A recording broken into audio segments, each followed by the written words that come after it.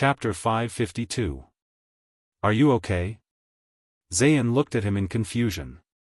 Thales tried hard to adjust his disorderly breathing so that he would not reveal any clues. Yes. Thales forced a smile and pushed the plate of lettuce away from him. It's just that I'm full and can't take it anymore. Zayn was silent for a moment, his gaze sharpening. So in your opinion, a vassal like me is still the main culprit? Is he the source of the country's chaos because of his selfish desires? Thales neither admitted nor denied it. He looked at the Duke and tried to forget what he had seen in his mind. Maybe.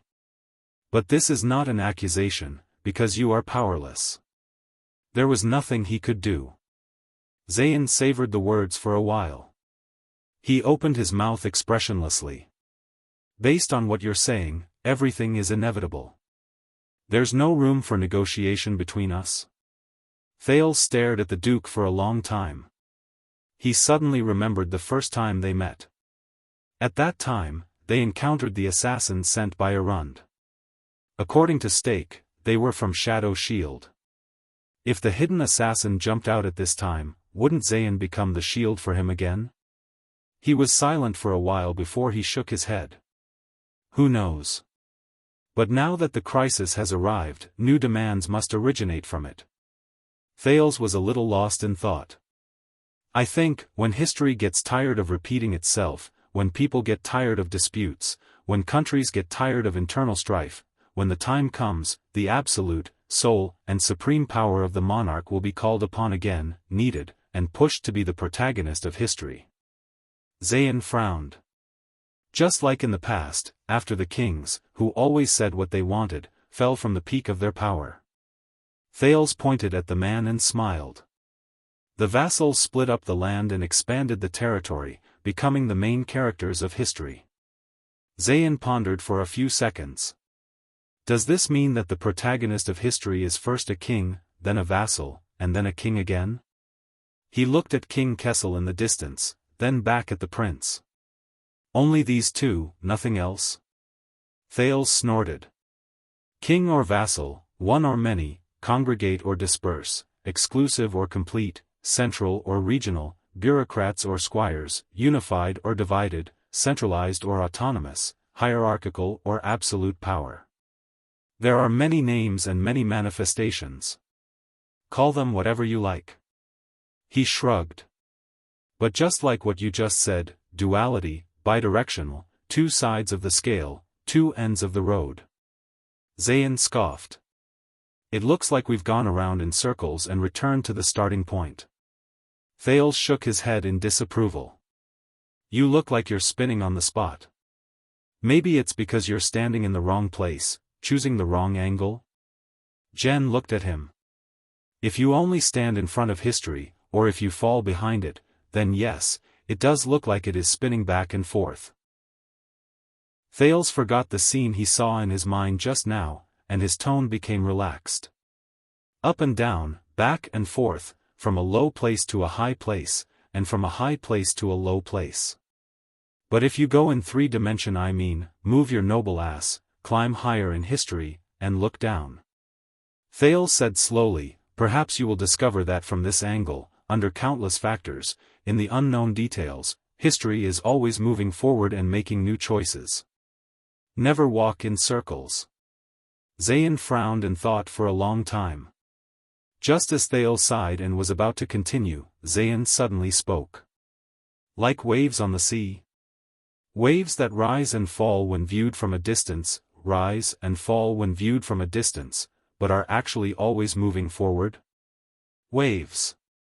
Thales was surprised at first, then he smiled. That's right. He was going to say a common, spiral rise, but since Zayn had such a high level of awareness, Thales leaned back in his seat and looked silently at the king and the duke on the steps, as well as the various guests below. It doesn't matter whether it's a king or a vassal. Apart from going up and down, going back and forth, in history, every time they fight, every time they take over, and every time they clash, perhaps there will be new sparks. Thales' words became clearer. From the rise of ancient chauvinism to the divided governance of the kings, from the coexistence of city-states to the conquest of the empire, from the rise of warlords to the final empire, from the battle of eradication to the establishment of constellation, from the enfeoffment of the king of Renaissance to the reform of the virtuous king, under the sun, everything is new. He thought of the old crow and felt a little emotional. Zayan carefully pondered Thales's words. History moves forward like waves, and we are like a small boat on the waves, drifting with the current most of the time, but occasionally riding the wind and breaking the waves. Thales paused. A small boat on the waves, a very interesting way of putting it. But unfortunately, I think, this metaphor is both self-righteous and belittling. In the face of this contradictory answer, Zayan cast him a puzzled look. Thales turned his head and smiled. I think, we are the water, and even more so, the waves. Thales's expression was extremely serious. We are history itself. Zayan's expression changed slightly. This time, he turned his head back and was silent for a long time.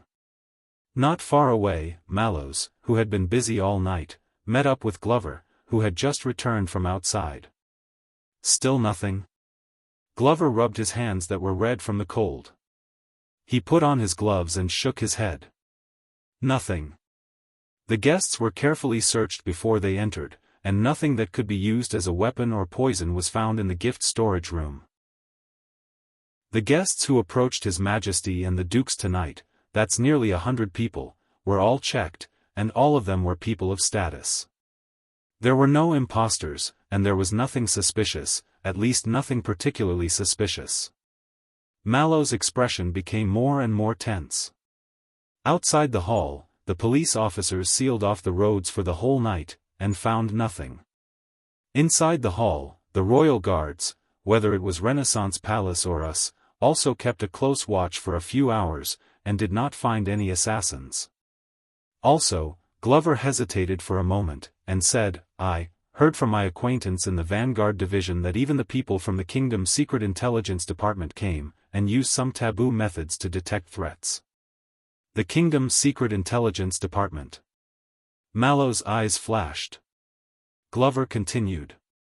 But in the entire Mindy's Hall, there was neither high-energy crystal drop resonance, nor high-concentration refined eternal oil reaction. At least, none of the guests were hiding unknown alchemy balls or mystic guns. But Mallows suddenly reached out and put his arm around his shoulder. Glover was startled. Mallows lowered his voice and looked serious. What about other indicators? Formation interference? Incantation fluctuations? Law anomaly? Origin mutual rejection? Phenomenon of balance? Traces of unusual descent? What about other indicators of magic detection? What did the Secret Intelligence Department say? Glover was dumbfounded by a few unfamiliar terms. Magic? I didn't say that much, Mallows frowned. Unexpectedly, another voice came from behind and answered him. None of them. Under their wary gazes, the vice-captain, Vogel Talon, walked coldly from behind them. There are no long-lost methods of wizards. At least it's not a magical assassination. Glover looked worriedly at his two superiors. But Mallows was still deep in thought and did not say anything. Patterson caught a few disheveled lovebirds in an empty room in the side hall. Dodd yawned, looking exhausted, and walked over from the other side to report. Also, Stone caught a few naked men and women, chatting, in some of the carriages. Bastia caught a few lazy fellows in the servants' passageway. There were a few people stealing food in the kitchen. But it's not a big deal. The basement and the fireplace were also empty. Also, 2 men were caught in the washroom. They were acting as 4-legged beasts in a single room. You know what I mean, hee. Old Leather wanted to report them, but I stopped him. Ahem, anyway, we have an extra sum of money this month, so we can improve our meals. Doyle smirked and shook his head. Until he saw Vogel. In shock, he tensed up as if he had been electrocuted. Ah. Talon, sir. Vogel glanced at him, concealing the disdain in his eyes. Doyle coughed violently and became serious again. "Reporting, sir. Many of the elderly important guests have left. Count Casso can't hold his liquor, Baron Garth and his widow lover have gone home early, Duke Arund will be escorted back to his cell soon, and it's said that Prime Minister Cullen has also asked the Chief of Palace Steward if he can leave." He turned his head and looked at the guests in the center of the hall who were getting more and more hysterical. "Only these youngsters are left," Mallows frowned as he watched a guest snatch a bard's lute, sing a love song to himself, and confess his love to a troubled lady. "Aren't you tired after a night of eating, drinking, singing and dancing?" Doyle narrowed his eyes and watched as the guest was stopped by another angry young man.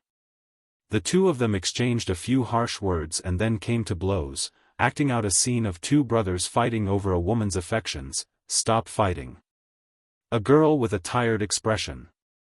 "Until they were successfully stopped by their sweetheart waving a handkerchief, the one I really love is actually your father." A girl with a face full of affection. "That depends on who you're dancing with." Vogel snorted. "So, we have to be prepared to work through the night? To wait for your assassin to appear?" Glover and Doyle both glanced at Mallows, but the latter did not respond. "You should be thankful that His Majesty has few matters to attend to tonight, and they have all been completed," Vogel said unhappily. "Captain Adrian is persuading His Majesty to cancel the secondary arrangements and leave early. Can we put an end to this farce?" Mallows pondered for a moment, then his eyes lit up. Perhaps the assassin is still biding his time." "Still biding?" Vogel said disdainfully. "After His Majesty and the dukes have left," Mallows looked up. "That will take away a large number of guards, and make the rest relax." The watchman looked up at the prince's seat.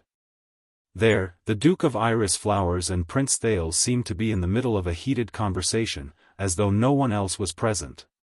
He frowned. "And brings the target closer."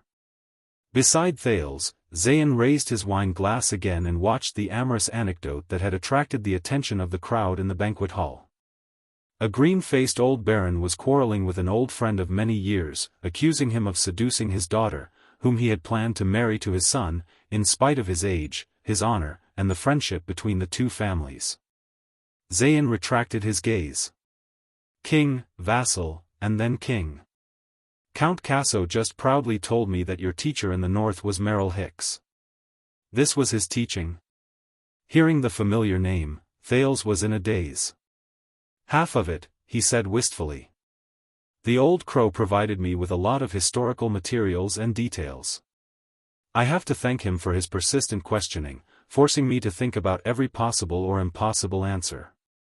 As if the previous life was not enough." Zayn raised his glass to him. "What about the other half?" Thales shook his head. "That's another person's. I guess it's a way of thinking." Zayn looked puzzled. 3 stages. Thales was a little absent-minded. Affirmation, negation, negation of negation. Looking at Zayn's puzzled expression, Thales smiled. "Or you can understand it this way, king, vassal, and then a new king." Zayn immediately understood, but he still frowned. "Way of thinking? Who said that?" Thales sighed. "Hegel." "I don't remember." "Who is he?" Thales shook his head. "You won't know." "To be honest, he was a very, very, very long ago." The prince thought for a moment and smiled. "Probably a wizard." Zayn was stunned. "Wizard?" He looked at Thales, the seriousness in his eyes deepened. "I see," the Duke of Iris Flowers said faintly. "Very enlightening." Zayn's gaze froze. No one knew what he was thinking. Thales looked at Zayn's thoughtful look and suddenly smiled. "You know, according to this logic," Thales felt something in his heart. "You have an apple, I also have an apple. If we exchange, each will still have an apple." Zayn looked puzzled. Thales raised his finger. "But you have an idea, I also have an idea. When we exchange, Zayn seemed to have understood something and continued, 2 ideas? But Thales shook his head. No, more than that. He was a little lost in thought. That way, we will have an unprecedented third new idea. Zayn was silent for a long time. At this moment, Thales suddenly saw King Kessel get up from his seat, and his attendant Stanley draped his cloak over his shoulders. The entourage of the king began to move. Some guests noticed the king's actions and came forward to bid farewell. But King Kessel did not seem to want to be high-profile. He just waved casually and disappeared from the side door, surrounded by the royal guards. Queen Kia and Gines were not there, and Kessel's back looked even more lonely and cold. And the royal guards around him looked like they were facing a formidable enemy. Thales' heart tightened. If the assassin wanted to make a move, this was the last chance. He ignored Zayn's sizing gaze and looked around warily. However, a minute passed. Even when the king's huge entourage walked out of the banquet hall, no one jumped out with weapons and shouted slogans to assassinate the king. Thales watched the last person in the king's entourage disappear and breathed a sigh of relief. Well, he did not expect the other party to say, "Son, I'm leaving." The prince subconsciously broke his perfect sitting posture, stretched, and hurriedly sat up straight before anyone could correct him. For some reason, without the king present, Thales felt much more relaxed, as if a heavy burden had been lifted. Obviously, Thales was not the only one who felt this way. The biggest evidence was that after the king left, the music in the banquet hall grew louder instead of weaker, and the crowd's agitation increased instead of decreasing. But, what if the assassin's target was not the king? Thales touched the knife on the table, turned his eyes, and confirmed with Mallows. Fortunately, the Star Lake guards guarded the main roads around him very well. His Majesty left just like that? Zayn frowned. Yes. Thales turned back, and the absurd idea of Zayn taking the hit for him popped up in his mind again. There are other guests present, I think it's time for you to, but Zayn interrupted him. Your opening toast today was not bad. To God, to the country, to the king, to others, to faith. Zayn's gaze focused on Thales, clearly not wanting to leave. But few would say, to myself. Zayn said lightly, to myself. Thales frowned slightly. He felt that Zayn's mood had changed. Because of the king's departure, there were more guests who wanted to squeeze to the Duke of Star Lake's side, but they were all stopped by the Star Lake guards. The reason was ready-made and obvious. His Highness Thales was having a pleasant conversation with Duke Zayn and was not to be disturbed. Tell me, Thales. Zayn once again addressed the prince by his name. He swirled the wine glass in his hand and said softly. Have you ever thought? The Duke of Iris Flowers raised his head from his seat and looked at the huge pillars in the hall with a serious gaze. Back then, if that Lady Serena had not taken you by surprise and abducted you to Vine Manor, making you and I enemies from the beginning, later, if she had not sneaked into your convoy and attracted the Night Queen's pursuit, then today, we would be in a different situation? Thales stared at Zayn, his expression turning serious. What do you mean? But the Duke of Iris Flowers smiled slightly. Jade Star and Covendier, Enneagram and Iris Flowers, we actually don't have to be enemies. You and I, we can let bygones be bygones and stand together. Zayn stared at him, emotions churning in his eyes.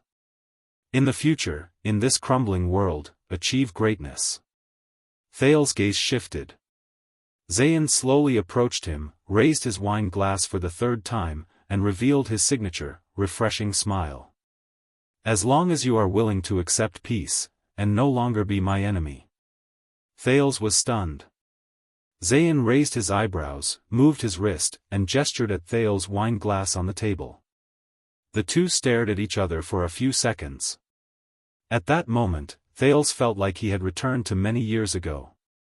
Back then, in the Northlanders' military tent, another much rougher man did the same, pushing his wine glass to the then prince and inviting him to drink with him. Thales quickly came back to his senses. He looked at Zayn's expression and smiled. Let bygones be bygones and stand together. This sounds familiar, the prince said playfully. 6 years ago, when I was on a diplomatic mission to Xdet, didn't you say something similar? Zayn's expression darkened. Thales looked at the other's expression and remembered what Duke Fakenhas said in Ghost Prince Tower, but you have to be more careful and vigilant. The powerful nobles and suzerains will scramble to find you and rope in the prince who has just returned to the kingdom. They will do everything they can to win you over to their side and turn you into the vanguard of Renaissance Palace. Thales stared at Zayn's expression and chuckled. I'm sorry, but maybe you should say, Jade Star and Covendier, let's just unite by marriage and become one family. In the future, our bloodlines will blend, advance and retreat as one, and share the constellation throne.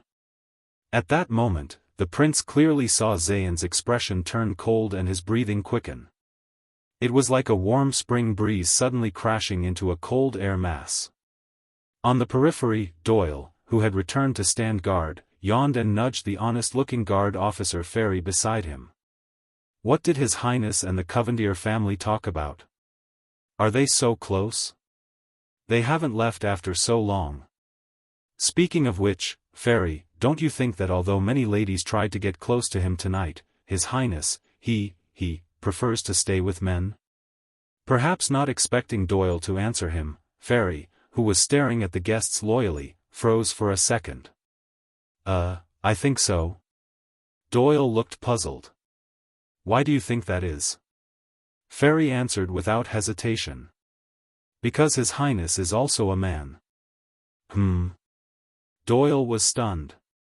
Feeling that something was wrong, he pondered for a while but could not find a flaw in this sentence. In front of Thales, the Duke of South Coast gently put down his wine glass. Our past conflicts were caused by accidents or forced by circumstances, but they were never intentional or personal grudges. Zayn took 2 deep breaths as if adjusting his mood. But this time, I'm serious. This time, it's just me and you.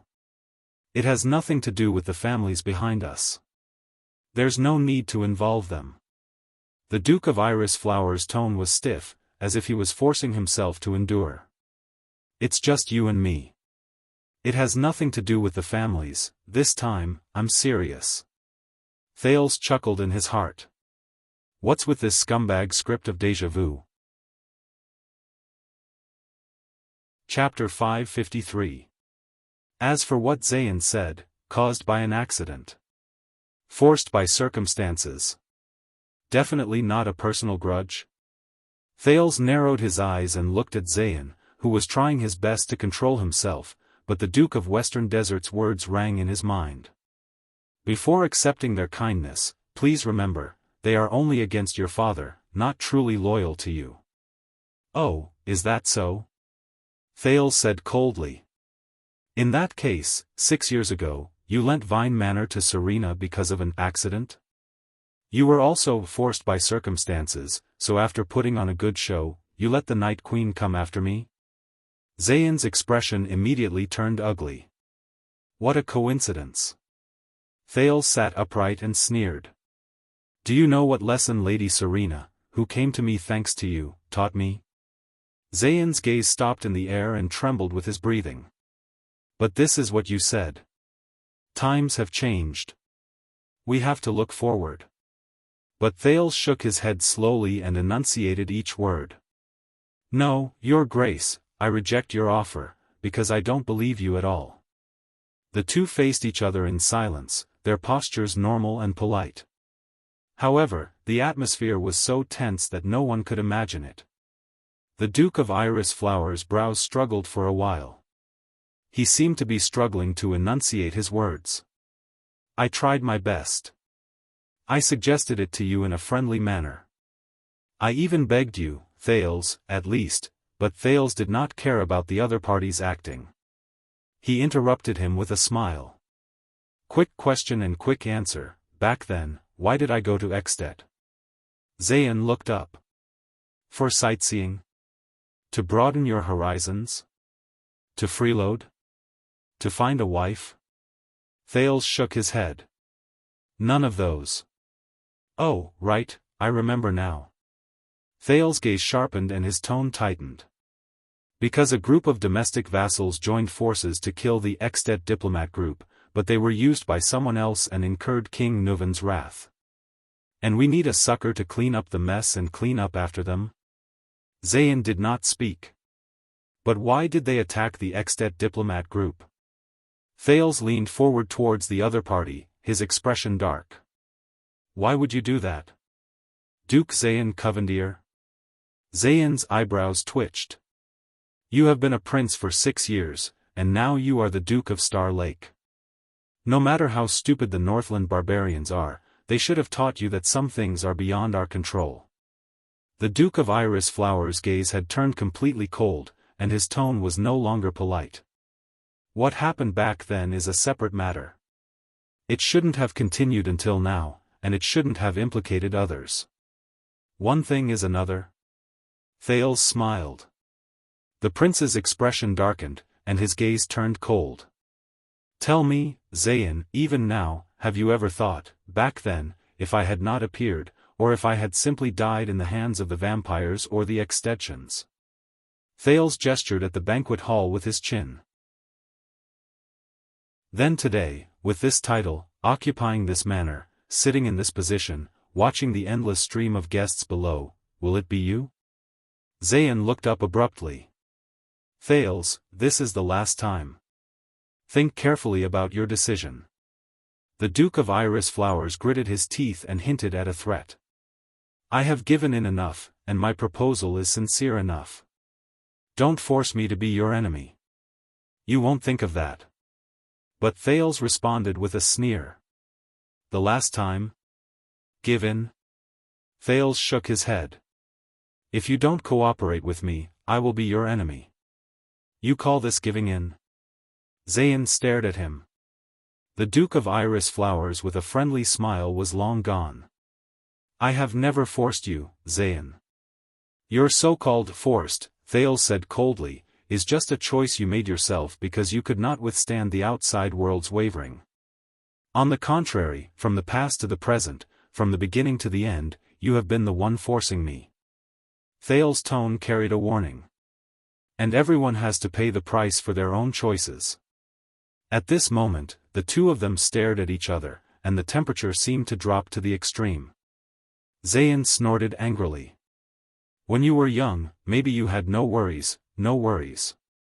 But when you grow up, experience more, and have more, maybe you will understand that friends are much more important than enemies. Zayn spoke softly. Better to die for a friend than to perish for an enemy. But Thales laughed. Do you know, when I first arrived in Dragon Cloud City, that insufferably arrogant Nuvan VII also threatened me like this, either cooperate obediently, or die obediently. Zayn's gaze shifted. Thales' smile turned cold. Guess what happened to him that night? Zayn Covendier, how much harder is your skull than his? Zayn did not speak. But in the next second, the anger on his face melted like ice and snow, turning into a faint smile. It was as if the elegant, civilized, gentle, and friendly Duke of Iris Flowers had returned. But at that moment, Thales only felt a surge of coldness in his heart. Tell me, Your Highness. Zayn's smile did not diminish as he enunciated each word. You went to the north and lived in peace for 6 years. Did you really become strong, fearless, and tough? Thales frowned. No, the truth is, you know it very well. In the past 6 years, you were alone in the enemy's country, but you were still able to return safely without fear. You were even able to gain today's glory, fame, and fortune because of the powerful backing you relied on, because of his supreme crown and scepter. Thales' heart trembled. Zayn's dangerous smile made Thales extremely uneasy. And now, as the heir to the kingdom, you have escaped danger, returned to the kingdom's shade, returned to the shadow of the throne, returned to the vision of royal power, the Duke of Iris Flowers chuckled. Guess, what that powerful backing gave you was still unreserved protection and support due to the situation between us and the enemy? And you dare to repeat the masterpiece that you relied on to become famous, like rejecting King Nuvan, like confronting King Chapman head-on, rejecting him, confronting him head-on? At that moment it was as if some kind of power had tightly bound Thales from the inside out. It made his chest feel heavy, and he could not move. The second prince? The Duke of Star Lake? The royal bloodline? You know it very well, and are even more afraid. Thales breathed with difficulty. As if he could smell what Thales was feeling, Zayan's tone also began to tighten. Believe me, in Constellation, you can be hurt much more than in Extet. A cold glint flashed in his eyes. And the people who can hurt you are also much stronger than the archdukes in Northland. Thales stared at him without saying a word. How does it feel, Your Highness? And when it happens to me? Duke Covendier clicked his tongue. This feeling of having your disguise and concealment torn apart, your vital parts pressed down, unprotected, and threatened? Thales used all his strength to resist the urge to turn his head away and fly into a rage out of humiliation. Threaten? Thales knew that he could not show weakness, let alone reveal any clues. His tone was calm. No, Your Grace. You know, you are not threatening me, but the Jade Star royal family, and my father. Zayan chuckled. Then go tell him. The smile in his eyes made Thales very uncomfortable. Tell him that the Duke of South Coast is not on good terms with you. When everyone loves you, fawns over you, and expects you, he dares to speak rudely and threaten you maliciously. Look at your father, look at our king, who loves his people like his own children. Is he inclined to stand up for his son to achieve you, love you, and guide you? Or is he more willing to see me as a good axe in this kingdom to beat you, threaten you, and suppress you? The chill in Thales' heart reached its peak. It did not diminish at all. It was an unbearable bone-chilling chill after his mask and disguise, armor and clothes were completely torn apart. As I said, this has nothing to do with our family. There is no need to get involved. Zayan shook his head gently. But you insist on being stubborn and stubborn. Thales looked at him sharply. Then what can you do?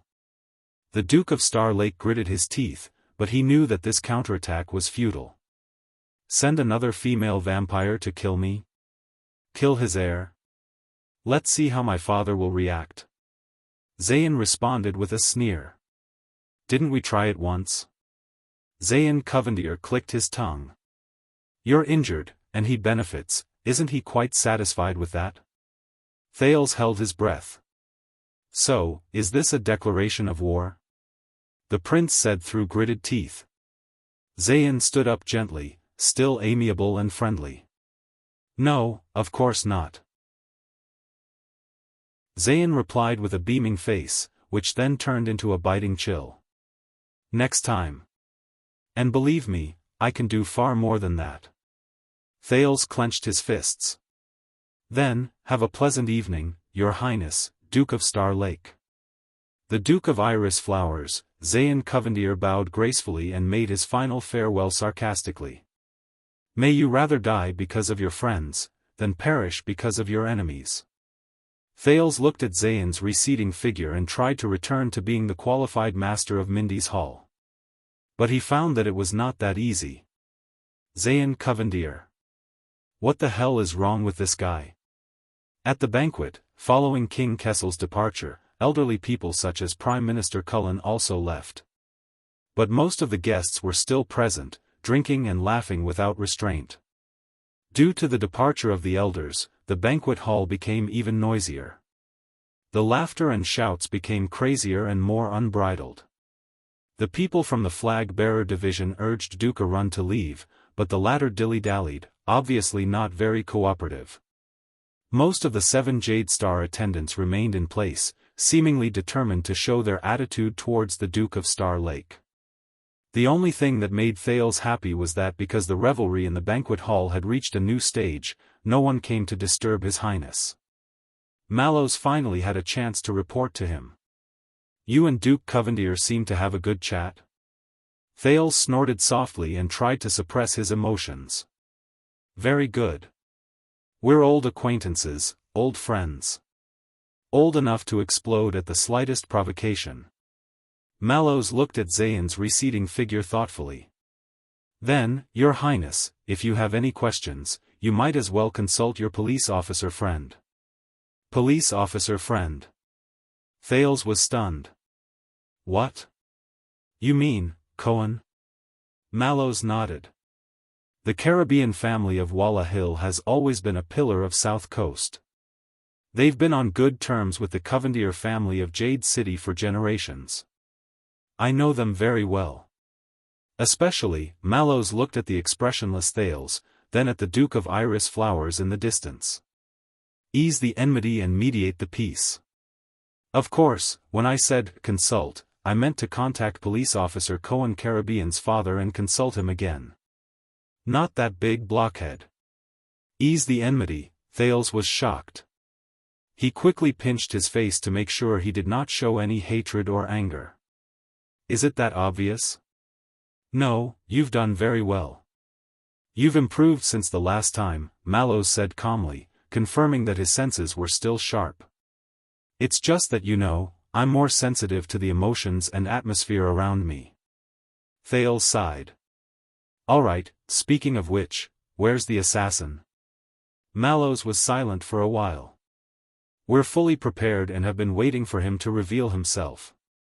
The watchman was still unperturbed, but Thales, who had been with him for a long time, could sense that Mallows was not too happy. But, until His Majesty left, Mallows said calmly, to be honest, if he didn't show up, even I would have started to wonder if I was being overly anxious. Oh. That's a rare display of self-awareness, Mallows. Both of them turned around at the same time. Vice Captain Vogel walked up with a frown and bowed to Thales.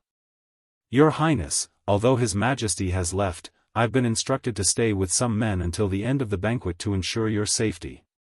Thales forced a smile. Thank you. No need to thank me. Vogel looked at Mallows with displeasure. I have to thank someone for his selfless advice and diligence. Mallows was expressionless. Both Glover and Doyle returned, but their report was still that everything was normal. Maybe he gave up after His Majesty left. Thales rubbed his forehead tiredly. From Saroma to Zayn, his head was now packed to the brim. He did not feel like talking about the assassin at all. It's okay, it's a good thing. Or he's still waiting, including for His Majesty to leave. Mallows looked around the banquet, seemingly dissatisfied. And now is the perfect time to strike.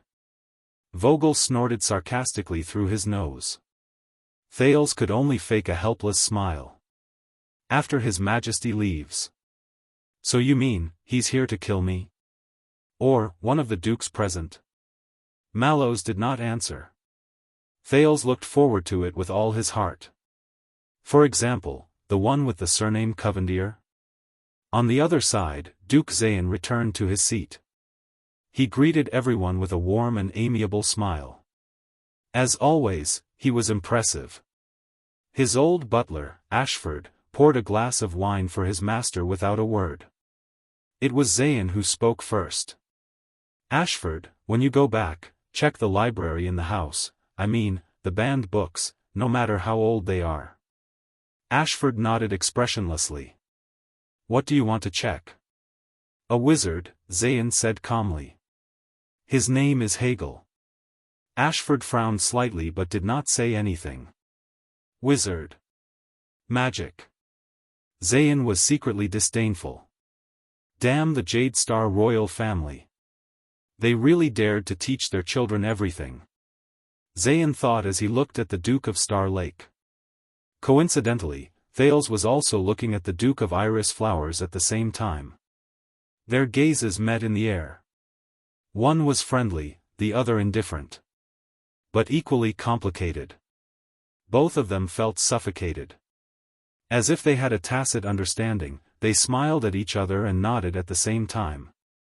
And that mysterious assassin struck at that moment. Chapter 554. Bang! Thud! A few muffled thuds came from the banquet, along with the crowd's cries of surprise. As he was prepared, Thales did not panic. But the moment he instinctively stood up, Mallows, who was beside him, mercilessly shoved him. The force was so strong that he almost suspected that his personal guard captain was the assassin. Thales fell into Glover's broad arms. Before he could react, 3 burly men from the Star Lake Guard's guard division, Bastia, Franzuk, and Ferry, appeared out of nowhere and pounced on Thales. Together with Glover, they formed a wall around the Duke of Star Lake and pressed him tightly against the wall, leaving no room for escape. Highest alert. Guard Division in position. Vanguard Division reporting. Mallow's voice came from the gaps between the 4 burly men. Forget about what happened, protect His Highness and escort him to safety. So the 4 walls supported him as he stumbled and moved unstoppably. Thales, who was covered in sweat, felt his vision go dark. Half of his face was pressed against Bastia's sturdy abs, and it hurt through his armor. For a whole 5 seconds, he could only struggle to spread his arms and create a path between the 4 thick walls of human flesh. Give me some space. In his ears, he could hear the commotion in the banquet getting louder and louder. From time to time, he could hear the muffled thuds of tables and chairs, the shouts of male guests, and the screams of female guests. Oh my God! Pull them apart. No! Baron! Damn it, what's going on? Fortunately, Thales had barely moved a few meters in frustration when Vice Captain Vogel's anxious voice rang out. Damn it, Royal Guards, calm down. That's not an assassination at all, it's very far away from us. It was the sound of a lifesaver. Thales felt his feet stop. Wait a minute, Mallow's voice rang out, let's take a look. The next second, light reappeared in front of Thales' eyes. Although he was still surrounded by several guards, he, who had regained the right to breathe, held on to Ferry's shoulder and stood up with much difficulty. What happened? As the Duke of Star Lake had the advantage of having a higher seat, Thales looked towards the center of the commotion.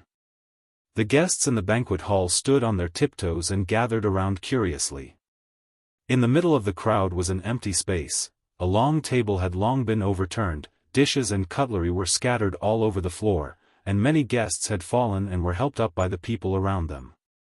What the hell? Thales did not understand what was happening at the banquet. But he could see that the Duke's table was also tense.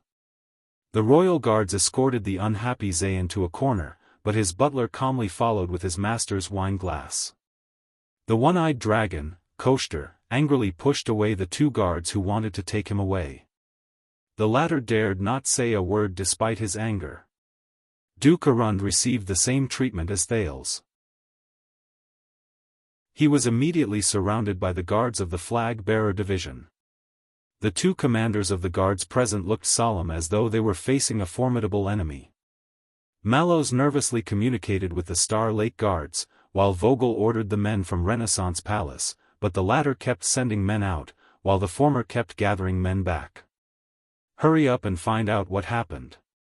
If it's drunken sex, suppress it no matter how big it gets. We'll talk about it tomorrow. This was Vogel. Maintain the highest level of alert, Mallow's voice sounded, full of vigilance. Protect His Highness well. This may be a disturbance caused by an assassin, looking for an opportunity to strike. Doyle was annoyed at not being able to squeeze into Thales' protection team of 4 immediately, but after hearing this, he said confidently, "Leave it to me, sir." He tried his best to move to Thales' side. With me here, even if the entire Mindy's Hall blows up, no one can touch a hair on His Highness, but at this moment. Hey, Franzuk, who was the tallest and had the best view, stared at the restless crowd and said hesitantly, "That looks like your father." Doyle was stunned. What? He hurriedly squeezed out of the formation of the guard division, stood on his tiptoes, and grabbed onto Franzuk's shoulder. Not only Doyle, but everyone else was stunned as well. Franzuk, who saw the truth, stuttered. He's probably drunk and fighting with someone? Thales narrowed his eyes. Sure enough, a figure that bore some resemblance to old Baron Doyle was knocked to the ground and dragged, screaming non-stop. Someone tried to rush forward to stop it, but it did not seem to work. Around them was a screaming crowd. They kept retreating as the center of the conflict shifted. Oh no, this is an occasion. Doyle saw the situation clearly, stomped his feet in anger, and scratched his head anxiously. Stupid old man. I really King give up. Doyle pressed down on his weapon and was about to charge down instinctively, but Mallows pushed him back to Thales' side with a furious expression. Stay at your post, Dennis Doyle. Doyle snapped out of his daze and awkwardly returned to the formation. Indeed, it's that slippery, greedy, opportunistic old Baron. Vogel came to Mallows' side and frowned. He can actually fight with someone? A few servants rushed over, trying to maintain order while helping the guests affected by the conflict. But the next moment, the man dragging old Baron Doyle turned around and threw the two servants a few meters away. Oh, Sunset. Stop fighting. Good. Good fight. Keep fighting. Hit him. We Northlanders support you. Help him. Step back. There's nothing to see. A number of guests of higher status and character tried their best to maintain order and get everyone to step back. The crowd yelled and moved a little further away. Mallows and Vogel frowned at the same time. All right, Thales did not know if old Baron Doyle could fight with someone. But he could tell that the Baron's opponent was really good at fighting. Doyle was extremely anxious as he watched. Pass the word down, continue to maintain the highest level of alert, Mallows ordered after listening to the report. Clearly, Vogel was no longer in the mood to point fingers at Mallows. He was equally serious. Stay focused and watch out for suspicious people. This is a good time to fish in troubled waters, and protect the other dukes and nobles. Let the emergency team take action. No matter what it is, whether it's jealousy or a drunken brawl, suppress it immediately, but, no, Lord Talon. Mallows stared at the two people at the center of the conflict and interrupted Vogel. I recognize that look. Mallows' next sentence made everyone tense up. It's that assassin. Thales was shocked. What? Doyle's eyes widened. My old man. Assassin? Doyle let out an ugly laugh. No, sir, stop joking. At his level, he might not even be able to defeat my stepmother's pet cat, but as Doyle spoke, he realized something. His face paled and he subconsciously looked towards the center of the hall. No more killing. A high-pitched female voice rang out from the crowd. Blood. There's blood. Thales only had time to see a flash of cold light. The banquet crowd retreated again. The next second, he was once again surrounded by the royal guards. He could only hear the voices around him. Stop them. Help. Someone's injured. That's not necessary. Thales squeezed through a small gap and peeked out from under Glover's armpit. Don't panic. Just guard our posts and protect His Highness and the nobles. Let the others deal with the situation, Mallows ordered coldly. But sir, my father, Doyle seemed to be anxiously defending himself. At this moment, an angry and gloomy male voice broke the stifling atmosphere and reverberated throughout the banquet hall. Silence. I don't want to hurt you. If you don't want to die, step back.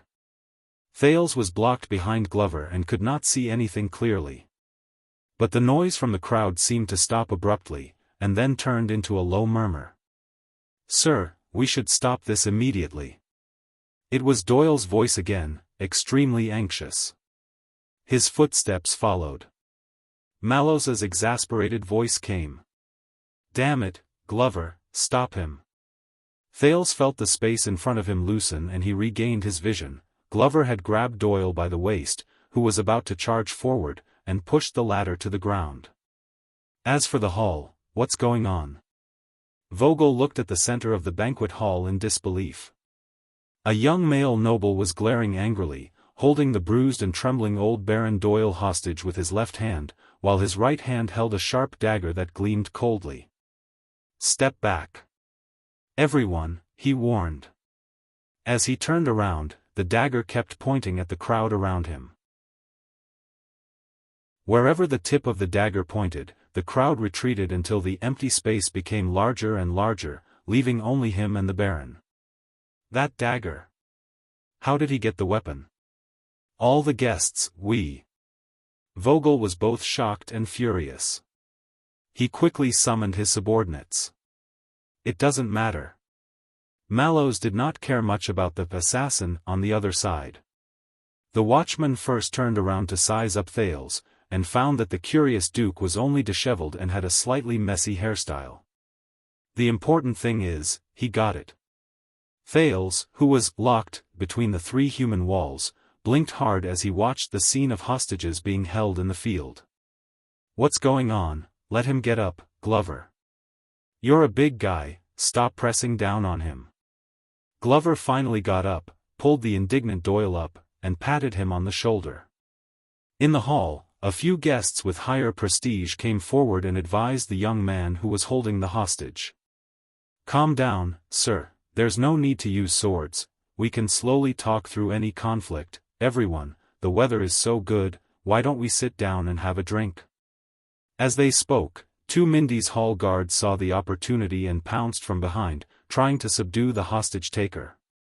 But Thales saw the young man slam the hilt of Baron Doyle's sword, causing the latter to fall to the ground in pain, and immediately turn around. The sword flashed. Clang! Clang! With a few soft clangs, the young man's figure flitted past the guards surrounding him. One of the guards fell to his knees in pain and was kicked a few meters away. Another guard screamed as his weapon fell to the ground, and he held his bleeding arm as he retreated. Seeing the blood, the crowd exclaimed again.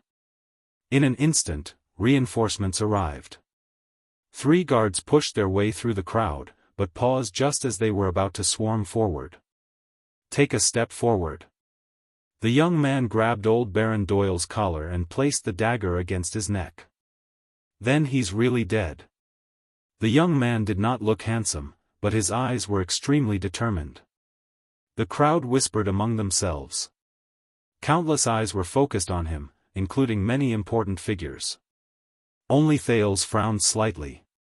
This person in front of him, this assassin, looks familiar. Mallow's gaze darkened.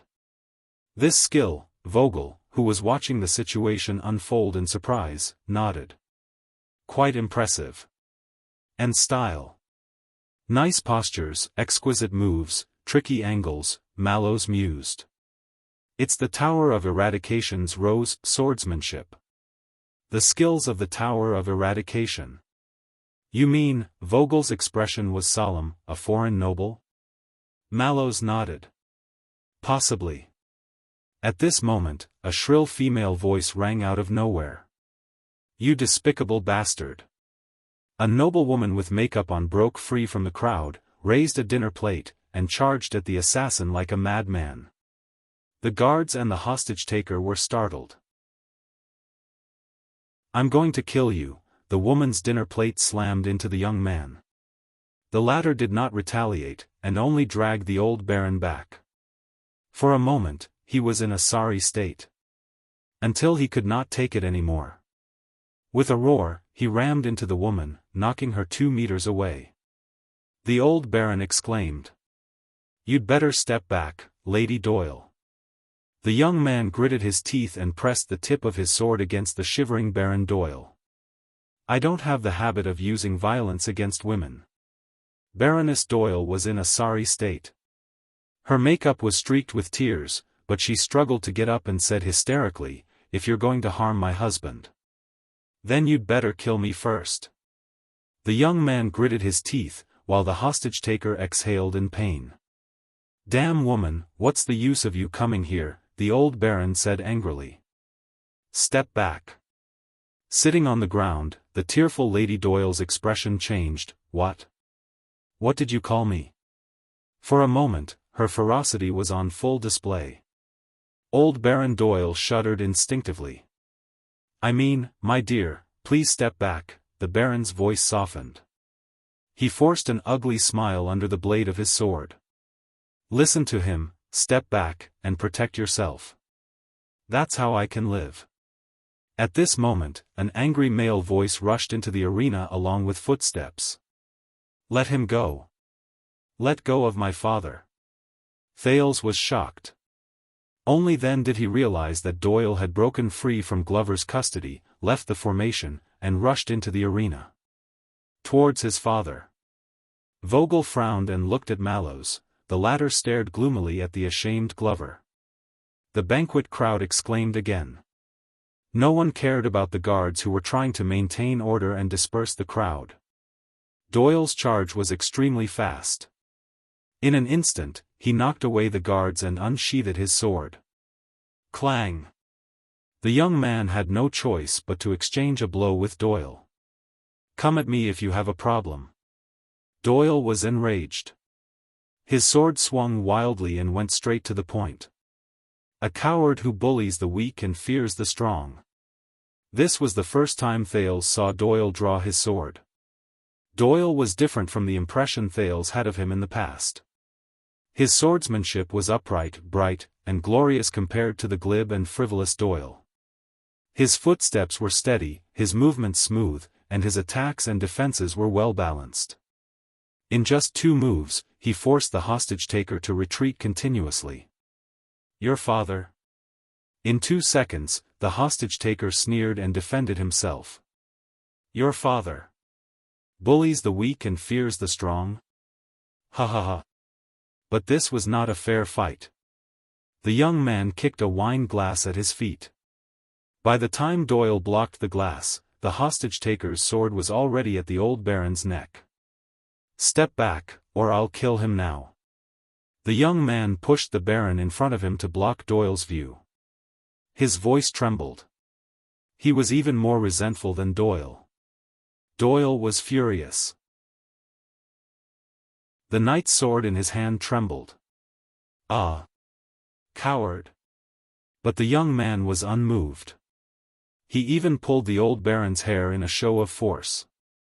Instead, the old baron spat harshly. Brat, Baron Doyle, whose face was bruised and had difficulty speaking, said with difficulty, "This is your father's business. Take your mother and scram." Doyle breathed in pain, but in the end, he lowered his sword and stepped back to help his stepmother up. Thales could not help but speak. Lord Mallows, perhaps we, but the next moment, Mallows interrupted him with a gloomy voice. His words were laced with an unbearable chill. All of you. Drag that guy back, even if you have to break his legs. Thales was momentarily speechless. The Star Lake guards looked at each other. 3 of them stepped forward and left to carry out the order. Many of Doyle's skills were not bad, but 2 fists were no match for 6 hands. Praka dispelled his resistance, Commodore restrained his struggles, and the young Ness was the most direct. A heavy punch to his abdomen did not work, so he punched a second time. Until the dying Doyle was dragged back to the guards' formation by the 3 of them amid his stepmother's sobs. In the distance, the dukes had different expressions. Zayn was deep in thought, One-Eyed Dragon was furious, Duke Val looked on coldly and even had the mood to pour wine for himself. Further down, the 7 Jade Star attendants who were directly under Central Territory were not so calm. Baron Doyle, who was also one of the 7 Jade Star attendants, was being held hostage. Viscount Adrian was speaking worriedly to Lozano Glover. Baron Stone was gritting his teeth. Little Iron Spike, Lady Barney held her son's hand tightly and comforted Luther Barney, who was curled up and crying at the start of the conflict. Viscount Patterson, who was old and hard of hearing, tried his best to listen to his 2 nephews' horrified reports of the crisis. He would ask questions loudly from time to time, which eased the tense atmosphere. Young man, this is a royal banquet, and the Honorable Duke Thales is present. Among the crowd, the honorary Count Godwin, who was rather prestigious among the king's supporters and was in charge of receiving guests at royal banquets, stepped out from the crowd. His voice was calm and gentle. No matter what the reason is, your actions are unwise and may even hurt many people. Whether it's Baron Doyle or yourself. In the face of Count Godwin's persuasion, the hostage-taker laughed. His laughter was desolate and desperate. It made Thales deeply uneasy. But just a few seconds later, the young man took a deep breath and tried to put away his madness and anger. "I'm very sorry, Your Grace. But everyone, please do not panic." Seeing that the panicked crowd had gradually calmed down, and that the guards in front of him had no intention of attacking, the young man panted and said loudly, "Just listen to me." The hostage-taker dropped the old baron, looked around, and said through gritted teeth, "I am educated and courteous. I have no intention of harming the innocent at Mindy's Hall's banquet. I have no choice but to resort to this." Old Doyle, who was at his feet, scoffed. "Bah," but the young man's gaze turned sharp. He lowered his head and kicked him mercilessly. "Shut up, old varmint!" The crowd exclaimed again. "The guards here can't handle it. We have to do something." On Thales' side, Vice Captain Vogel instructed his orderly in a low voice, "Control the perimeter. Quietly and gradually evacuate the crowd. Observe your surroundings, don't let your guard down, and don't let that guy discover you." Many people obeyed the order and got to work. Vogel turned around. "Are you sure it's him? Is it possible that it's someone else, and he's just bait?" Mallows nodded calmly. "Judging from his gaze, I'm sure." The watchman ignored the unresigned Doyle, who was restrained by the two men, "But I'm wrong about one thing, his target is not His Highness, but Baron Doyle. So what should we do?" Thales could not help but ask, "Let him take hostages? The king is not here. Perhaps the highest-ranking Duke of Star Lake, the owner of this place, should step in." "No," Mallows rejected quickly and left no room for negotiation. "Listen up, Your Highness, you stay here." Thales was rendered speechless. The vice-captain furrowed his brows. Mallows turned his head around. His expression was capable and swift. "Glover, go and gather Morgan, Itariano, Pedrassi. And Toledo and Trefanov." Glover was startled and looked puzzled. In the Star Lake Guards, it was understandable that Morgan was a veteran of the Vanguard Division. But Itariano belonged to the Logistics Division, and Pezzarossi was Penal Officer Patterson's follower. As for Toledo and Trefanov, both of them used to be Mallows' subordinates in the Command Division. After arriving at Mindy's Hall, they continued to serve as his messengers. But these candidates who seemed to be unrelated to each other, they're all good at scouting or sniping. The solemn Mallows explained clearly in one sentence, "Equip the crossbows. With you as the leader, split into 3 groups and go up to the platform. Find a firing range and wait for my signal. It's best if you can kill with 1 arrow, or 2 will do." But Vogel's expression changed drastically. "You're crazy." The vice-captain held down Glover, who was about to leave with the order, and said to Mallows through gritted teeth, "Look around, from dukes and counts to the 7 Jade Star attendants." Thales subconsciously glanced at the guests and noticed that many of them were secretly casting glances in their direction. Mindy's Hall, a royal banquet. All the influential nobles and high-ranking officials in the capital are here. It's as if the entire kingdom is watching. Vogel glanced around worriedly and said in a low voice, "If he stabbed without saying a word, that would be fine. But he's holding a hostage and negotiating with Count Godwin." Mallows frowned. "Drunken disputes and personal grudges are one thing. But if he's killed in public without regard for the hostage and blood is spilled, and it's the royal family who did it first, then it's another." Mallows shook his head. "That's the least troublesome," Vogel hurriedly interrupted him. "That's the troublesome part. The leader once again had a different opinion. The royal guards around him trembled in fear, not daring to breathe too loudly. Even Thales, who had relaxed after realizing that he was not assassinated, tensed up again. The vice-captain glared at the watchman. "Don't forget, Prince Thales is the host of the banquet. If one of the 7 Jade Star attendants dies here, it'll be on his head." Thales was shocked. "Besides, if you fail to behead him, and that guy goes berserk and starts killing people, the situation will get out of control." Vogel's voice grew more cautious. "And anyone here, even an underage girl, will have a great responsibility." Mallows was unmoved as he observed the terrain of the field. "We can drag the negotiation, gradually clear the scene, clear the area of fire, reduce the scope of impact and collateral damage. This isn't just damage on the body." Vogel's voice grew more urgent. He was clearly losing his patience. "For the sake of sunset, bright moon, and dark night. This is just a banquet dispute. Don't make it look like a rebellion in the palace, a bloody war." Thales felt a chill in his heart. Rebellion in the palace, a bloody war. The vice-captain glared fiercely at Mallows. "It's been so many years. This is the first royal banquet after the return of the heir to the kingdom. The last thing we need, and the last thing we can have, is this kind of situation and impression. Do you understand?" This time, Mallows was silent. He did not refute Vogel's lecture. "Count Godwin has stepped forward, and the best outcome is a negotiated settlement." Vogel collected his emotions and looked at the scene again. "Killing him mercilessly is the worst plan." On the other side, Count Godwin's negotiation with the hostage-taker continued. "Young man, you're in the prime of your life. Why waste it?" Count Godwin's words were as gentle as ever, and sounded sincere. "Put down your weapons, release Baron Doyle, and we'll talk slowly. I guarantee on my reputation that you'll get the help you deserve." The young man wiped the blood off his face and glanced at the old baron at his feet. "Honorable Count Godwin, you have a good reputation, and I'm grateful for your concern and help." His gaze was filled with indifference and resentment. "But I'm sorry, you can't help me. No one can help me."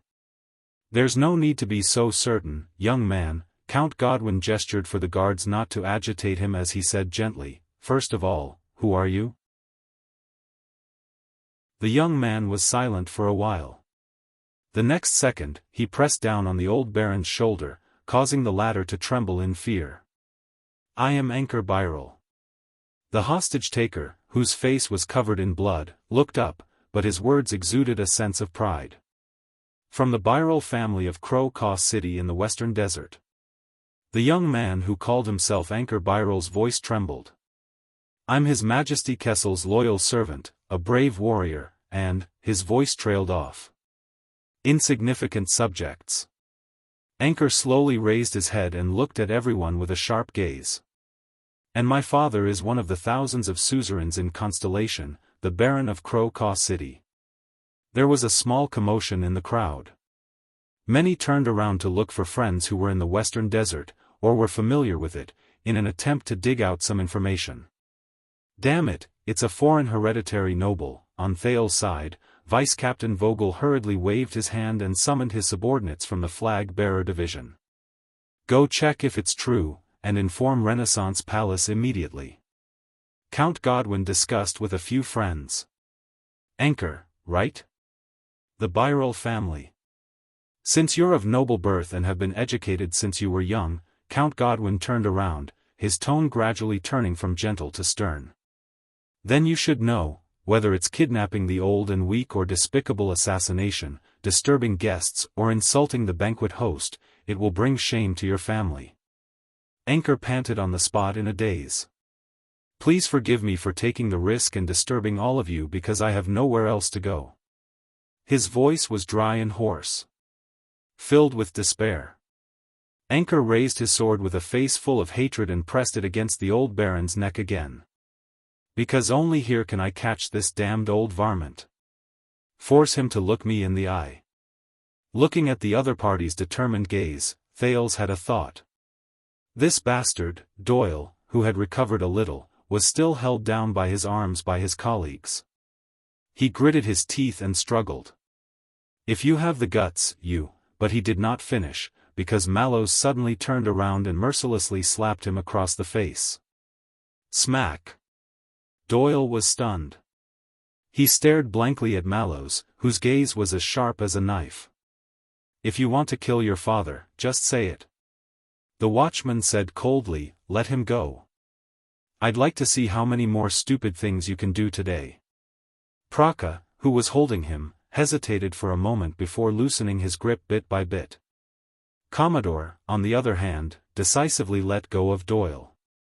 The latter took a few deep breaths, touched his swollen face, trembling as he looked at his father who was being held hostage.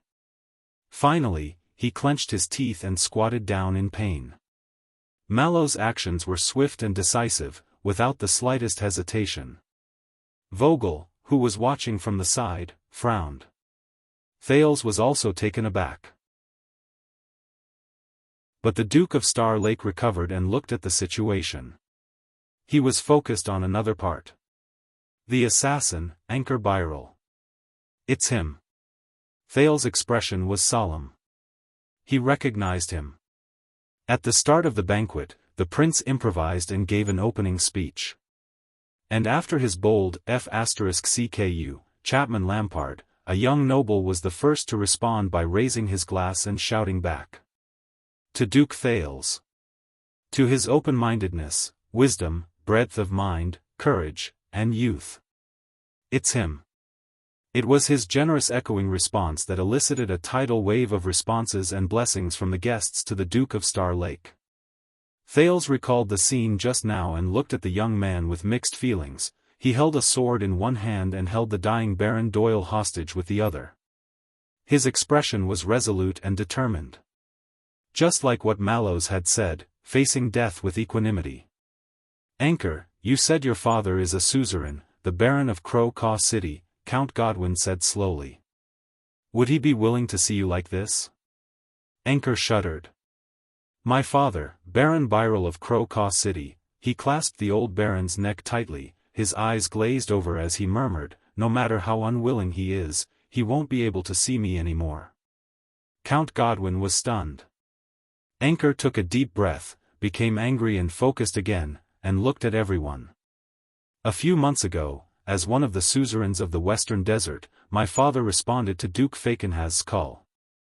He led the army westward on an expedition into the desert. Thousands of miles away, he spread the might of Constellation." Thales was stunned. An expedition into the desert? Wasn't that? Anchor's voice echoed in the hall, high-spirited and generous. He was ordered to lead the army. For His Highness Thales' return journey, clear the way. Thales was stunned. Many gazes were directed at the prince, encompassing all kinds of things. Among them were Zayn's interest, the one-eyed dragon's sharpness, and Duke Val's indifference and silence. Wait a minute. Thales suppressed his surprise. The trip to the Western Desert replayed in his mind. A few months ago, the local conscripts of the Western Desert dukes who cleaned up the desert with the regular army of the royal family. Their fate, until that early morning, a few hours before Duke Thales was finally found, Anchor said in a daze, taking advantage of the legendary wing's absence from the camp, the Baron Bone people and orcs launched a massive attack and invaded the Blade Fang's dune camp. My father, who was still in the camp, was suddenly attacked in his sleep. His army was almost completely wiped out. And he himself was seriously injured. Blade Fang's dune, Thales' heart trembled. The murderous gaze of the legendary wing, Baron Roman appeared before him. And his chilling words, "Kill our way back to the camp. No matter who we meet, be it humans, mixed breeds, Sal. Re. Kai." Thales' breathing stagnated. As the general of a defeated army, my father returned home dejectedly. When he returned to Crow Caw City, he was criticized. The assassin, the hostage-taker, Anchor Birel took a deep breath and raised his head with bloodshot eyes. Not long after, his injuries worsened, and he suffered both physical and mental torture. The young man with the sword raised his head and looked at Thales, who was high above him. He said hoarsely, he died in pain. On the other end of his line of sight, Thales clenched his teeth and closed his eyes. 8,000 words, no more chapters. Take it away. You're welcome. Meeting a friend tomorrow might not be any better. Monthly votes. End of this chapter. Chapter 555. After introducing himself, the hostage-taker in the banquet hall caused quite a commotion. The surrounding guests discussed animatedly. Count Godwin, who was in charge of negotiations, sighed. Please accept my condolences, young man. Your father's heroic act brought back the air of constellation. If he died for it, it would be worthy of remembrance. Anchor did not speak. The count's tone changed to a slightly reprimanding tone. But this is not a valid reason for your actions. Anchor remained silent, but his eyes were unfocused. Looking at Anchor's expression, Count Godwin frowned. He realized that tonight's matter might not be so easily resolved. The count subconsciously looked up, but the king's seat was empty. Only the Duke of Star Lake, the supposedly gifted teenager, was seated on the first row of seats. He was surrounded by a large group of guards. His expression was solemn, and he lowered his head in silence. Thales stared at Anchor in a daze. He still remembered when he woke up in Ghost Prince Tower. At that time, Yodel told him, it had been a day and a night since the orcs invaded Blade Fang's dune and the legendary wing returned to provide reinforcements. Thales pushed open the tower window and saw the desolate aftermath of the battle that Blade Fang's camp had experienced and Roman's victory. But what he did not see, or what he thought he did not see, was the true bloodshed of that day's war. And those whose fates were changed because of it. Death? Sacrifice? Benefits? Price? Victory? These are just the most superficial aspects of war. The fates of thousands of people will be tested in this cruel furnace. Hicks the old crow's words echoed in his mind. Please remember. Beyond hypocritical moral accusations, beyond simple calculation of benefits, beyond the illusory warrior's honor, do not belittle war itself. It is far from as simple as you think. It is not a game where one must win or lose, where one must pay the price, where one must live or die. And you and I, whether we are powerful suzerains, or commoners who rise and fall with the wind, we are but the most powerless pawns, because most of the time, it is not up to us to decide, even if you are the instigator or victor of the war. A noise behind him interrupted Thales' thoughts. New intelligence from the flag-bearer division. Vice-Captain Vogel took a few pieces of paper from his subordinate and said cautiously, "That's right. Anchor Byrel is indeed a Western Desert aristocrat, and also the eldest son and heir of the Baron of Crow Caw City. You're right. He had been cultivating in the Tower of Eradication until his father passed away." Mallows pondered for a moment. His father died during the mission to escort the prince back, so this young Byrel feels indignant and wants to destroy the prince's banquet? The watchman shook his head. It doesn't make sense. Vogel nodded, obviously suspicious as well. Also. He immediately switched to another piece of paper. A few days ago, Anchor Byrel applied to the House of Nobles Affairs, hoping to squeeze into tonight's nobility conferring ceremony and have the Supreme King confer him nobility to inherit his father's title. Thales thought of something. He remembered the conferring ceremony tonight. Among the nobles who were conferred hereditary titles, there were new nobles who started from scratch, old nobles who inherited their father's business, and a bastard from Blade Edge Hill who was not that legitimate. But no Anchor Byrel. Vogel snorted and continued reading. The House of Nobles Affairs replied, "Byrel is a subject of Western Desert. Conferring a servant beyond his master's authority is unconventional." Mallows frowned. Unconventional? Why do I remember that among the candidates for the conferring ceremony tonight, there was an illegitimate child, which also falls under the category of conferring a servant beyond his master. Vogel glanced at him and folded the letter in his hand without batting an eyelid. The Duchess of Blade Edge Hill is close to the royal family, so naturally there is no problem. As for Western Desert, he did not continue. Conferring a servant beyond his master's authority is unconventional? Thales suddenly remembered the ancient imperial sword given to him by Duke Fakenhas. All right. Mallows pondered. But why did he look for Baron Doyle? Vogel scoffed. Vengeance, hatred, profit, harm, nothing more than these four. You can combine them any way you like, and there will always be a truth. In the middle of the hall, Count Godwin took a deep breath. Young Byrrel, your father sacrificed himself for the country and died a worthy death. You should not tarnish the glory he left behind. Anchor sobered from the grief of losing his father.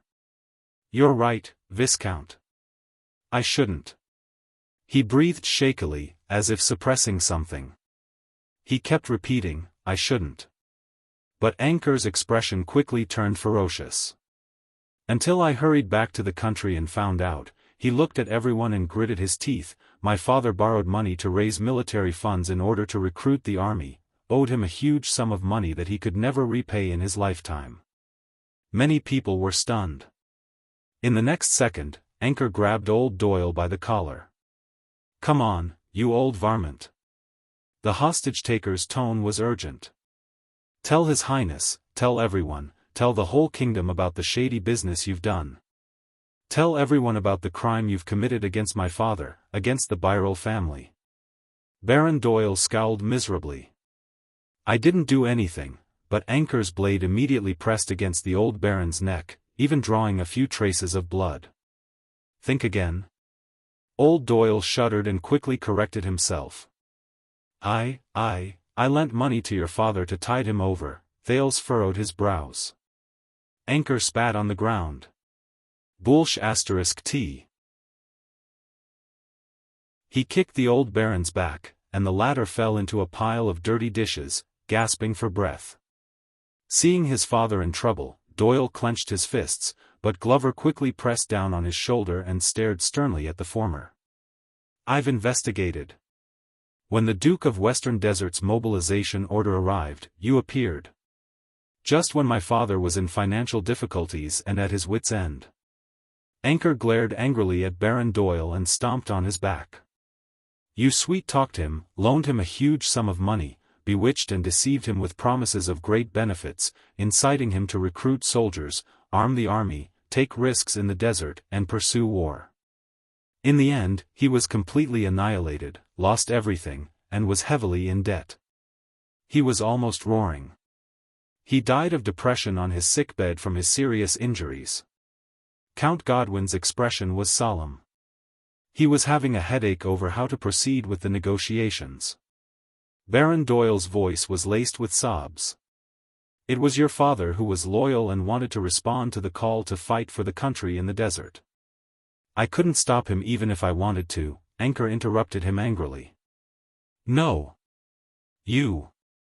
It was you who fabricated the excuse of war has great benefits, pretended to be generous in lending him money, and lured him into your trap. The old baron hissed in pain. I didn't lie to him. The last desert war made so many people rich. Rich. Thales felt stifled. He remembered Blade Fang's camp, the Fakenhas soldiers who plucked at the entrance of the camp and collected tolls, and the large pile of goods that Tormodon had intended to smuggle out. Anchor laughed sarcastically. You mean those war merchants?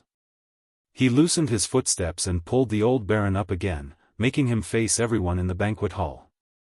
Those vampires who somehow knew that my father was going to mobilize for war, and took the opportunity to sell him supplies? Half of them are in cahoots with you, and even in partnership. You've been colluding with each other for a long time. Baron Doyle seemed to have experienced the interrogation method of the person in front of him, and he quickly replied, We have business dealings, it's normal to know each other, shut up. The hostage-taker stared at the old baron with resentment, his words heavy with pain. You took advantage of my father's generosity and lack of financial knowledge, used trap-ridden grammar and dazzling numbers to trick him into signing an unfair contract, and owed him several times the original debt. Old Doyle seemed to have resigned himself to his fate. He tried to squeeze out an understanding smile. It's a loan. How can there be no interest? And you're of noble birth and have a large business, so it's understandable that the interest is higher. Anchor suddenly reached out and grabbed the hair at the back of Baron Doyle's head, forcing the latter to look up. As the Baron hissed in pain and his wife cried out involuntarily, Anchor gritted his teeth. But in the deliberate trap of your contract, the unpaid debts were mortgaged using the land and population of Crow Caw City. Land, population. The crowd exclaimed softly.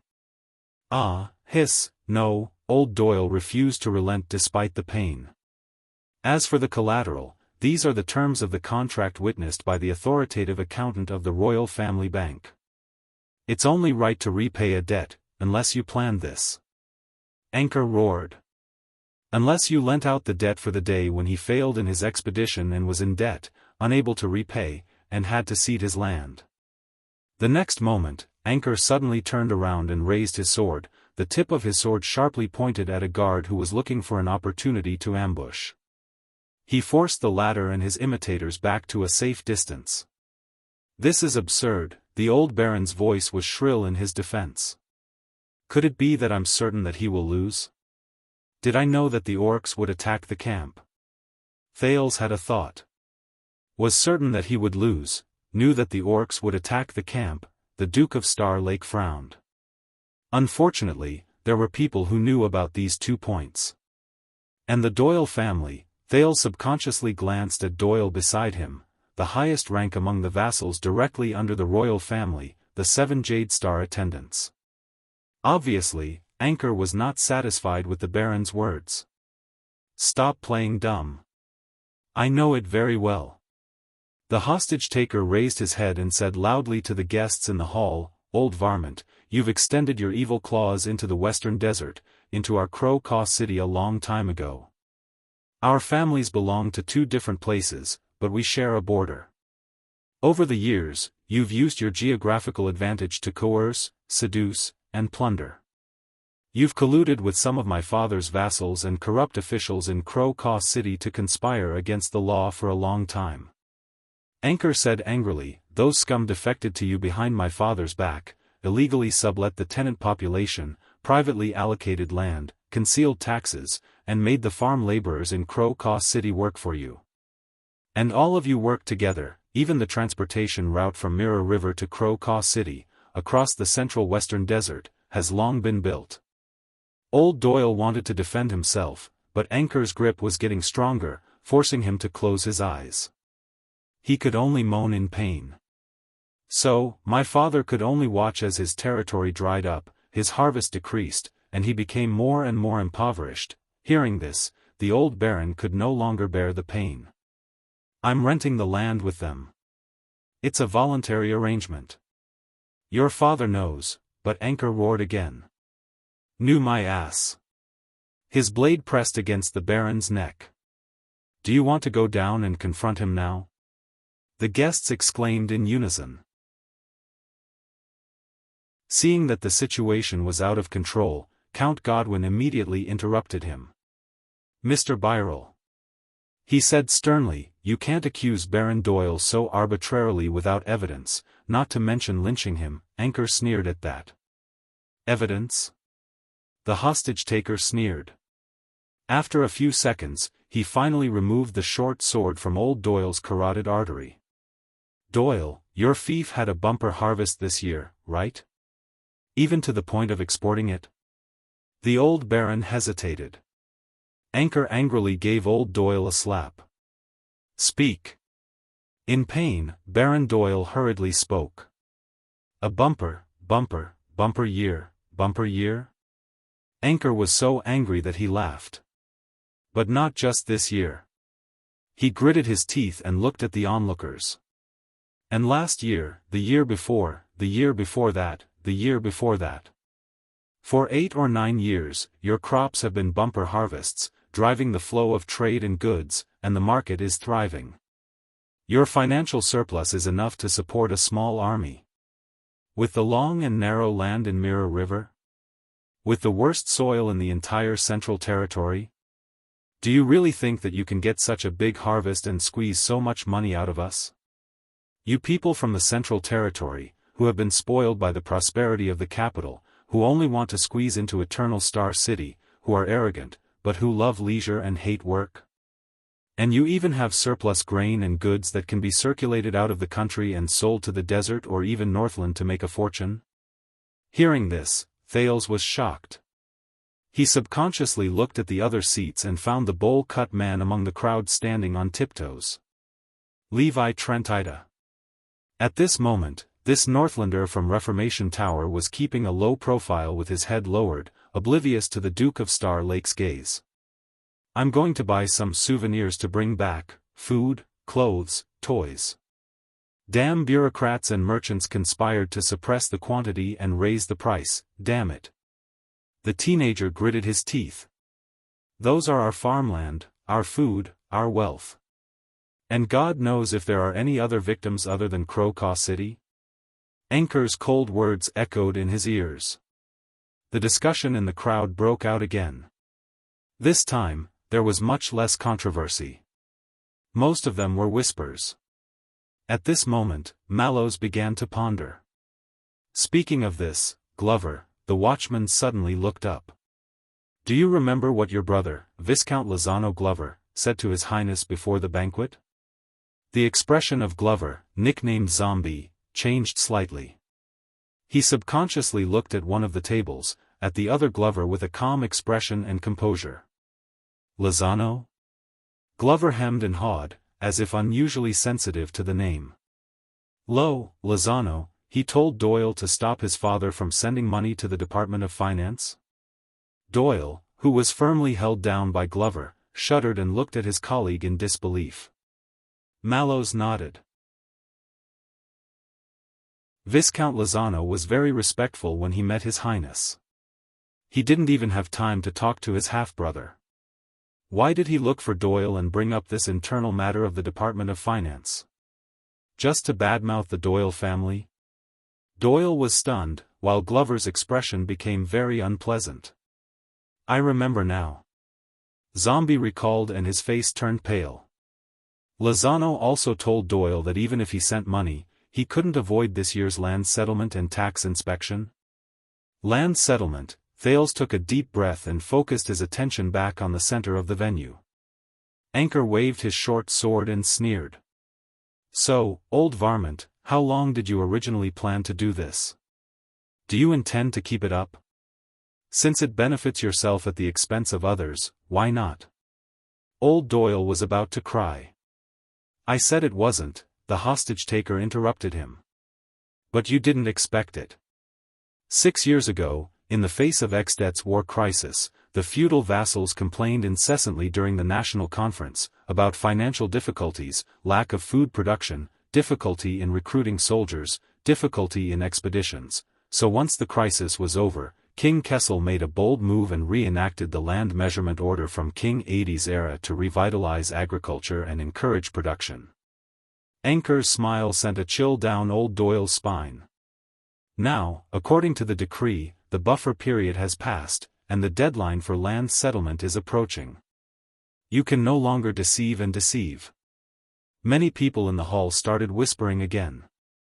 Seeing that the settlement was imminent and the fire was burning, you didn't have the time to make a long-term plan, but you also couldn't bear to cut off your source of wealth and abandon your tail to survive.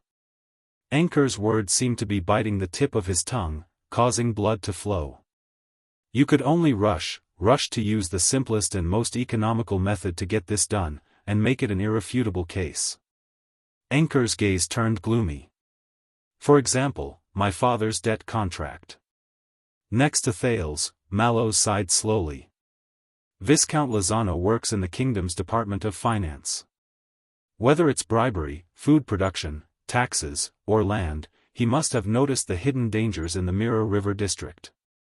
The words he said before the banquet were actually directed at the Doyle family, who are also part of the 7 Jade Star attendants, but at this moment, another voice interrupted him. Not just that. The watchman and vice-captain looked up in unison and were surprised to see the person who spoke. He didn't just say that, Thales said absent-mindedly. Vogel narrowed his eyes. What? According to my royal etiquette lessons these days, Glover is a vassal of the Jade Star royal family, and I am the Duke of Star Lake, come heir to the throne, and his future lord. Thales looked at the center of the hall, at Anchor, who had successfully stolen the prince's limelight today. Regardless of status or affiliation, our interactions should have been initiated by me or Viscount Lozano, and after receiving permission, he should have come to see me. But, Mallows raised his eyebrows as he recalled. But he unusually and vaguely invited you to lower yourself to his mansion in East City District. Thales nodded with a heavy heart. That was Viscount Lozano's reminder and warning to me. But we didn't understand. Doyle shuddered again, his face showing remorse. The prince did not continue but sighed. And I reckon Lozano didn't expect this hidden danger to flare up so fiercely and so quickly. He can't even afford to wait for a meal. Thales shifted his gaze and noticed that the attitudes of the 7 Jade Star attendants had become increasingly grim. Patterson, the oldest, was biting his lip, panting and glaring. Stone and Adrian were expressionless and silent, observing the situation. Lady Eleanor seemed to have only her son left in her world. Lozano, who had warned them earlier, was staring down at the table, seemingly indifferent to what was happening. But in the entire hall, as Anchor's narration became clearer, many people could not help but look at the composed Duke of Star Lake himself. The problem is, sensing their gazes, Thales felt a slight headache. How are we going to clean up this mess? Vogel snorted softly. It doesn't matter, Your Highness. The vice-captain looked disdainfully at the resentful Anchor. He's putting on an act in public, all for the sake of pleasing the crowd with your name and the banquet's name, to publicize his family's situation, and to create big news. When he's done with his nonsense and achieved his goal, Your Highness, you can then console him with words of comfort, and he won't have any reason to continue putting on an act. But there's one thing, no matter how that fellow induces you, no matter how extravagant his words are, you will never pass judgment, take a side, or show any inclination towards either side, even if it's just a smile or an eye roll. Thales looked up. Either side? Vogel looked at him. This time, there was only sternness left in the vice-captain's eyes. Either. As for the rest of the investigation, interrogation, trial, and conviction, that's the matter of the court, the Nobles' Affairs Council, and even the Imperial Conference tomorrow. This person's actions, other than increasing the topic of conversation at tonight's banquet, will not damage your reputation. Thales pursed his lips, but Mallows, who was beside him, frowned. At least let the sniper team be on standby, right? Vogel glanced at him without saying a word. In the hall, the confrontation between Anchor and the old Baron was still ongoing. You and those scumbags under my father, you conspired and worked together from both inside and outside, waiting for the lone deadline to arrive, and forcing my desperate father to cede his land.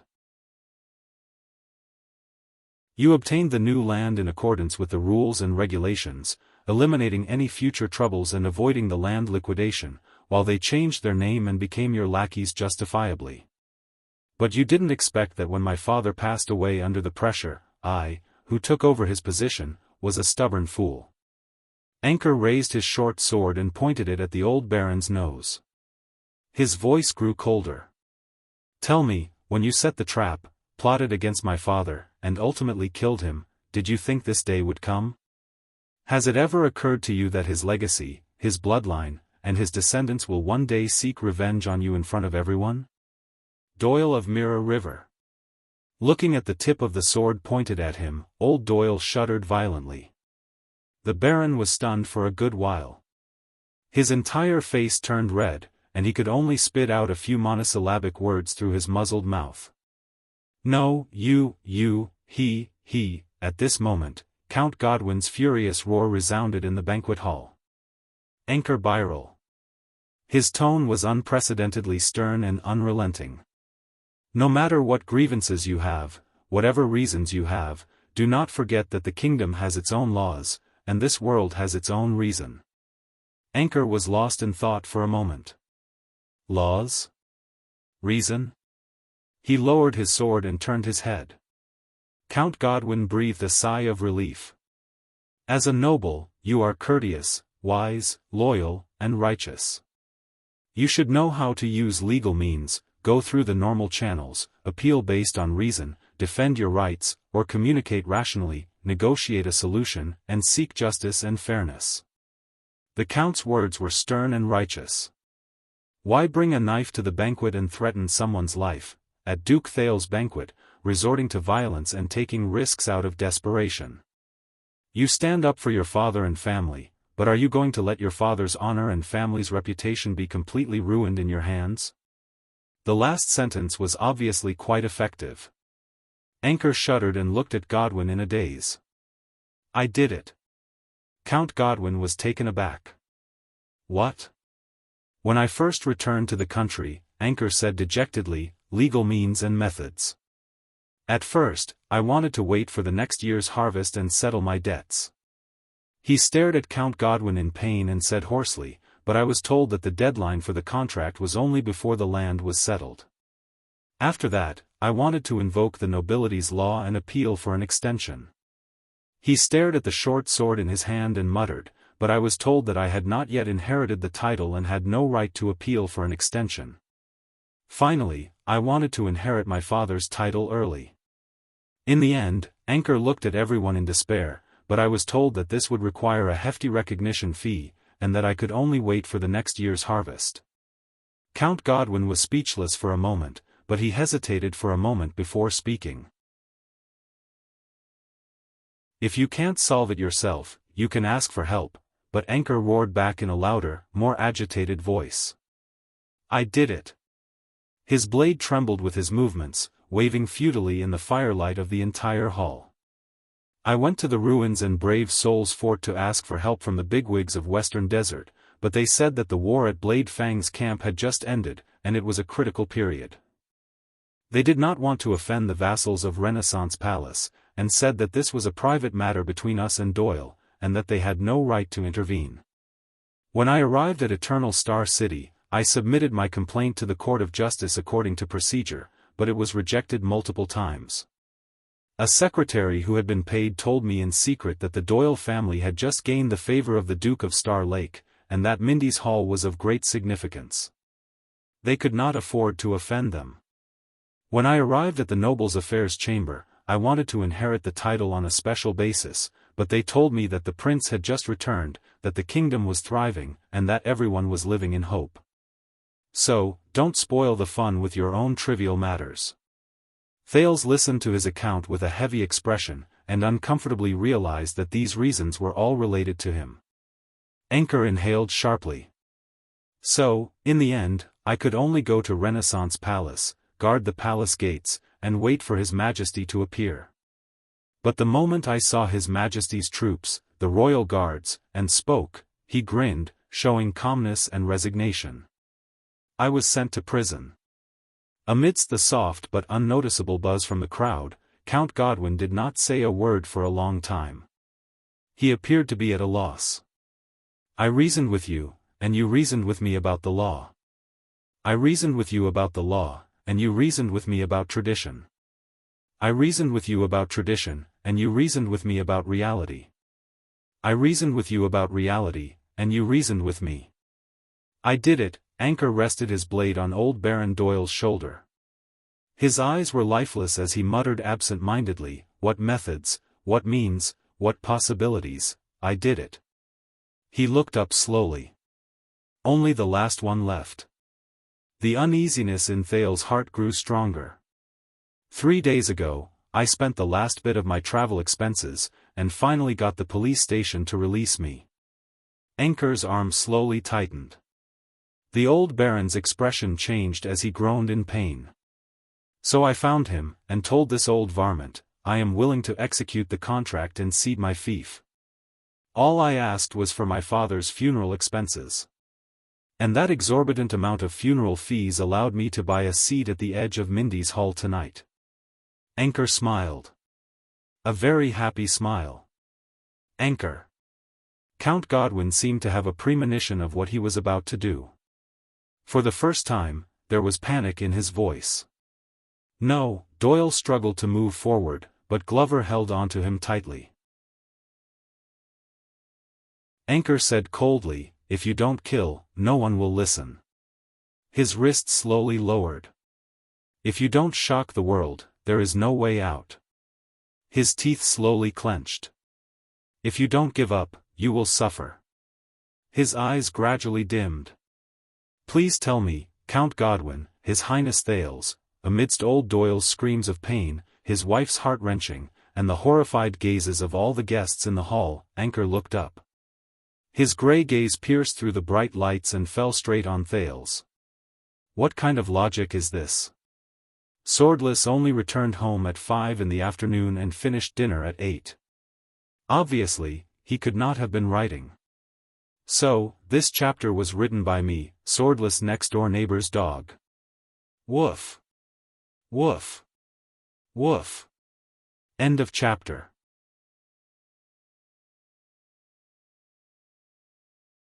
Chapter 556. Anchor Viral. Amidst the chaos, Thales' voice rang out clearly, echoing throughout the hall. The Duke's words carried a lot of weight. The entire banquet hall fell silent. Anchor's longsword stopped at old Doyle's neck, leaving the Baron panting nervously. Thales pushed away Mallows, who subconsciously tried to stop him, stepped out from the crowd, and spoke from the seat second only to the king. "Your words, your story, your experience, the entire Mindy's hall has heard it." His tone was stern. "Isn't that enough?" Anchor looked up, and for the first time, met the heir of the kingdom's gaze without interference or hindrance. "So, Your Highness, are you going to be like everyone else, using perfectly valid reasons and excuses to obstruct the justice you deserve? So, your past, your reputation, including your opening speech just now, are all lies?" Mallows and Vogel looked at each other, exchanging only worry and apprehension. Thales could feel that at that moment, everyone's gazes were focused on him without the slightest scruple. Whether it was guardian dukes like Zayn, Koshter, Val. 7 Jade Star attendants and Central Territory dignitaries like Viscount Adrian and Lady Eleanor. Or the king's loyalists and new nobles like Count Godwin and Viscount Kenny. And all kinds of conscripts, officials, chiefs, and other distinguished guests from all walks of life. Their gazes were like boulders weighing down on his vocal cords. It was as if they were trying to cancel out the respect and reverence he received throughout the banquet. Damn it. I'm not a judge, I have no right to define justice.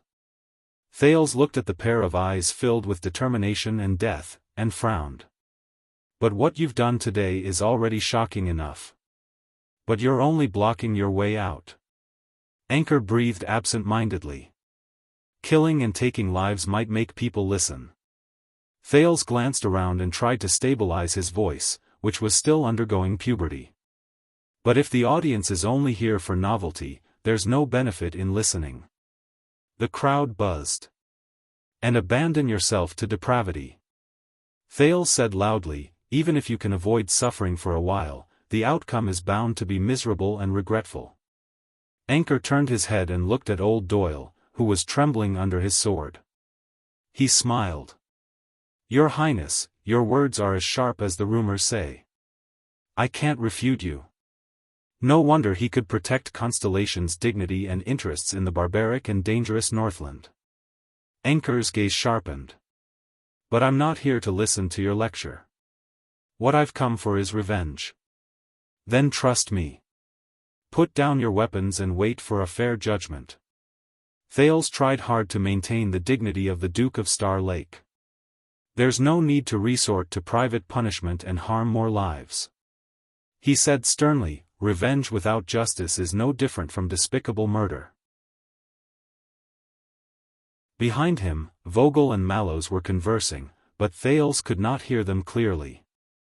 Anchor subconsciously looked around, looking a little lost amidst the chatter of the banquet guests. Until he looked at the Duke again, casting a questioning gaze at the latter. Murder. Anchor stared at Thales and was distracted for a moment. Murder? Justice? He gritted his teeth and his voice trembled. No, Your Highness Thales, no. My father held his weapon tightly in his arms, filled with remorse for his ancestors and his bloodline. He died on his sickbed, in his ancestral land. I didn't even have the time to bury him. I had to travel thousands of miles to find him, and only today can I stand before you. He roared. That's murder. Where's his justice? Under his sword, Baron Doyle interrupted with a trembling voice. I didn't do anything. Your father died of his own illness. Anchor turned his head abruptly, frightening the Baron back into his stomach.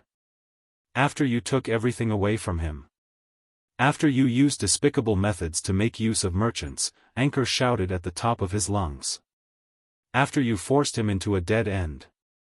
Thales reached down and stopped Mallows from sending someone to pull him back into the group.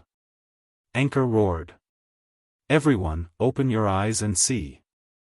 How is this trap and humiliation any different from murder? The crowd erupted. The chatter became more chaotic, but the focus of the discussion was different. Baron Doyle trembled. Seeing that the situation was unfavorable, he struggled to speak. Your father had no money, so I lent it. He mortgaged his land, so I accepted it. Doyle, on the other hand, watched nervously as his father defended himself under Glover's restraint. Your people had no work to do, no food to eat, so I hired laborers and paid them wages. What's wrong with that? This is the suzerain's normal operation. You should open your eyes and see how many years it's been. Old Doyle closed his eyes, trying not to look at the sword that terrified him. The entire kingdom, from the center to the blade, be it the East Sea or the South Coast, how is it not so? As soon as he said that, the crowd broke into an uproar. Count Godwin tried his best to maintain order, but with little success. Thales frowned. And Anchor, who held the Baron's life in his hands, was even more furious. Damn it, Western Desert is not. His roar shook the entire Mindy's Hall. Crocaw City, where I was born and raised, is not. The noise from the guests grew louder and louder. The guards had to work harder to separate the people who were standing closer and closer. Until, at the Duke's table in the distance, Coaster Nanchester opened his single, sharp eye. Neither is the land of cliffs. He looked at the shackled Val Arund, who was still drinking by himself under the strict guard of the royal guards. He was obviously in a good mood. And the Northern Territory. The one-eyed dragon Duke let out a long sigh. His words reached everyone's ears. In the past, the entire kingdom was not. The 7 Jade Star attendants had different expressions. Duke Zayn raised his eyebrows, looking amused. Thales clenched his fists and glared at the ruler of the land of cliffs, who was fanning the flames. But Coaster only looked at him from afar and shook his head slightly. This made Thales feel puzzled. The guests' discussion slowly quieted down, leaving behind an indescribable sense of solemnity and caution. Encouraged, Anchor's eyes rekindled with hope. That's right. Young Byril clasped the Baron's shoulder and pointed the tip of his sword at the top of his head. Don't all of you feel the same way about this? Seeing that he had caused trouble, Baron Doyle had no choice but to shut up. Damn it, he came prepared. At the back, Vogel watched the changes in the guests' expressions and was exasperated. He turned this case into a confrontation between His Majesty and Western Desert, between the central government and the local government. But Mallows only shook his head. Thales knew that he could not allow the situation to develop. His rebuke echoed throughout the hall. Then prove it. Anchor Byril, if you think you're doing the right thing, then prove it to me. You're here for justice for your father, and not just for momentary pleasure and self-satisfaction. Anchor looked at the Duke of Star Lake again. Pleasure and satisfaction? The hostage-taker took a deep breath. I'm here because I believe in you, Your Highness. Thales had a thought and said cautiously, Me? Anchor put on a respectful expression and knelt on one knee, but his left hand did not leave Baron Doyle's shoulder blade. Personally, Your Highness. Your adoptive father, Lord Mon, was born in Western Desert and served His Majesty loyally for many years. My father and him were schoolmates and fought side by side in the Desert War. Our friendship runs deep. Thales' breathing stopped. And the Birol family once risked their lives for you, opening the way for your return. You quelled the war in Blade Fang's Dune, and your reputation spread throughout Western Desert, becoming a legend. Anchor's eyes were bright. The legendary wing served by your side, the four-eyed skull gifted you a treasured sword, the Chroma family sent you 1,000 troops, and even the famous Black Lion of Brave Souls fort traveled 1,000 miles to lead the way for you. The guests started discussing again. It was the first time many of them had heard such first-hand information. Thales' expression did not change, but he sighed internally. He just realized that the weight of the treasured sword gifted by Fakenhaz was indeed extraordinary. Officially, Your Highness. You left the country for 6 years and went north as a hostage, sacrificing yourself to protect the people. When you defended the dignity of the kingdom, the Northland barbarians dared not oppose you. As Thales listened to these words and felt the gazes of countless people back and forth between him and Anchor, he felt very uncomfortable. You personally experienced the perils and witnessed the most legendary succession of Extet's throne. The Northland barbarians see you as an enemy, but the Constellations worship you as a hero. Anchor became more agitated as he spoke, and his voice became hoarse in the end. Your Highness, your glorious deeds in Northland prove that you are a rare new trend in the kingdom. You are the last hot-blooded hero of the great empire in this inherited kingdom. Everyone is looking forward to your return. Including me. And my father. As soon as he said that, discussions broke out again. But the smart ones kept their mouths shut and remained silent. The only consensus was that everyone was looking at the Duke of Star Lake. In a place where no one could see, Thales clenched his fists. In Extet, in Dragon Cloud City, he was living under someone else's roof. The Northlanders looked at him with either hatred and hostility, or vigilance and disdain due to proper etiquette. Nicholas was a representative of the former, Regent Leespan was a manifestation of the latter, and the officials of Dragon Cloud City were even more unbridled. That was not a good feeling. In the past 6 years, Thales preferred to stay alone in the library, or in a corner of Heroic Spirit Palace, reading, sleeping, or even in a daze. Even Waya was sent 20 meters away. He used to think that was bad enough.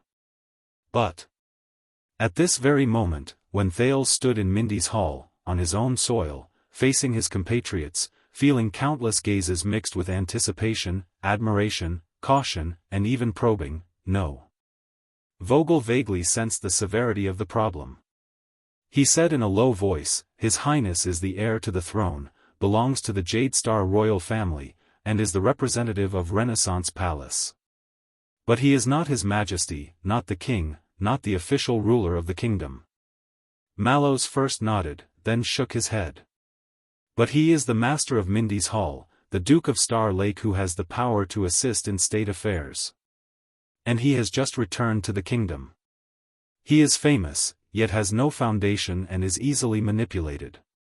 The vigilance in the watchman's eyes increased. That's why they came for him.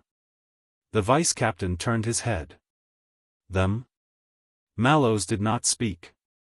Listening to their private conversation, Thales became even more solemn.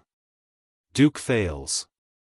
Anchor's gaze was solemn as he raised his voice. This man under my sword, and his accomplices, he stretched out his short sword and forced the old baron, who had just taken the opportunity to catch his breath.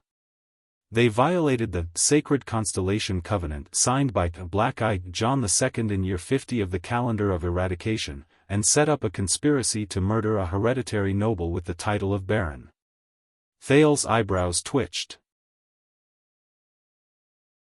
They violated the absolute law, set by Jackal Sumer III in year 340, and privately conferred with each other outside of the legitimate Birol family. One official has many masters. Facing hundreds of people, Anchor said angrily, they ignored the creditor Alan III's king's tax law in year 414, and went behind the king and suzerain's back to conceal their production and evade tax. Sacred Constellation Covenant, absolute law, king's tax law, Thales clenched his fists. Damn it, he only knew the names of some of these laws, while Gilbert had yet to teach him about some of them. Amidst the discussion, Vogel looked displeased. The situation is clear. They really came prepared. He took a step forward and whispered behind Thales, Your Highness, no matter what he says, you must take a stand now, and stand in line with His Majesty and Renaissance Palace. But Mallows was expressionless as he cut him off. No. Vogel looked back in surprise. On the other side, Anchor's voice continued to reverberate through the hall. They violated the virtuous King Mindys III's general rules for the selection of officials in year 512, disrespected local customs, interfered with town autonomy, and bribed the servants of the king. He stared intently at the composed Duke of Star Lake. They disobeyed the land measurement order issued by your grandfather, King of Changji 82nd in year 655, rented land in other places, transferred privately, and tarnished the sacred fiefdom. They even openly flouted the state of emergency control order, passed by your father 11 years ago for the Desert War, which is still in effect at the border, and illegally smuggled Western Desert strategic foodstuffs out of the country, and resold them to the desert and Extet. Baron Doyle's expression grew increasingly grim, his face full of disbelief. General rules for the selection of officials, land measurement order, state of emergency control order. Faced with the increasingly noisy crowd, Thales had a bad feeling. This had far exceeded the knowledge he had crammed for the past few months. Behind the prince, Mallow's voice rang softly. Doyle is one of the 7 Jade Star attendants under Renaissance Palace, and Birol is a local vassal under Falkenhaz. Doyle is a deep-rooted old noble with a long history. The watchman's expression was indifferent, but his tone was solemn. Birol is a new noble who rose to power through war, just over 100 years old. Vogel's gaze flickered. Doyle used the merchant style, resorted to new methods such as market contracts, annexed land, and changed ownership. Mallows continued. And Birol invoked the land measurement order and other royal decrees to defend himself, only to protect his old fiefdom and maintain the old legal system. Vogel reacted. He looked at Mallows in disbelief. Mallows looked back at him and nodded. Doyle is far away from the political center, and only tried to curry favor with the royal family after His Highness Thales returned to the country. And Birol boldly bypassed the Duke of Western Desert, entered Eternal Star City, and asked the central government of the kingdom to adjudicate local affairs. After the royal guards thought it through, their expressions changed drastically. Mallows sighed softly. Can you imagine how many people, how many things, and how much stake are involved in this? Who represents the central government, and who represents the local government? Who is the new order, and who is the old legal system? Who is upholding the royal government, and who is subverting the kingdom? Can anyone say for sure? Mallows looked towards Anchor, who was standing in the middle of the hall, loudly listing the crimes of his enemies. This is no longer as simple as choosing one of the two. New and old, monarch and vassal, father and son, central and local government, financial and local laws, governing methods, countless factors are involved, constantly intertwined. It's not something that can be resolved by choosing a side. As Thales listened to his personal guard captain, he felt his body stiffen. Any choice and solution are mutually beneficial and difficult to be perfect. Just like flour and sand mixed together, you can't possibly keep it pure and single out one. This is politics that's more typical than typical. The watchman's face was once again covered in solemnity, no longer calm. "Those who set this trap, no matter who they are," Mallows said softly. "They're all ruthless characters." In the middle of the hall, amidst the mess, Anchor slowly got up and stood upright. It was as if, at that moment, he was the master of the entire hall. "Everyone, their evil intentions are unforgivable, their crimes are intolerable, their actions have shaken the rule of the throne and the foundation of the kingdom." The hostage-taker paused for a moment and turned to stare at Thales. "But you're right, Your Highness." Anchor retracted the despair and defeat in his eyes, replacing it with determination and decisiveness. "Don't worry, I won't commit murder at your banquet." Anchor removed the tip of his sword from the old baron's shoulder, allowing the latter to breathe a sigh of relief. "That's not the Byrrell family's teachings," Thales said solemnly. "Then what are you doing? What else do you want?" "I said, Your Highness," Anchor smiled as if he had seen through the ways of the world. "Revenge. Or as you put it, justice." Thales' heart skipped a beat. Behind him, Mallows turned his head anxiously. "Has the messenger we sent to Renaissance Palace reported back? Prime Minister Cullen? Count Casso? Or Sir Kirkirk Man? Any of the important figures in the Imperial Conference? In the current situation, they can only endorse and make decisions." The guards looked at each other. Only Vogel shook his head gloomily. Count Casso left early due to his alcohol tolerance, the Minister of Finance followed suit, and the Prime Minister was one of the first to leave. Besides, even if His Majesty was here, Vogel shut his mouth and kept his next words to himself. "I can't just listen to your side of the story and make a hasty judgment here," Thales said with difficulty.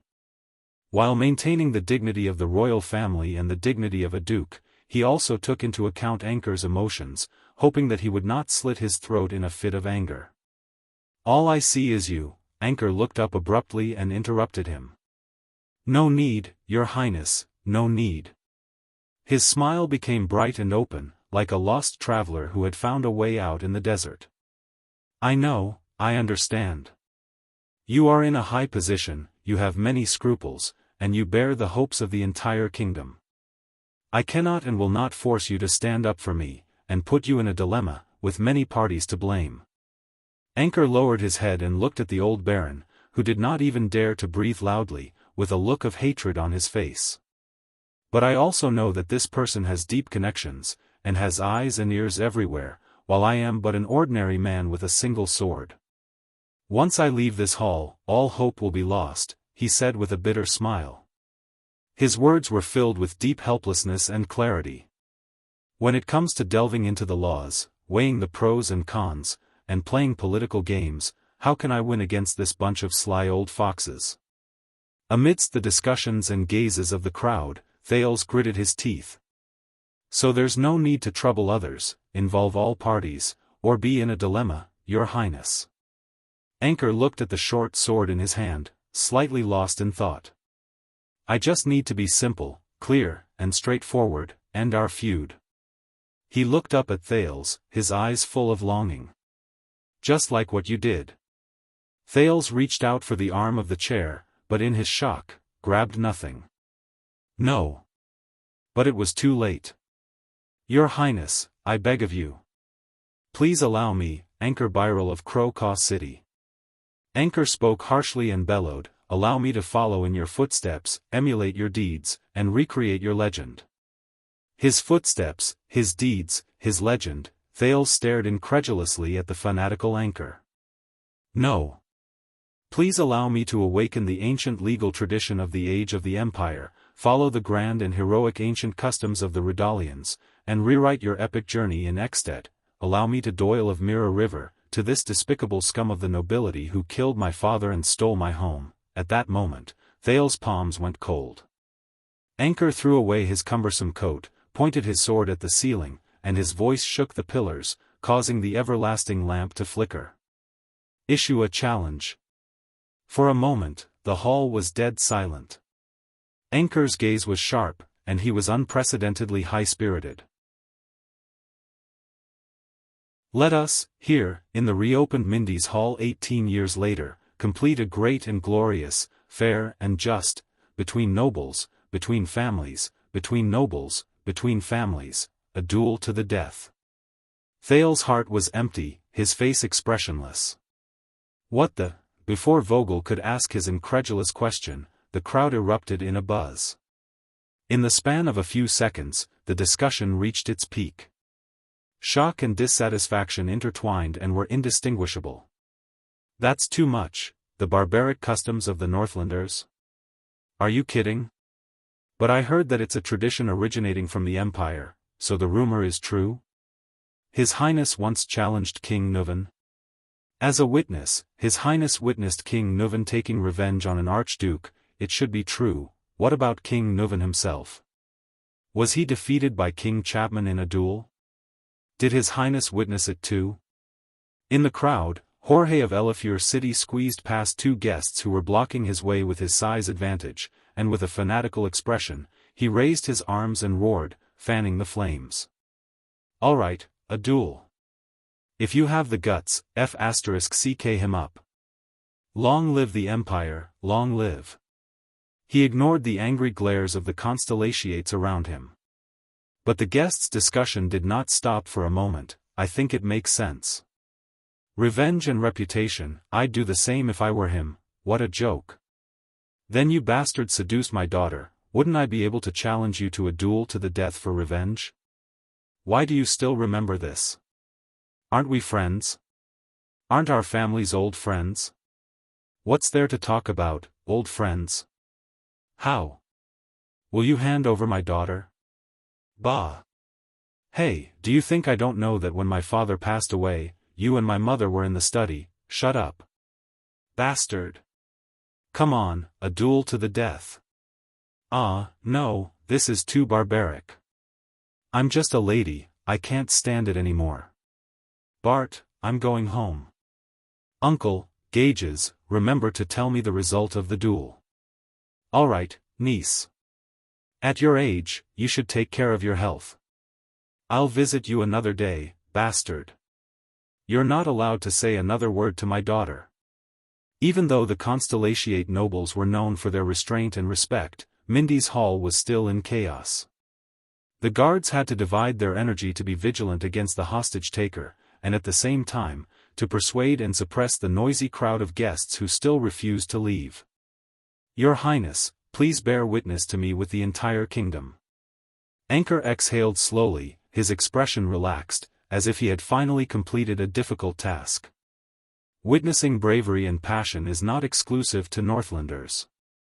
Witnessing justice in the hearts of men, and revenge is a matter of course.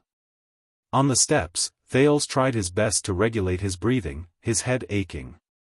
He felt mentally exhausted and mentally drained. The Duke's voice rang with difficulty. Your request is not in line with Constellation's tradition, but you have a precedent. So, Your Highness, this is not murder. As long as it is with your permission, approval, and even witness, it is not murder. Anchor's voice seemed to come from the sky, full of hope and anticipation. But you witnessed it with your own eyes in Extet. It was you who set an example in front of the born king. It was the courage and qualifications you relied on to become famous. It was the method you used to protect the dignity of Constellation and the safety of the kingdom. It was a method that has existed since ancient times and could not be more justified. Anchor gritted his teeth. Blood vengeance. As you said, if there is a second way, I do not want to commit murder. Your Highness, please don't make me do that. Thales turned his head mechanically and looked at the old baron, who could no longer speak. No, Your Highness. Behind him, Doyle struggled to break free from Glover's restraints and knelt beside Thales, speaking in a panic. My father, he's old, he can't. If you think it's unfair. Anchor raised his voice and looked at Doyle eagerly, full of provocation. Then let the other Doyle, the son of this old varmint, fight for his family and name, and fight me. He's skilled, this will be a fair and exciting duel. He gritted his teeth with cold eyes. Until life and death is decided. Anchor took a deep breath and raised his short sword. After that, if I am still alive, I will surrender and accept all the punishment I deserve. I will not go back on my word. Doyle was shocked and furious. He stared at the opponent who had forced his father and his family into a corner. Your Highness, I can. Doyle subconsciously reached for his weapon, but was held down by Mallows and pushed back to his colleagues. We were wrong again.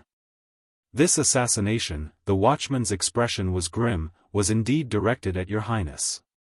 In another way. Vogel's brows were heavy.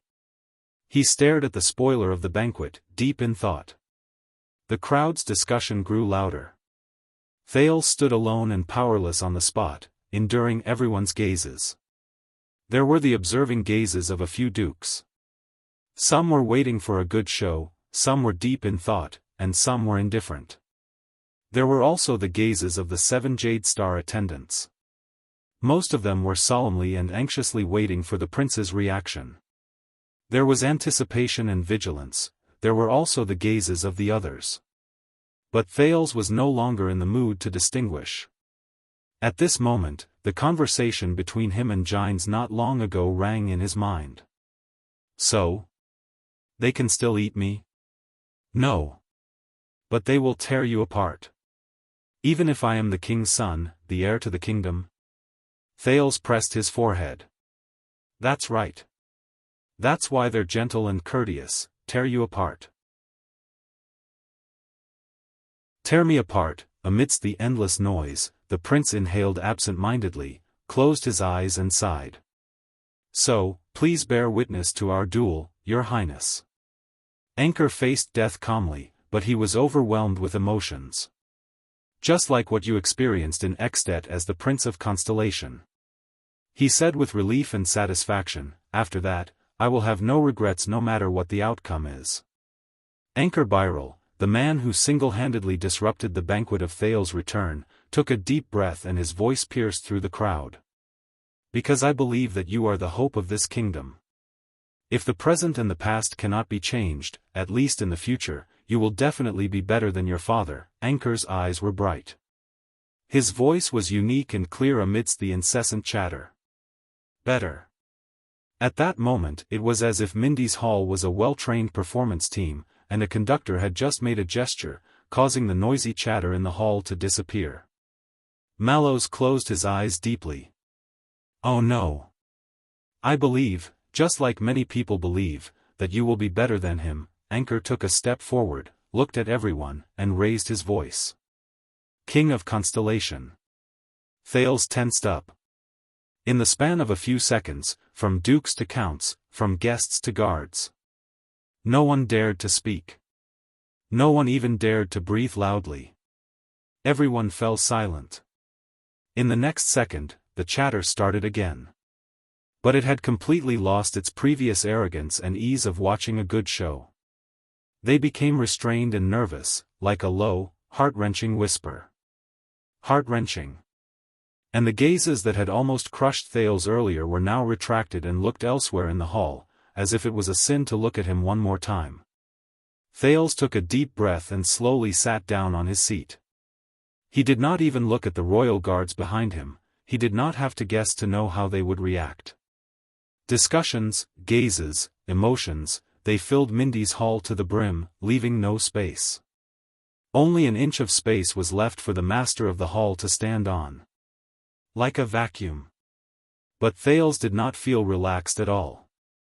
On the contrary, in this inch of vacuum, he seemed to feel countless chains protruding from the void, from top to bottom, left to right, front to back, locking him tightly without leaving any gaps.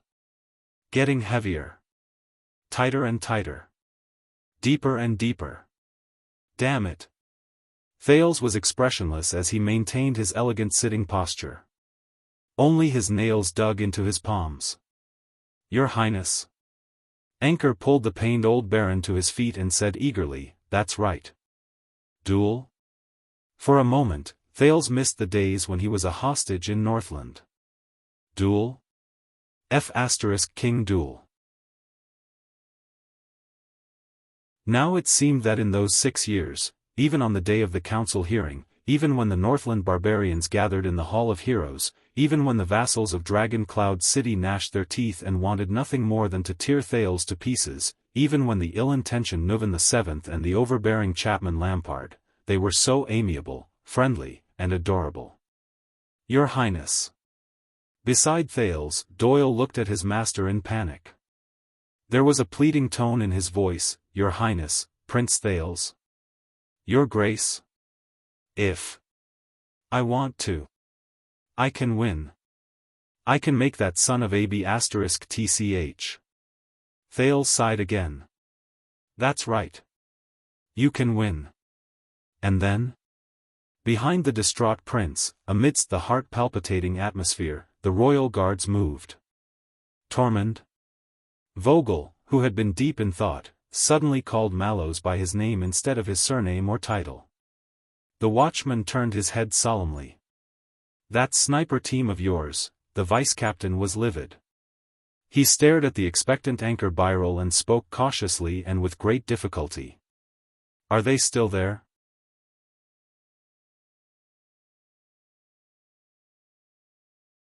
Chapter 557. No.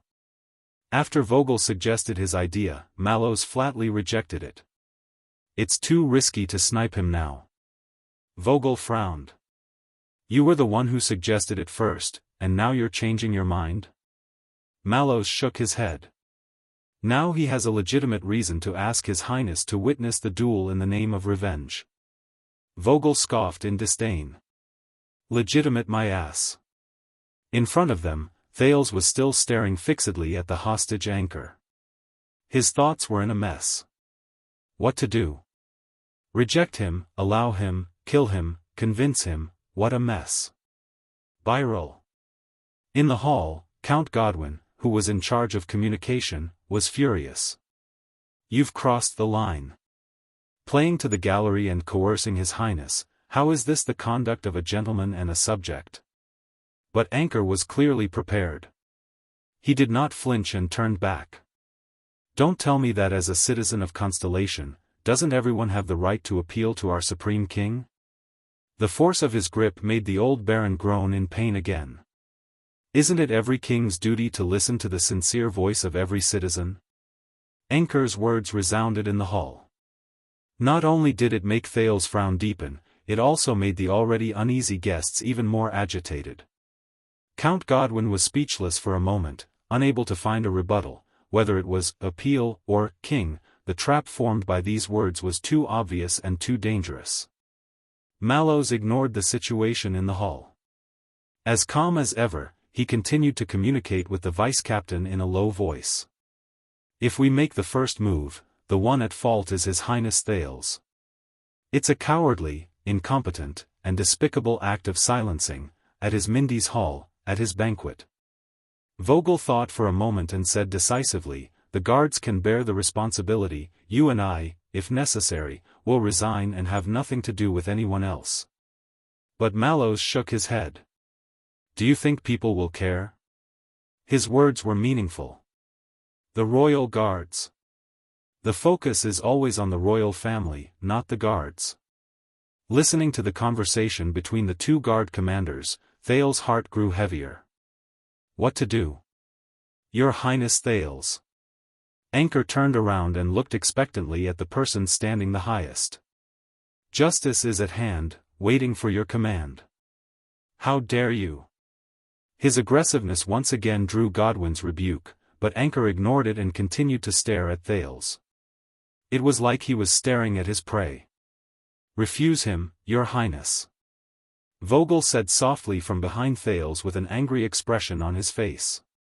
Lord of the Stars, the dignity of the royal family cannot be threatened. Thales instinctively opened his mouth, but Mallows' voice came from the other side. And then force him to kill the Baron? Turning His Highness into a cold-blooded bystander, a conniver of murder? Don't forget, those are the 7 Jade Star attendants who serve the royal family. Thales' teeth immediately felt as if they weighed 1,000 pounds, and he could not make a sound. Vogel immediately retorted. Even so, we can't encourage the barbaric practice of duels to the death. His Highness being tainted by the influence of the northern region is secondary, but if the kingdom has an effective imitation in the future. Count Godwin and Anker's loud rebuke, Mallow's and Vogel's low bickering, the back-and-forth debates among the guests, countless voices entered Thales's perceptual range through Hell's senses, shaking his consciousness and attacking his spirit. He, who had already experienced a night of torture at the banquet, was exhausted. Mallow's voice continued, calm and indifferent as he refuted Vogel. No matter how vile and backward this custom is, it is also His Highness' method of resisting King Nuvan. It has become a legend, a symbol. To deny it now, that was a misunderstanding. Thales was mentally and physically exhausted, his face expressionless. Back then, he was just scaring the Northland barbarians, but Nuvan never. Why does it seem like he really fought the born king? Thales sighed heavily in his heart.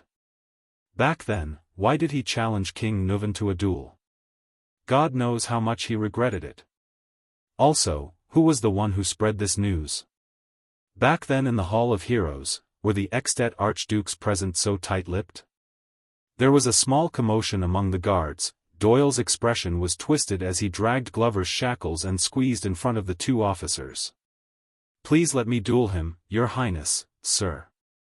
Doyle held Glover down, suppressed his emotions, and stared at the enemy who held his father hostage. I can kill him fair and square, this is just a grudge between two families.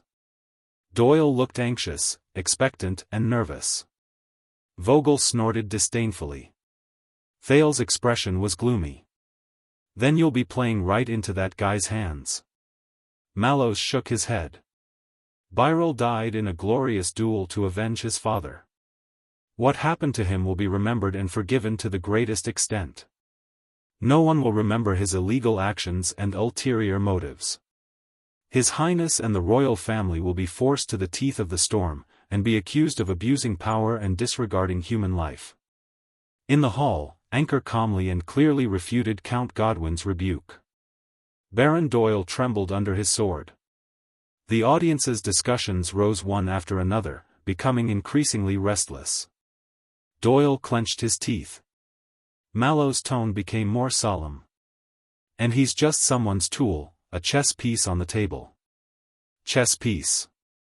My child, be strong. Don't become a chess piece that can be manipulated and sacrificed at will. Falkenhaz's words came to mind. Thales tightened the muscles on his arms. As for the people below the stage, the hands behind the scenes, Mallows kept the following words in his heart. Perhaps they would take advantage of Birel's death to exaggerate this originally contractual dispute case and elevate it to an unprecedented level, such as the rule of the kingdom. Doyle and Birel. How many similar cases could there be in the entire kingdom? How many different situations were there? How many more examples with similarities and differences that could be used as reference? Mallow's gaze froze. No, it would be given a different meaning and become the fuse for a series of political storms, but, Mallows. Thales tried hard to ignore the countless gazes cast on him. He turned his head sideways and spoke softly. His words were tired. He turned his head and spoke softly, his words weary. He's just someone who was forced by the situation to take a risk and stake everything on one throw. Mallows looked at Anker's burning gaze and narrowed his eyes. So he's stubborn and dangerous, more so than the people behind him. The watchman said gloomily, he's a good chess piece. A good sword. Good chess piece. Thales did not answer. He just closed his eyes, feeling even more exhausted. Your Highness. Anker grew impatient. His urging voice drowned out Count Godwin's rebuke. What's making you hesitate? The offender of the Birel family took a step forward. While the surrounding guards grew increasingly nervous, he raised the short sword in his hand and pointed it straight at the Duke of Star Lake on the steps. Hesitation towards justice, or confusion towards the Empire's traditions? Anker glared at Doyle, who was beside Thales. Or is it that you would rather protect your vassals and your personal guards because you are not close to them? Doyle's expression changed. Anger surged. Is there no other way? Doyle's fists were trembling. Glover had no choice but to hold him back. Just let this bastard spout nonsense here, hurt my father, tarnish His Highness' reputation. The best way is to strengthen the investigation beforehand and suppress the storm, Mallows said solemnly. Make sure this guy can't speak.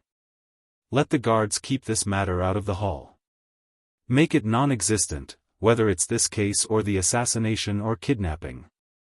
Vogel's expression grew uglier, while Doyle grew more anxious.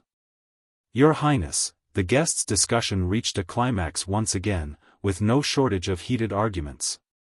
Many angrily rebuked Anker's disrespectful behavior, but the son of the Birol family was unfazed. He either stood still or raised his voice to refute. Thales breathed in a daze. He felt the nails in his palms prick more and more painfully. At this moment, I've thought of it. Mallows spoke in a low voice, attracting the attention of the guards.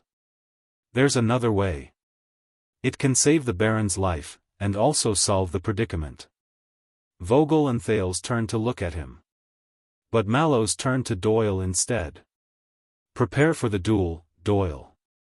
Doyle responded instinctively, but was startled when he came to his senses. Yes, sir. Mallows' expression was as indifferent as ever, but his tone gradually turned solemn. But, Vanguard Danny Doyle. He rarely called Doyle by his full name, which made the latter nervous. Listen carefully. The next moment, the watchman's words caused everyone's expression to change. You're going to die. Thales was stunned. Vogel and the guards around him were equally stunned. What? This duel, Mallows said calmly, but his gaze was fixed on Doyle. You must die by his hands. Thales reacted with a jolt. He was not the only one who reacted this way. What? Vogel looked at the watchman in disbelief. The opponent wants to use public anger to create trouble, so we'll return the favor. Mallows calmly turned around, not looking at Doyle, who was rooted to the ground and in a daze. Doyle accepted the duel, but was killed by his opponent. This way, regardless of the reason, the Birol family is naturally in the wrong for causing a disturbance at the banquet, using foreign evil methods to brutally kill their own countrymen. Everyone will only remember your family's humiliation, and His Highness Thales being forced to do so. After the incident, the royal family can act as the mediator to uphold justice, occupy the moral high ground, and quell the fallout. Under everyone's astonished gaze, Mallows was nonchalant as he recounted his terrifying proposal. His Highness doesn't know about it. He is impartial. Doyle did not evade responsibility and took it upon himself. End of story. There was silence among the guards. Die. Doyle stood rooted to the ground, unable to regain his senses. Only Vogel got over his initial shock and frowned in doubt. But this way, the Doyle family, the son fought for his father with honor, died in the duel, and preserved the royal family's reputation. Mallows stared at the old baron who collapsed on the ground. The father shirked his responsibility and died of murder, causing the kingdom to descend into chaos. This concerns the bigger picture. They know what to choose. Thales saw Doyle tremble slightly, and he looked absent-minded. It was as if the former Doyle had disappeared. No, Thales said subconsciously. There must be a better way, but at this moment, neither Vogel nor Mallows seemed to care about what he said. But after that, Vogel folded his arms, as if seriously considering the possibilities and pros and cons of this solution. The 7 Jade Star attendants, their attitude towards the royal family. Doyle raised his head in a daze. There are pros and cons, but that's not something you and I can comment on. It's the consideration of His Majesty and the lords at the Imperial Conference, Mallows said calmly. It was exactly the same as the day Thales returned to Eternal Star City and suggested for him to stay in the carriage. In the game of chess, Birol is just a pawn. The 7 Jade Star attendants are also pawns. You and I are also pawns. We can only choose the path with the least losses. Thales froze in a daze. Pawns. Pawns again. Pawns at the mercy of others. Is it worth it? Thales asked softly. But Mallows was still discussing with Vogel and did not notice him. So, Vanguard Doyle, how much do you want to save your father's life, save your family, save His Highness from his current predicament? Vogel asked the speechless Doyle softly. This was the first time he faced Doyle directly and addressed him by his name and title. Doyle shuddered again. But Vogel pressed on. So much so that you're willing to die for it? Doyle looked up. His tone was terrified and his breathing was rapid and uneasy. No one knew what he was going to say. That guy's positioning is lax, Glover suddenly said. Sir, let me circle to the back. I'm confident I can kill him with one strike. Doyle looked at his partner, color returning to his eyes. But Mallows calmly interrupted them. This is the only way. Someone has set up an unsolvable game of chess, and we can only make the most rational and concise choice. The watchman looked at the absent-minded Doyle. Sacrifice the pawn. He then looked at the incredulous Thales. Protect the king. The guards fell silent again. Thales closed his eyes and unclenched his fists. Sacrifice the pawn. Protect the king. Who's the pawn? Who's the king? But in the hall, Anchor was clearly tired of Count Godwin and the rest's pestering and did not want to drag on any longer. Your Highness, is it worth it? Thales opened his eyes abruptly and interrupted him loudly. The Duke of Star Lake spoke angrily, drawing the hall's attention back to him.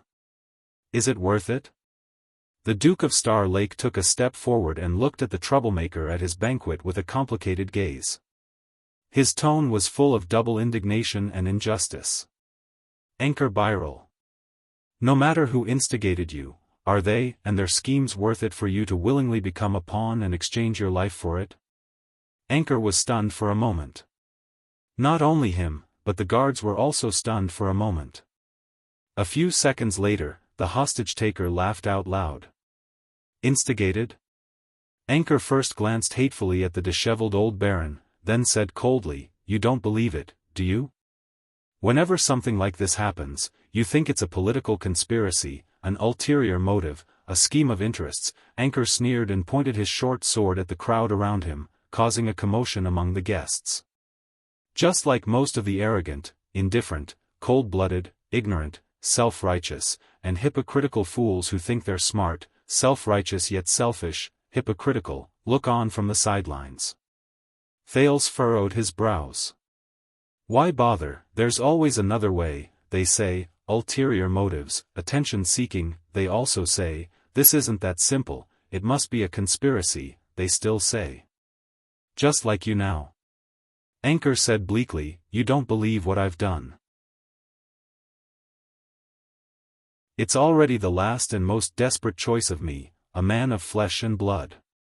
For a moment, Thales thought he understood the meaning in Anchor's eyes.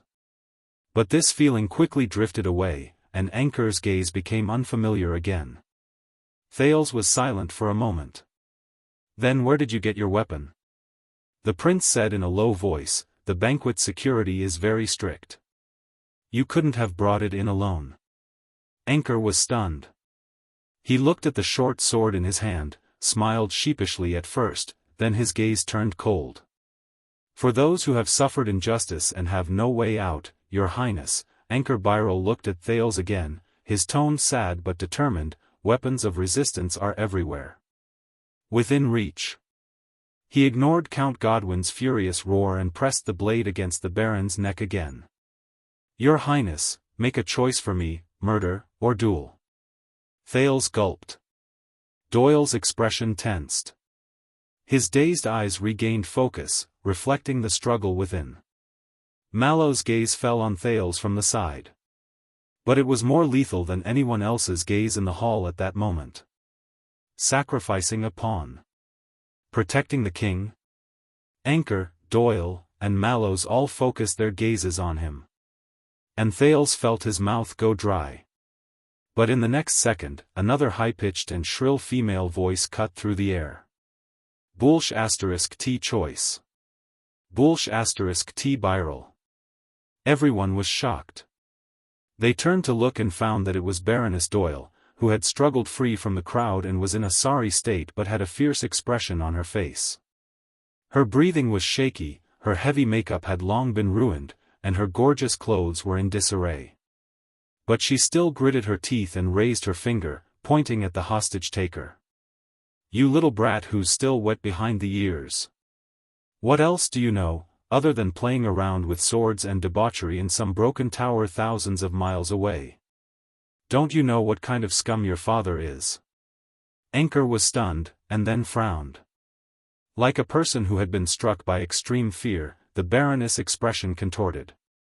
"Before I married into the Doyle family, my ex-husband was a merchant from Crow City. I know better than anyone what kind of filth your father is." Viral.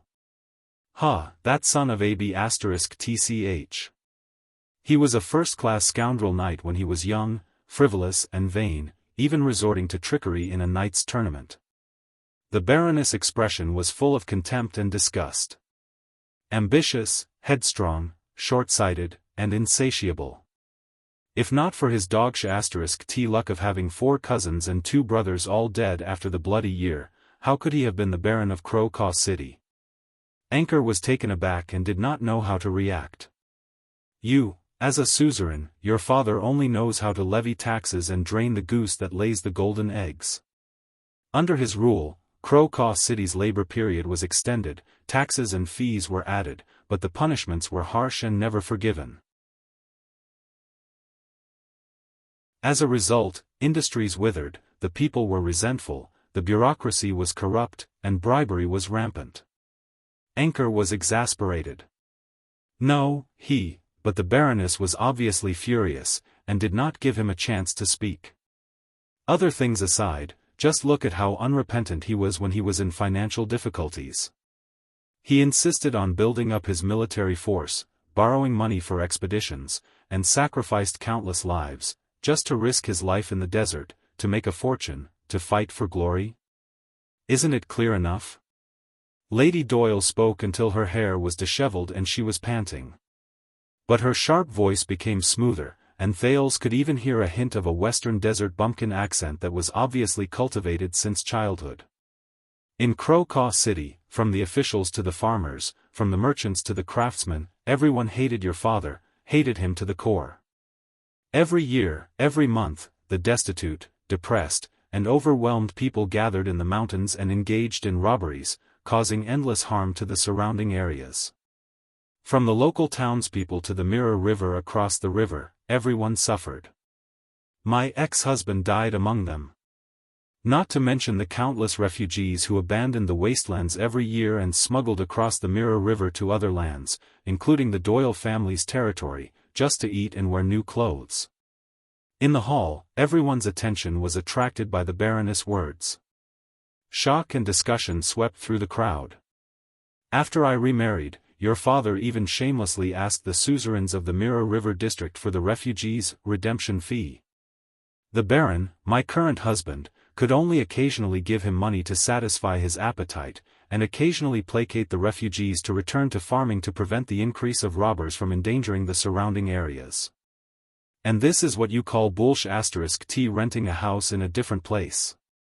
Anchor was shocked and furious, and was momentarily speechless. Mortgaging land in a contract? Damn it, do you think any noble with integrity in the entire kingdom would mortgage their ancestral fiefdom and population for money without blinking an eye? Do you think the Doyles are the only ones who have lent your father money all these years? Whether it's merchants, nobles, knights, or officials, once the repayment period is up, he'll use the nobility's laws to act shamelessly, threatening to sue the creditors for murdering nobles and privately granting land. He's much more experienced than you in this kind of bullying, treacherous, shameless, and despicable act. Anchor gripped his sword, trembling. His face turned pale amidst the discussion. The Baroness shouted indignantly. In the face of such a shameless suzerain, the Byrol vassals were divided, but dared not voice their anger. How much do you think the Baron of Mirror River is like a saint? How generous he must be to make them cry to the heavens and desperately seek refuge with him. In order to escape your father, in order to survive, and even more so for the next generation of children, the people of Crow City thought of ways to survive, and privately banded together to overcome the difficulties. What's wrong with that? Under the astonished gazes of the crowd, the Baroness gritted her teeth and continued. And we, the Doyles, are generous and generous. On account of generations of neighbors and kinship, we rent their uncultivated land, collect normal taxes, appease their spirits, hire exiled laborers, and allow them to live a normal life without becoming bandits. We even open roads to protect the roads, drive away bandits, and maintain peace between the two places, but to earn some profits and convenience in the process. What's wrong with that? Under Anker's coercion, the old Baron nodded cooperatively, his face covered in tears and bruises. His expression was innocent. The Baroness became more and more unyielding as she spoke. She pointed with her hands on her hips. Towards your insatiable, ambitious, but untalented, shameless father, in order to stop him from going crazy, we were even more merciful. We delayed the investment, and treated it as if we had wasted it and fed it to the dogs. What's wrong with that? And now you've come to us, haven't you? And you still have the cheek to challenge us to a duel? Anker faced these accusations with an ugly expression, his breathing quickening. Lord Talon, Thales turned around and whispered to Vogel, just now, the flag-bearer division's intelligence on the Byrol family. Earlier, the flag-bearer division's intelligence on the Byrol family. Can I take a look? The vice-captain was taken aback. He clearly did not expect the Duke to ask him. But he only hesitated for a moment. Under Mallow's contemplative gaze, he summoned his subordinates and handed a stack of papers to Thales. Regarding the truth of these territories, you little brat who isn't home for 10 months a year, this little young master whose food and clothing are all earned by his father. The Baroness scowled and looked shrewish. Do you think you have the right to bark at us just because you've practiced swordsmanship overseas for 2 days, read 2 books, and slept with a few foreign girls? This. Anker's lips twitched, unable to refute. All right, Thales thought to himself as he flipped through the intelligence. I've made a mistake. In this hall, a woman who remains calm in the face of iron spike, perhaps not just that Lady Eleanor. But Thales frowned as he flipped through the papers. No, the most that was written was where the Byrol family came from, how long its history was, how far its pedigree was, how big its territory was, how much it had changed, how many people there were in the family. There were no details about territorial governance or the dispute between the two families. There was no evidence to refute. You said you want to inherit your father's fief, family property, title and title? The Baroness scoffed. Then why don't you *king inherit all the sins your father has committed against his vassals, his people, his neighbors, the kingdom, everyone, the sins he has accumulated, the evil he has done, the harm he has done, the lives he has owed, the blood he has stained. Byrol's little brat. After the Baroness screamed, she collapsed to the ground, drenched in sweat, and was held up by several female relatives. Thales frowned. The entire hall was silent.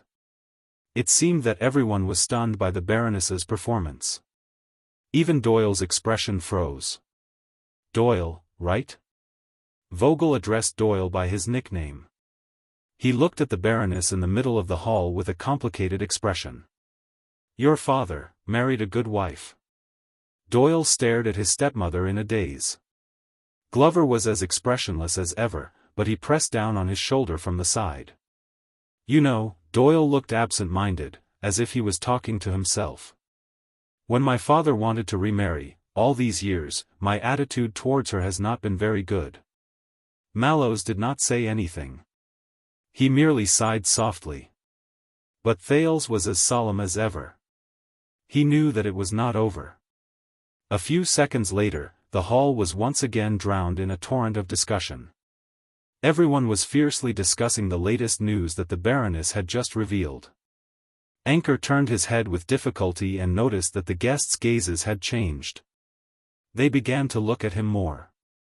At the son of the Birel family. No. No. Apart from panic, he was also a little embarrassed and angry. Listen up, little brat. Baroness Doyle caught her breath. As she watched the guests discuss among themselves, she became more confident and arrogant. She did not care about her disheveled appearance and snorted coldly. I don't care whose connections you have, whose orders you have to harm our family. You have tarnished His Highness' reputation. The Baroness pointed directly at the person holding her husband hostage and shouted angrily. But if you dare, go ahead and try. Anchor shuddered violently. Instead, the expression of old Baron Doyle, who was being held hostage, changed as he said in horror, "That dear." The high-spirited Baroness lowered her gaze and revealed a ruthless expression. Shut up. The old Baron shuddered and obediently shut his mouth. The Baroness glared fiercely at the troubled Anchor and gritted her teeth. But I swear, little brat of Birel. I swear to the setting sun, to the bright moon, to the dark night, to the desert god, to my grand aunt, to everything. If my husband suffers even the slightest bit of harm tonight. Her expression was vicious. I will give it my all for the rest of my life. I will make your remaining brothers, sisters, friends, and relatives suffer all the torture you can imagine in the most painful, cruel, and terrifying way. I will make them cry in the end, begging me to kill them.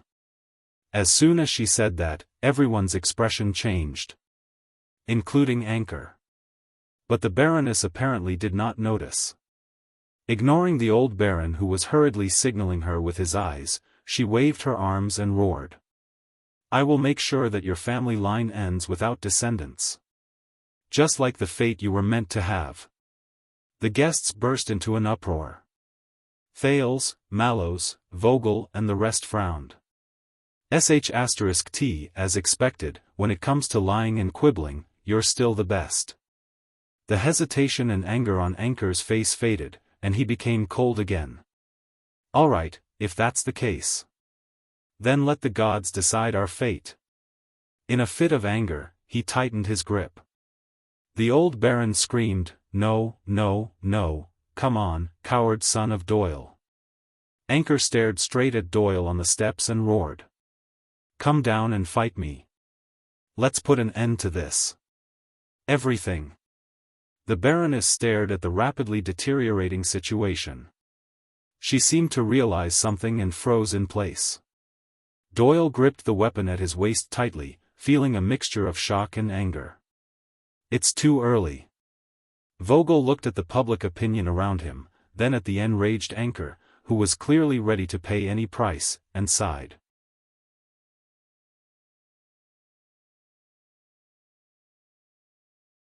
Chapter 558.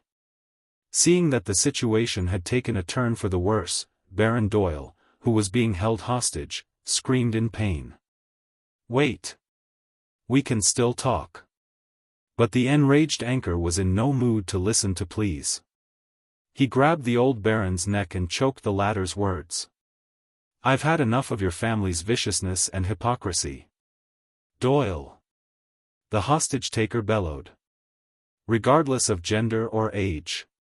Behind Thales, the hesitant Doyle's eyes widened and his arms trembled. Praka had no choice but to rush forward and help Glover hold him down. Despite being the captain, Mallows remained silent and only sized up the hostage-taker with a cold gaze. The old Baron's breathing became visibly labored and his face quickly flushed red, eliciting a scream from the Baroness. Ah! You cold-blooded bastard! You dare touch my man, I swear, I'll. Seeing that the situation was dire, Count Godwin hurriedly gestured for the ladies to hold the Baroness down and pull her back into the crowd to prevent her from further provoking the hostage-taker. Fear and worry spread. The guests began to discuss among themselves again, and it was the guards who managed to maintain order. You. Doyle's son. Anchor's hair stood on end. He was furious as he pointed his sword at Doyle on the steps. Don't hide behind a woman anymore. Get down here. Thales looked at the crazed Anchor from afar with a heavy heart. That man. He's desperate. Thales said silently. Hysterical. All for a duel. But he was just a pawn, his existence was to complete a small step in someone's chess game. Thales felt even more sorrowful at the thought. The guard separating the crowd from the assassin tensed up, but Anchor seemed to retain his last shred of rationality. He did not kill, nor did he draw his sword hastily. He only glared at Doyle. We'll settle this. Like a man. Son of AB*TCH, Doyle instinctively wanted to charge down but was stopped by the well-prepared Praka and Glover. Let go of me. At least, she gained some advantage. People's perception has been shaken. Vogel ignored Doyle's loss of composure. He looked at the crowd around him and frowned. If we kill him now, maybe, no. Mallows stared at Anchor and shook his head.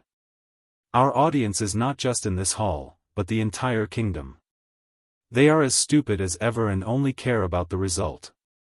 This chess game is still unsolved. The Go game. Thales stared at the situation in the field, which had not only not been alleviated, but had even worsened. He was mentally and physically exhausted, and he felt incredibly bitter.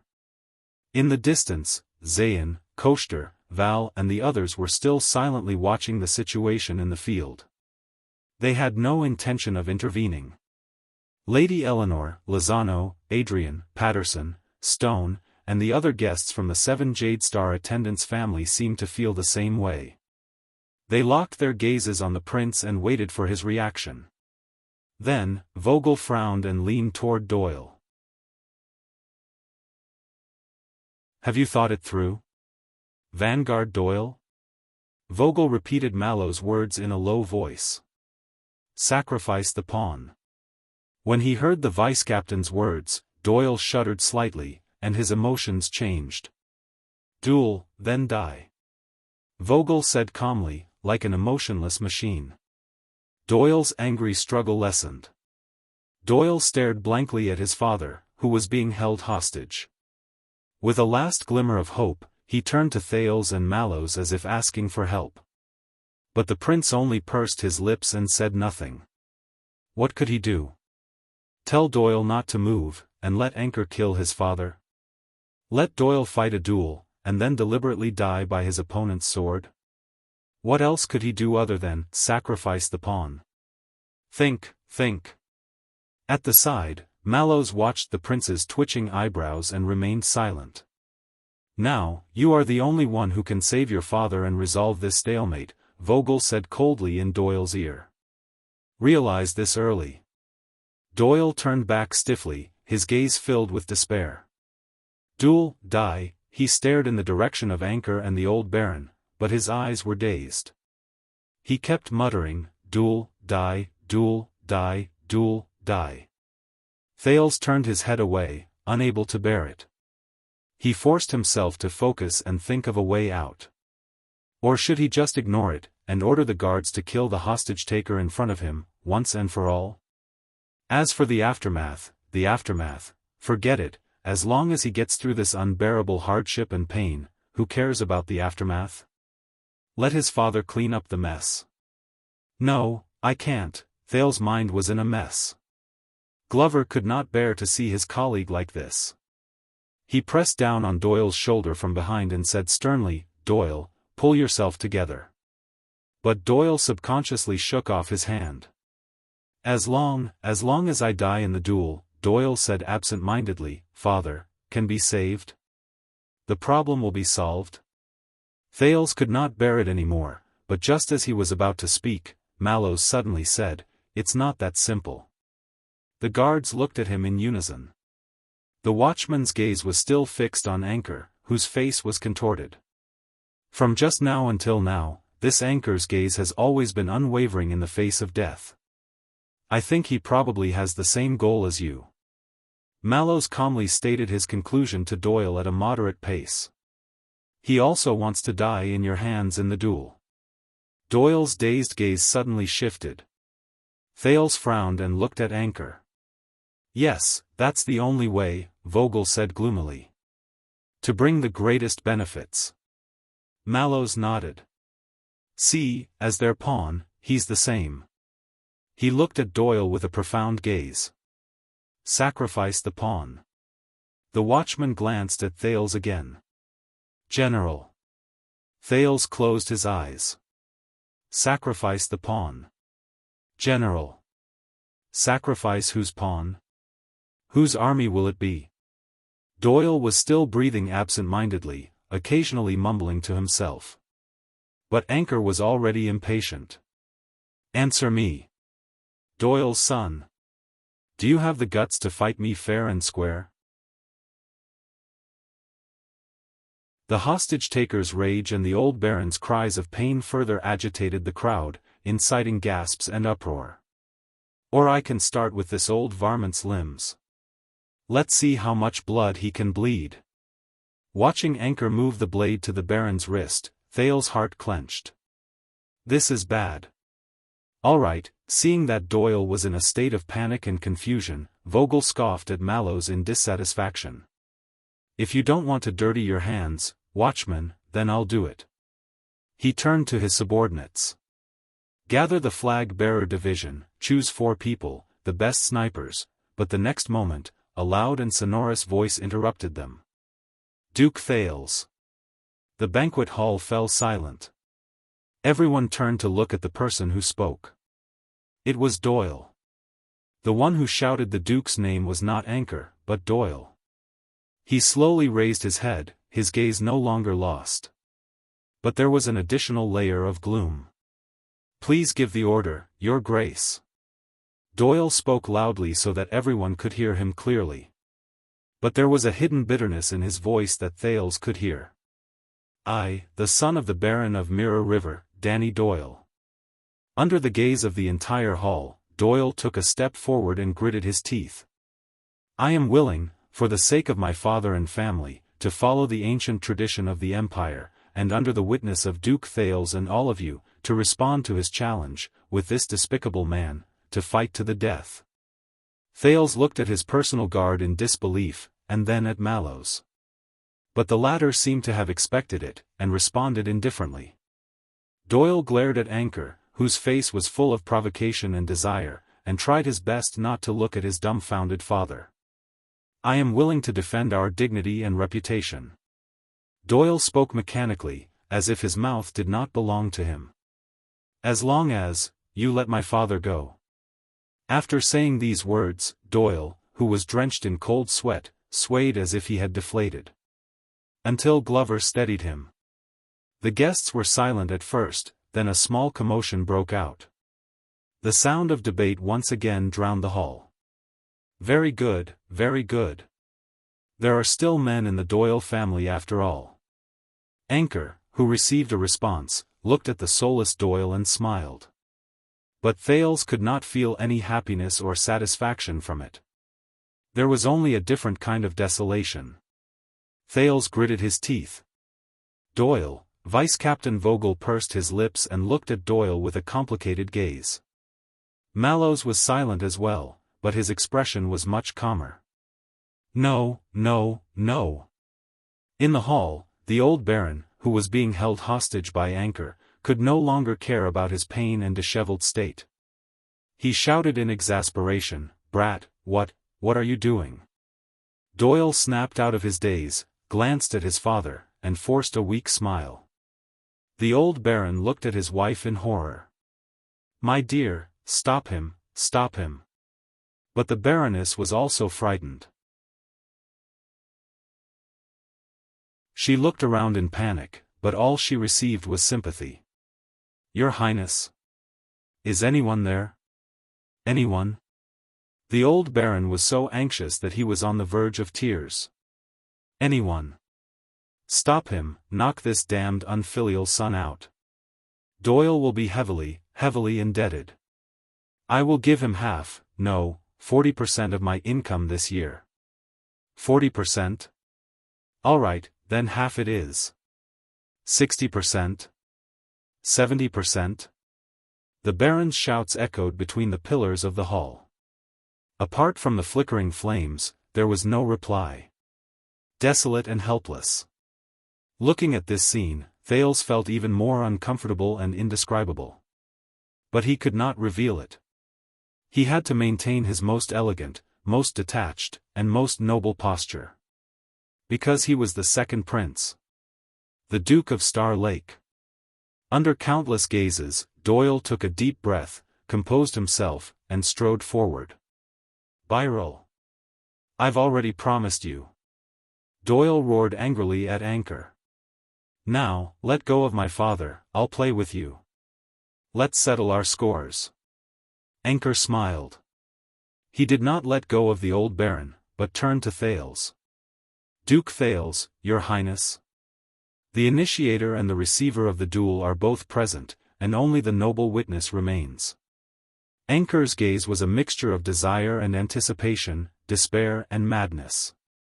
Doyle also turned around and looked at Thales with a rare gloominess in his eyes. The old Baron stared at him and shook his head frantically, his eyes pleading. The royal guards looked at him, their expressions subdued and restrained, making no sense of his demands. Your Highness. Vogel quietly stood beside him. This is proper justice, a necessary evil. Mallows sighed as well. When it's time to end, a pawn should be sacrificed. Thales clenched his fists. Sacrificed pawn. Damn it, sacrificed pawn again. Pawn. The guests in the hall stared at him menacingly and aggressively, filled with all sorts of emotions. At this moment, countless gazes converged on the prince aggressively, waiting for his response. Zayan's gaze was contemplative, Koshter's expression was murderous like the autumn wind, and Val stared fixedly at Thales, his emotions indiscernible. The 7 Jade Star attendants stared at him intently, as if the prince's next decision was an irrefutable oracle. No one knew that at this moment, what the expressionless Thales wanted to do the most was to sit in his chair, bury his head, close his eyes, and ignore all gazes and voices. Leave all the troublesome matters to his subordinates. This way, he might be able to use the inviolable majesty of the royal family to fool his anxious and helpless moment. But he could not. Because he was the second prince. He could not. He was the Duke of Star Lake. Your Highness, make the announcement. Doyle's words were rather weak, like a terminally ill patient whose hope was dashed. Let it come, the sooner the better. Save you the trouble. Thales was expressionless, but his heart was bitter. All right. The sooner the better. Save me the trouble. Finally, after a few seconds, to Thales, it felt like a lifetime, the Duke of Star Lake maintained his most upright and noble posture, slowly rose, and raised his voice. Anchor Byril. The moment his voice rang, everyone in the hall, from the officials to the bureaucrats, from the nobles to the merchants, carefully listened to the words of the returning prince, displaying, at least on the surface, the uniform deference and obedience. In the name of Constellation's Duke of Star Lake, the second prince, Thales Jade Star. The Duke's voice was incredibly deep, and people could not help but feel respect for him. However, only those who had been with Thales for a long time would notice that at that moment, the prince's voice was much hoarser and gloomier than usual. Much more tired. In accordance with the long-standing tradition of the Empire, I hereby grant you permission to initiate a duel to the death against another noble, against Danny Doyle, in order to avenge your blood kin. Doyle lowered his head and exhaled a long breath. Thales' expression was gloomy as he stared darkly at the long-awaited Anchor. And I will personally witness its outcome. I guarantee its fairness and propriety. Is that enough? The Duke's words were met with silence in the hall. Until a few seconds later, Anchor's equally tired voice rang out. Thank you, Your Highness, thank you. Under everyone's gaze, he seemed to have been freed from his shackles and pushed the old Baron away. Baron Doyle fell to the ground, but did not leave. He just lay paralyzed on the spot, sobbing softly and panting in pain. The guards took the opportunity to step forward and help the Baron away. A few people hesitated on whether to take the opportunity to attack the hostage-taker, but Count Godwin sighed and shook his head, indicating that they did not have to. "Whether you believe it or not, Your Highness." Anchor smiled bitterly. "You and this Doyle brat, out of the hundreds of people I've met over the past few months, the two of you are the only ones who are willing to respond to my request." If it was not shocking, no one would listen. Thales recalled his words and could not help but feel dejected. "Whether we live or die, Thales Jade Star, Your Highness, Your Grace." Anchor took a deep breath and knelt down on one knee with sincerity. He placed the hilt of his sword in front of his chest and bowed his head deeply. "I will remember it forever, Your Grace." Thales sat down weakly and closed his eyes. "I actually updated 80,000 words this month. What's wrong with me?" End of this chapter.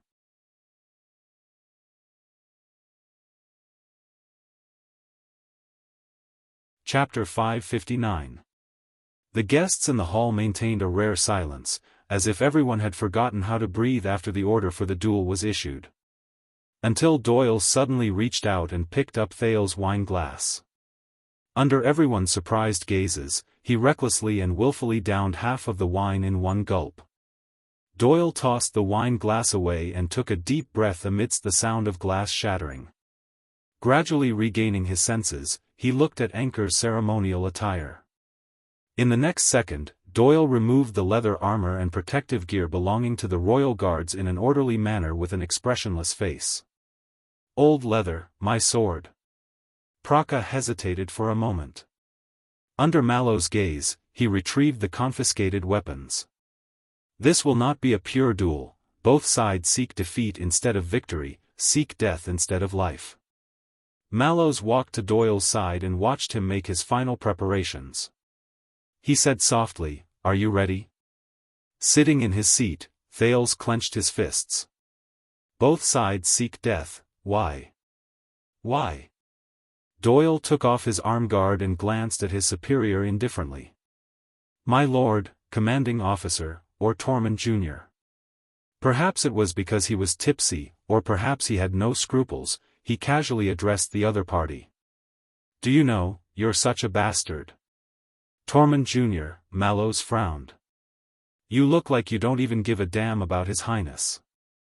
"You're asking for a beating," Doyle said and laughed. But no one else in the guards laughed. The watchman sighed. In the Rose Branch, the follow-up thrust is a must-learn technique. It's known for its simplicity, sharpness, craftiness, and difficulty in blocking.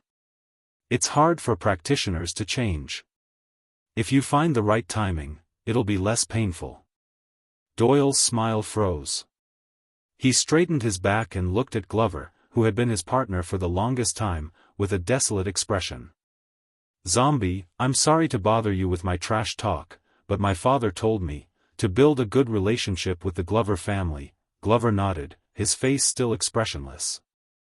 "I know." Doyle took a deep breath. "Also, you never go to Red Street Market, that's why I've been meaning to ask." Doyle ignored everyone's gazes and flashed a pale smile. "Are you gay?"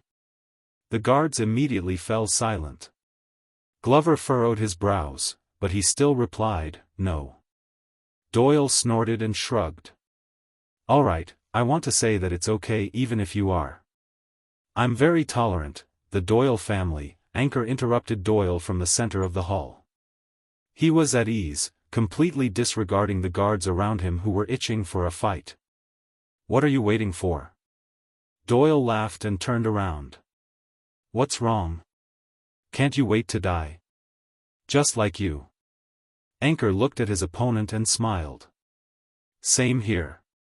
They watched the two sides, but their smiles soon disappeared from their faces. He was calm and indifferent. Without any warning, Doyle snatched the sword from Praka's hand. "Your Highness. I know I've been exaggerating and overexerting myself in order to please you, but..." Doyle hugged the scabbard tightly as if he was drowning. He didn't even turn his head as he let out a heartless laugh as usual. "You are a good man." Thales moved. Doyle looked at the dome and curled the corners of his lips. "Compared to Renaissance Palace, it's easy here." His smile disappeared. "In the future, if my father, please remember this day." Thales subconsciously opened his mouth, but could not utter the word okay. He could only stare at Doyle in a daze. "His Highness is kind," Mallows took over the conversation calmly, dispelling the awkwardness of the moment. "You know, he won't forget." Doyle forced a smile and nodded in understanding. "Kind." Kind, at this moment, Thales only felt that this description was extremely ironic. In the hall, Baron Doyle hugged his wife and sobbed softly, as if no one else was around. Doyle showed a helpless expression. He no longer looked at Thales, but turned around, picked up his weapon, and walked down the stairs. Towards his opponent. His ending. Doyle. Thales could not help but speak, but Mallows grabbed his arm and stopped the prince from speaking. "He knows what he's about to sacrifice," Mallows said calmly. "He also knows what he's trying to save." The watchman turned to Thales. "But the problem is, do you know?" "Do I know?" Thales was silent. What he's about to sacrifice. Thales watched Doyle's back as he slowly walked down the stairs. He did not have his usual relaxed and leisurely demeanor, only a heavy, out-of-place trance. What he's about to save. Thales slowly looked at Baron Doyle, who collapsed on the ground, his face ashen, and the Baroness, who was sobbing and trembling. "What I'm about to sacrifice. What I'm about to save." Thales looked at Anchor, who was holding a short sword and looking calm, and was momentarily lost in thought. He had a thought. "So, is this how it feels?" Thales said to himself. He was the second prince. The Duke of Star Lake. He should sit on the high ground, gaze at the chessboard, watch the chess pieces fight to the death below, and save the entire game. Devise strategies, order generals, and move pawns. He should just accept the sacrifices he deserved, watch Doyle and the enemy in the duel, and try to die under the opponent's sword, no matter how ridiculous it was. After that, according to the gains and losses, rewards, and punishment. Because if you want to enter this circle, Thales, and even climb to the top. Quick Rope's words suddenly rang in Thales' ears. The first thing you have to do is to bow down to them. Open up your body and mind, and let their world and ideas rule over you. Turn yourself into something that you can't even recognize. Only then can you start playing this game, and only then can you play it well. Thales silently watched Doyle's back as he walked away. Remember. Vice Captain Vogel caught up to Doyle and reminded him softly, "If you survive, and he dies. Then both His Highness and your parents' fates in the future will be terrible." Doyle's back trembled. Just like how Thales stopped breathing. But unlike Thales, Doyle quickly calmed down and walked forward step by step. As if he had accepted his fate. Just like a chess piece. At that moment, Thales suddenly understood. Think carefully. What did you become after you became a prince? Can you still choose your own path? Follow your heart? Thales lowered his head gently. Everyone waited for Doyle's footsteps to converge with Anchor's position. After you become a prince, are you still yourself? Are you still Thales? Or have you become something else? You're right, Mallows, Thales suddenly said faintly. Doyle, he knows what he's sacrificing. And Anchor, he also knows what he's trying to save. What did you gain, and what did you lose? Mallows tilted his head in confusion. Your Highness. Thales looked up, his gaze sharpening. But you're also wrong. He sat in his seat and looked at every face in the hall: worry, anxiety, fear, panic, pride, anticipation, sadness, indifference, schadenfreude. He's not a chess piece. Thales said calmly, none of them are. He clenched his fists. No one is. Maybe someone else could. Move a chess piece without any burden or scruples, or willingly be a chess piece. Maybe the Duke of Star Lake could, maybe the second prince could, maybe Doyle could, maybe Anchor could, maybe Mallows, maybe Vogel, but he couldn't. Because he was Thales' Jade Star. He was Thales. Just Thales. They're not chess pieces, they're just Doyle, just Anchor, just people. Thales said profoundly, the purest, and also the most complicated, people. The watchman asked in puzzlement, Your Highness, what do you mean? Thales took a deep breath and winked at the watchman with a smile. I mean, F***ck, sacrificing pawns.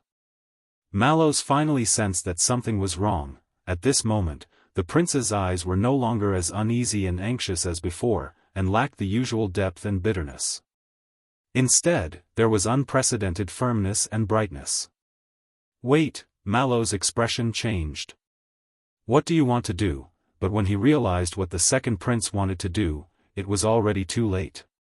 The next second, just as Doyle was about to reach Anchor, just as the two men who hated each other finally faced each other fairly, just as the first debt between the two families was about to be settled with blood, Thales straightened his face and stood up proudly. He shouted the order, Go. Wait. The Duke of Star Lake's voice reverberated throughout the hall. In an instant, everyone turned to look at him. Even Doyle stopped in his tracks. Everyone looked at the prince strangely. Your Highness. Anchor frowned. Worried that things might change, he asked subconsciously. Thales curled the corner of his lips and glanced at Mallows. The latter felt uneasy for no reason, even ignoring Vogel's questioning look. Just now, my personal guard captain told me. Thales raised his voice and raised his arms. In this duel, whether it's you, Anchor, or you, Doyle. He looked at the two of them with a burning gaze. His words were sharp. He said, both of you will do your best to seek death. Thales yelled. Only seek defeat.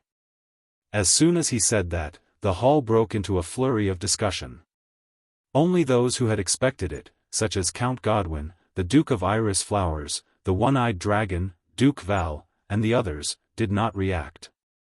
Among the royal guards, Mallows and Vogel looked at each other, but could only see shock and bewilderment in each other's eyes. What's going on? Why did he have to make this matter so grand and overt? In the eye of the storm, Anchor and Doyle looked at each other and were equally at a loss.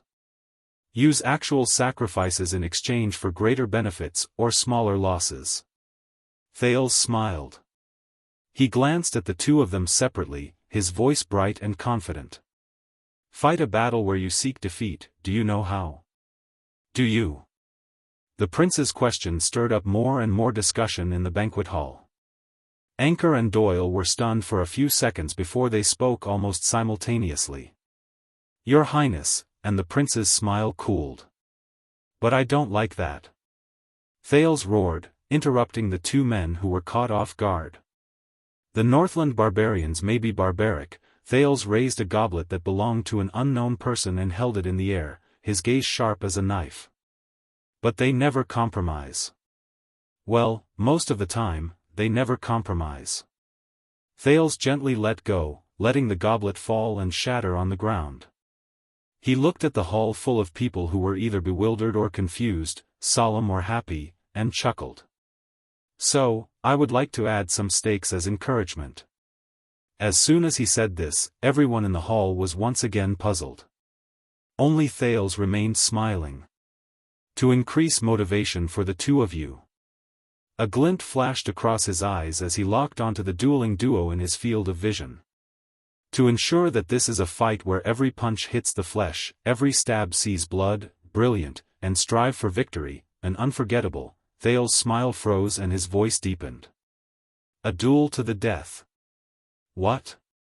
In the next second, from the nobles to the guards and servants, everyone was shocked and unable to react. Thales roared angrily. Anchor Byrel. Anchor responded nervously.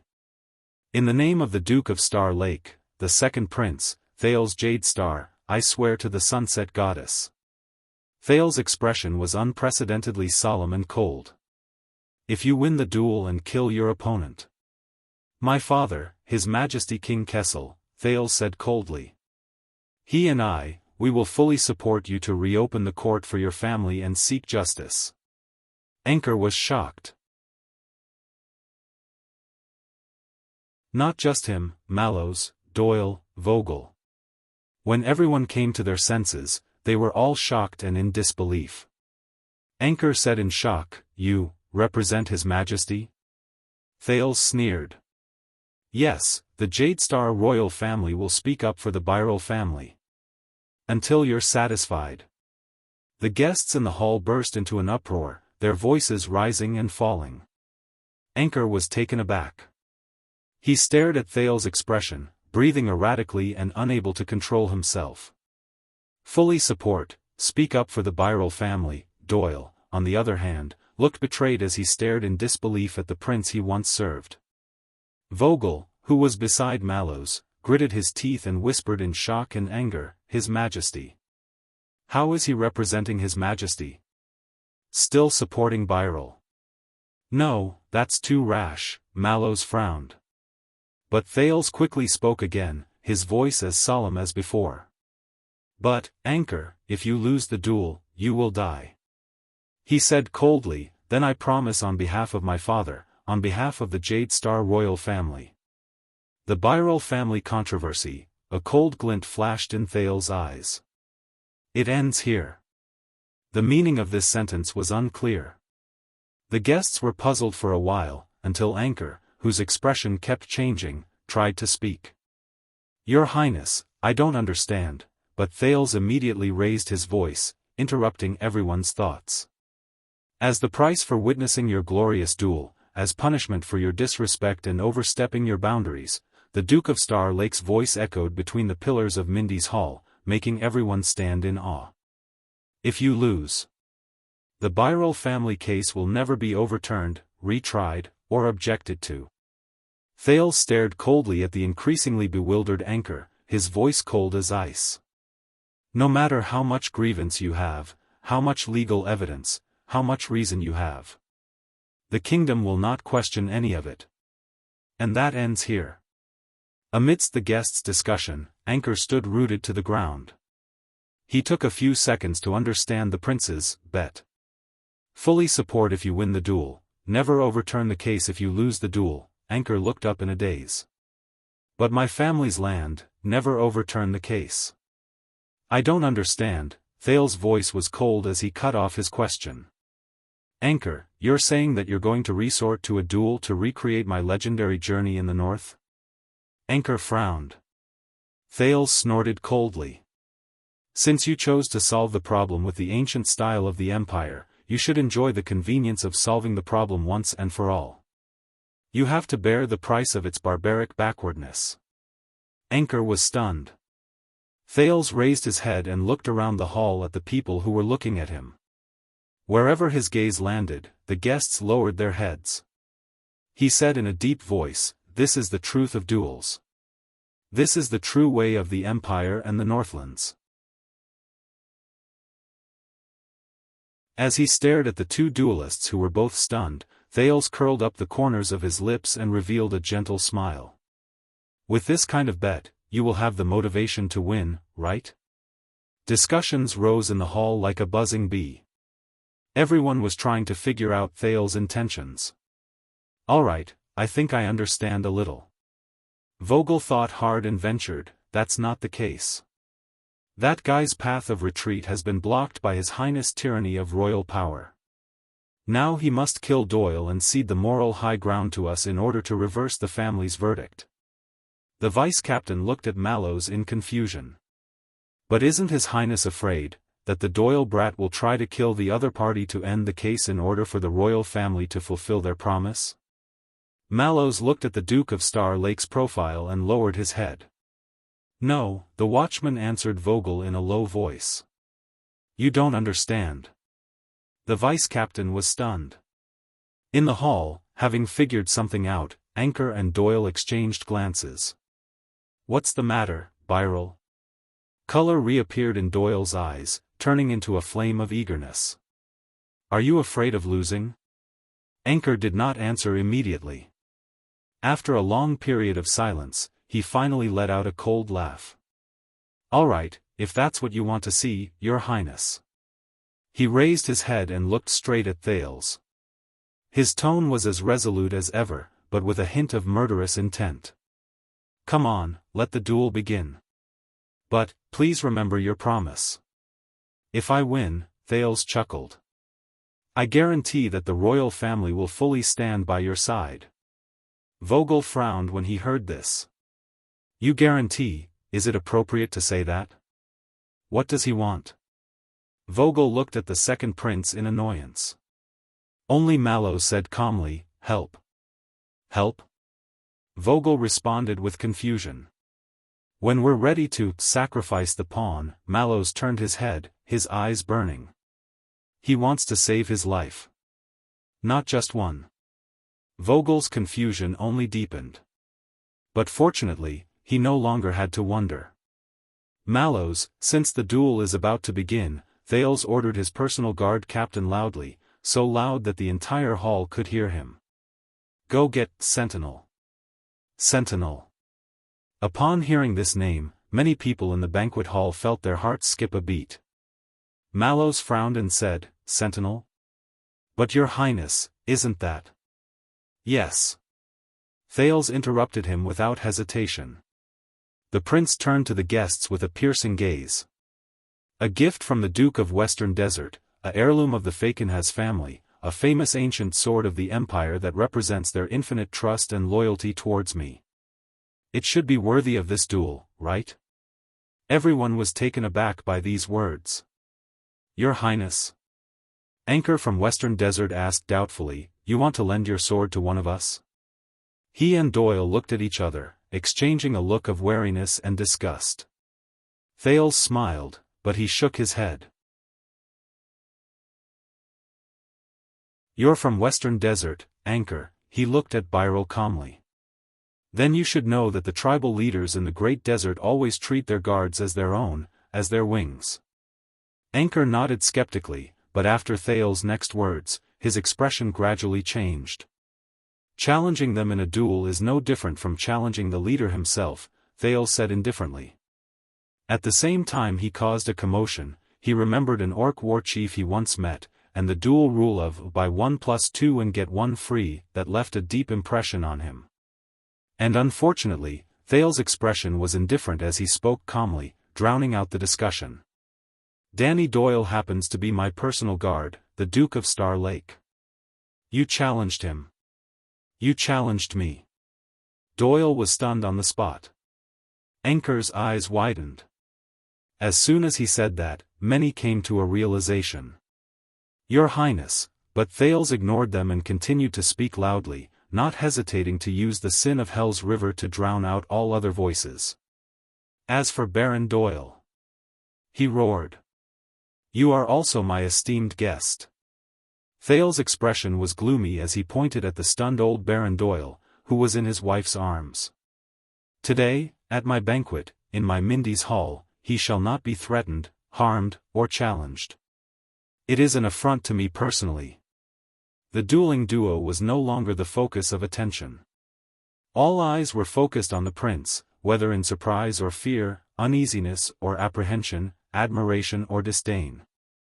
Until Thales looked around with a murderous look, forcing away all the strange gazes. No, Vogel instinctively wanted to step forward to stop the prince, but Mallows held his arm firmly behind him. "Constellatiates, listen up. As Doyle's master, as the master of this banquet, and even more so as the master of this manor," Thales' expression was cold and murderous.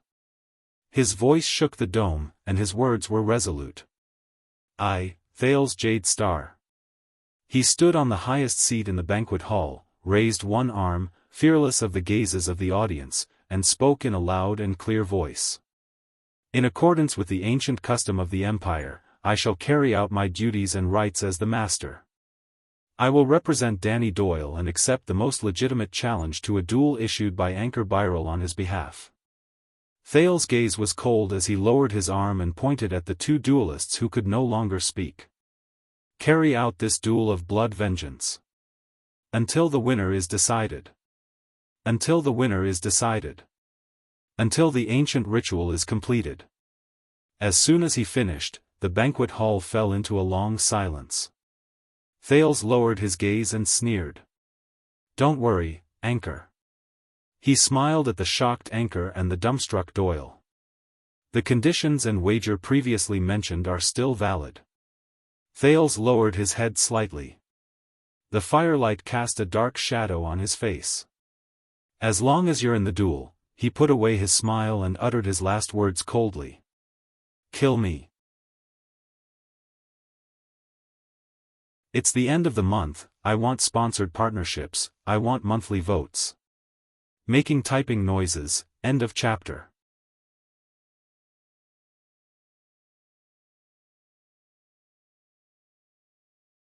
Chapter 560. In the brightly lit hall, Thales looked down from above, enduring countless shocked gazes, but only staring at the dazed Anchor. Waiting for his reaction. You? After a long while, Anchor looked up in disbelief. Thales was still staring at him coldly. His posture was relaxed, but his gaze was intimidating. Like a hunter after an arrow left the bow, he confidently lowered his longbow. Your Highness, a proxy duel. Anchor finally understood what had just happened, his eyes were red and his breathing quickened. Me and you? Thales narrowed his eyes. No. Grief and pain surged from the eyes of the spoiler of the banquet as he hissed, no. In the hall, after the initial shock, everyone began to discuss what had just happened anxiously. But their voices became more restrained, and even the way they looked at the Duke of Star Lake changed. The shackled Val Arund was no longer drinking. His gaze was locked on the prince, his intentions unclear. Zayn frowned and kept turning back to ask his butler. The one-eyed dragon, Koshter, smiled faintly and was still in the mood to respond to the private inquiries of the other guests. Thales tossed aside the scenes he had glimpsed from the corner of his eye and scoffed. Why not? The young duke walked down slowly. The royal guards behind him wanted to follow, but were stopped by an unquestionable gesture from Mallows. Isn't this what you want? Thales walked out of the encirclement and slowly walked down the stairs. His voice was as sharp as a blade. A duel with the second prince himself will shock the entire kingdom, everyone will hear about it, and you will achieve your goal of seeking justice. Such a banquet dish, doesn't it smell good? Anchor gritted his teeth. The short sword in his hand began to tremble, and his eyes were about to burst into flames. He was not the only one in disbelief. Doyle stood rooted to the ground, watching Thales descend from the sky and walk slowly towards him. The murderous aura on Doyle's body slowly faded away, and what replaced it was confusion and bewilderment. Your Highness, you don't have to. I mean, you don't have to do it on my behalf. I can. Thales stopped in his tracks, his expression unhappy. On the other side, old Baron Doyle, after experiencing the double torture of grief and shock, showed a look of disbelief and joy. He came to his senses and desperately winked at his son. But Doyle obviously did not notice his father's actions. He stared blankly at the imposing Thales, raising and lowering the scabbard in his hand. He stuttered as if he had not fully reacted to the situation. You don't need to, I'm the guard, to protect you. Then, Thales cast Doyle a sideways glance, and a cold glare swept past him, causing Doyle's words to die in his mouth. I did not ask for your opinion, Danny Doyle. Thales mercilessly called out his personal guard's full name. I command you, I will fight for you. Thales looked at the crowd with a cold scowl. As a Jade Star, ordering one of the 7 Jade Star attendants. Do you have any objections? Doyle was stunned. As soon as he said that, the guests standing in front of him were stunned. They instantly became the focus of everyone's attention. The young and promising Viscount Adrian let go of his wife and looked back at Thales sternly. The old Viscount Patterson opened his blurry eyes and pushed away his two nephews who were supporting him. The graceful Lady Elainer held Luther Barney, who was playing with his head lowered, in a tight grip. She was silent. Baron Stone lowered his head slightly and glanced at the prince. His expression seemed to be sneering. Lozano Glover crossed his arms tightly, as if he was rooted to the ground, and did not move. Thales' gaze was as sharp as a blade. A second later, the 5 nobles moved one after another. They either lowered their heads and pressed their chests, or bent their knees and lifted their skirts. They were submissive and willing. But no one reacted as quickly as Baron Doyle. "No, Your Highness, no objections, no objections." Thales' eyebrows twitched. Old Doyle was seen rolling and crawling with a sobbing tone, which shocked everyone. "With you here, as the 7 Jade Star attendants, the Doyle family of Mirror River, we pledge our lives to you." The battered and sniveling old baron was about to say something when his shrewd wife quickly covered the baron's mouth and dragged him back into the crowd with Doyle. Thales exhaled. He turned back and continued to pace. The crowd below, whether it was guards, servants, or guests, instinctively made way for the prince. Until Thales stepped into the hall, onto the lowest ground, and stood at the same height as the tensed anchor. "As for you," but Thales did not stop. He walked forward steadily towards the center of the hall. Anchor looked up in a daze, slightly surprised.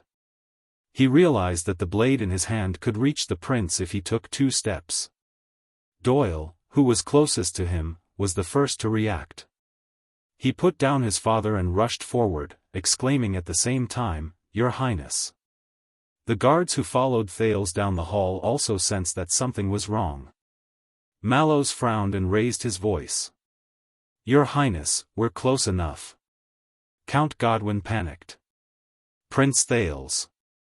Your precious body." Beside Mallows, the exasperated Vogel, who had been dealt a series of unexpected blows, ordered, "Surround them. Protect His Highness." In the hall, the startled guards and nervous royal guards moved at the same time. Their footsteps were chaotic, causing the guests to cry out in alarm. Until Thales roared angrily, shocking everyone who had lost their composure. "Stop!" He turned around and raised his arm, pointing at Doyle, who was charging forward. "Step back. All of you, step back." The footsteps of the royal guard stopped in unison. Under everyone's watchful eyes, Thales ignored Mallow's frown and Vogel's anxiety, and turned his head back. He looked at Anchor, who had subconsciously raised his sword to defend himself. "Since my guest has the guts to come to the meeting alone and armed with a sword," Thales shifted his gaze away from Anchor's short sword and focused on Anchor's eyes. His footsteps did not stop. "Then I naturally have the guts to stand before him and look him in the eye." Anchor trembled. "Calm down." In the chaos, Mallows ignored Vogel, "Hurry and get him back." And protested angrily. "His Highness has spoken." He raised his fist and stood his ground, gesturing for the royal guards to calm down. Seeing that Mallows had openly set the tone, Vogel could only grit his teeth and shut up, glaring at the watchman's impudent actions. Finally, Thales stood in front of Anchor, facing the other man's anger and misery. "Duke Thales," Anchor lowered his short sword and glared at the Duke with resentment. "Why?" Thales' expression was calm and composed. "Why?" He snorted coldly. "Anchor Byrel. Do you think you can openly come to my territory and do whatever you want? Do you think you have my weakness, and can use it to hurt and threaten me?" Anchor tightened his grip on his sword. His gaze lingered on Thales' chest and abdomen. This made Vogel even more nervous, and he kept urging Mallows to take action, but the latter remained unmoved. As for Thales, he was equally unconcerned. "I don't know who gave you this rotten idea, but, a duel?" Thales chuckled and glanced at the crowd. intentionally or otherwise. Just because I came back from the north? Thales turned around slowly, indifferently facing the sword-wielding, emotionally unstable Anchor. You, and the people behind you, you don't know that I've been facing such predicaments and problems my entire life, struggling to survive between the last and most desperate choices. Thales swept his gaze over the guests around him before he turned his head around. He looked at Anchor, who was stunned and speechless, seemingly hesitant to take the opportunity to attack and kill the prince with his sword. Now, Anchor, no matter who you are, or whose people you work for, Thales said coldly. Ignoring Anchor's blade, he continued to approach Anchor amidst the gasps of the crowd, until the distance between them was less than half an arm's length. No matter if it's for yourself or for others. Thales said solemnly, make your choice. At such a close distance, Thales noticed that Anchor was trembling uncontrollably, his breathing erratic, and his expression uncertain. He was out of sorts. With his hell senses, Thales understood with a glance. In Anchor's current condition, not to mention a duel, he might not even be able to execute a proper sword technique. Choice. Anchor finally lost it and spoke angrily. Either I kill you, or, his breath was so heavy that it could almost collide with Thales' face. You didn't give me a choice at all, did you? Anchor's eyes were bloodshot, his expression ferocious, and the short sword in his hand trembled uncontrollably. The onlookers could not help but break into a cold sweat for His Highness. Mallows had no choice but to hold down Vogel, who was gnashing his teeth, and never let go of his fists that restrained everyone. But Thales paused and said softly, no. The prince's tone became serious. I gave it to you. Not only did I give you a choice, I also gave you a chance. Thales looked into Anchor's eyes, which were filled with despair and desolation, and tried his best to speak sincerely. The best chance, the other option. You know. Thales' voice unwittingly took on a hint of anxiety. You know. But Anchor, who was staring back at him, was unmoved. Anchor's gaze went from hot to cold, from bright to dark, from resentment to disappointment, from pain to numbness. Finally, Anchor closed his eyes gently. Your Highness, can you do me a favor? Anchor said faintly, his voice seemingly immersed in a gray hue. Kill me? The onlookers and the vigilant guards were stunned. Thales' gaze dimmed. Of course. But in the next moment, Thales' voice became cold again. But only in a duel, on the terms we agreed upon. Anchor was silent. 1 second, 2 seconds, until the third second, Anchor suddenly opened his eyes. At the same time, the blade in his hand moved, slicing through the air and causing the wind to howl. Straight at Thales. In the next second, the attentive crowd erupted into a cacophony of exclamations. No! Damn it! Protect His Highness! He's killing again. The chaotic crowd either retreated or moved forward, momentarily blocking their line of sight and hindering the royal guards who were ready to rescue. Damn it! Mallows! Your lousy idea! Vogel pushed aside a guest who was blocking the way, exasperated. If the prince, you're done for. Mallows did not say a word. He merely clenched his fists and gestured for his subordinates to maintain order. Until a loud roar came from the center of the hall, from the center of the chaos. In the name of Thales Jade Star, I said it. Step back. Motherf * King everyone. Thales' voice had never been so enraged. It even shook the dome. I can handle it. The chaotic scene fell silent. The guards took a few seconds to restrain the crowd. The royal guards rushed to the front, led by Mallows and Vogel, and surrounded the center of the hall. Only the two people in the center were left. When they saw the scene in front of them clearly, quite a number of customers sucked in a sharp breath. Anchor's blade stopped between their necks, neither moving forward nor backward. His sword-wielding wrist was firmly gripped by Thales, unable to advance or retreat. Thales and Anchor stared at each other. One was calm, the other in despair. They trembled slightly in the tense wrestling. Mallows frowned. Vogel, on the other hand, was shocked and furious. He was about to instruct his subordinates to move forward. "Damn it, hurry up," but Mallow's voice was louder than his.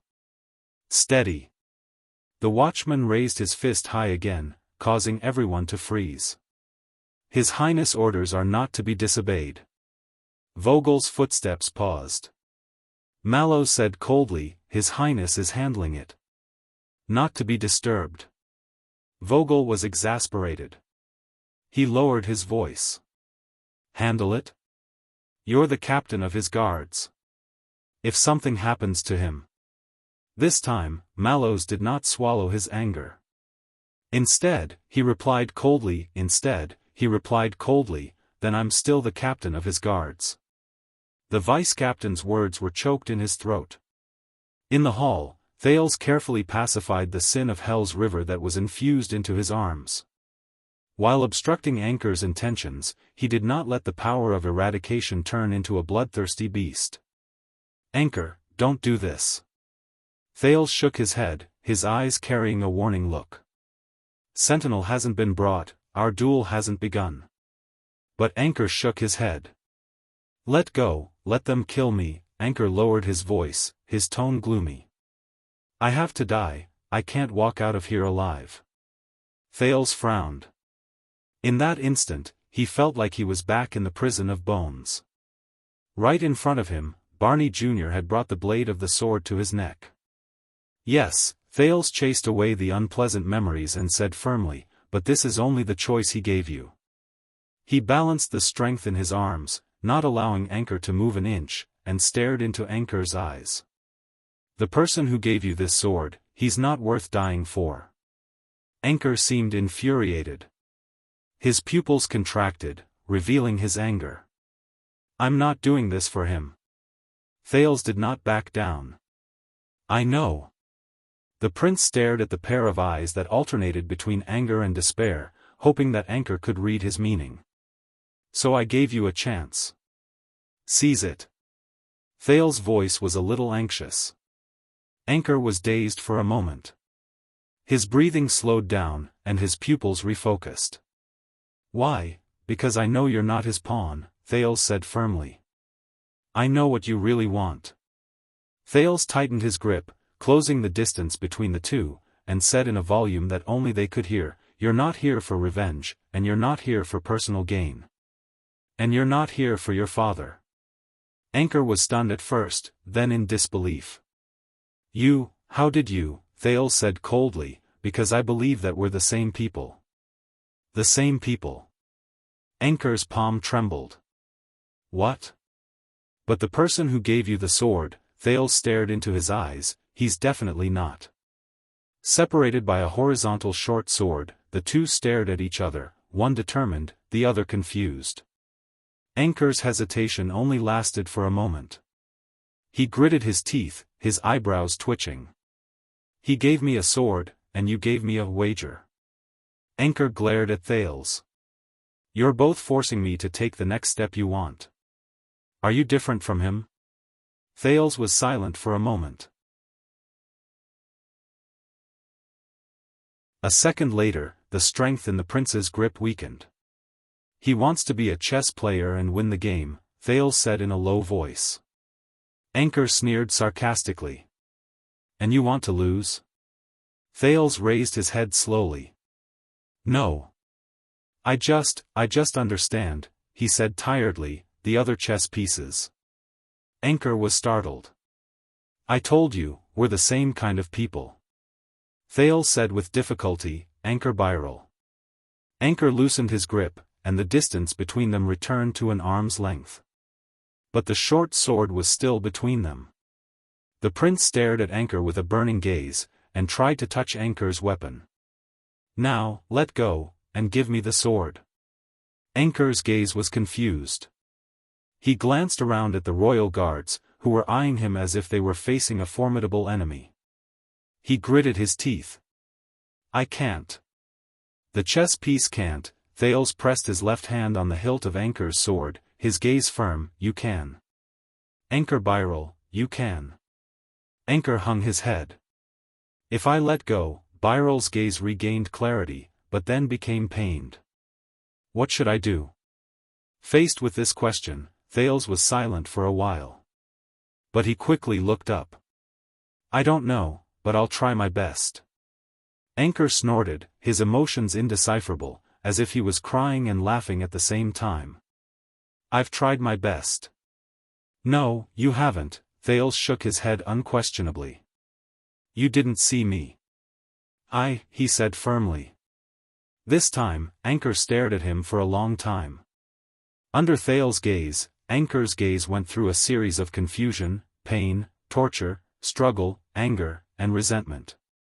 Finally, it returned to relief and silence. The next second, Thales felt his hand lighten. And in front of him, Anchor's body fell forward. Thud. There was a muffled thud. Under countless gazes, Anchor closed his eyes, knelt beside Thales, and slumped. Thales exhaled softly, raised the short sword in his hand, and turned around with mixed feelings. It seems the duel didn't go through. He raised his voice and reverted to the uncompromising Duke of Star Lake, forcing away the sharp gazes of the onlookers. The Duke strode towards Mallows, who had his fists clenched all this time. Thales nodded. While his emotions were indescribable, he forced his tone to be the same as before. The bet hasn't been fulfilled. What a pity. Under countless surprised gazes, Mallows waved his hand. The well-prepared royal guard swarmed forward and roughly pinned Anchor, who had long since given up resisting and had a numb expression on his face, to the ground and tied him up. End of this chapter.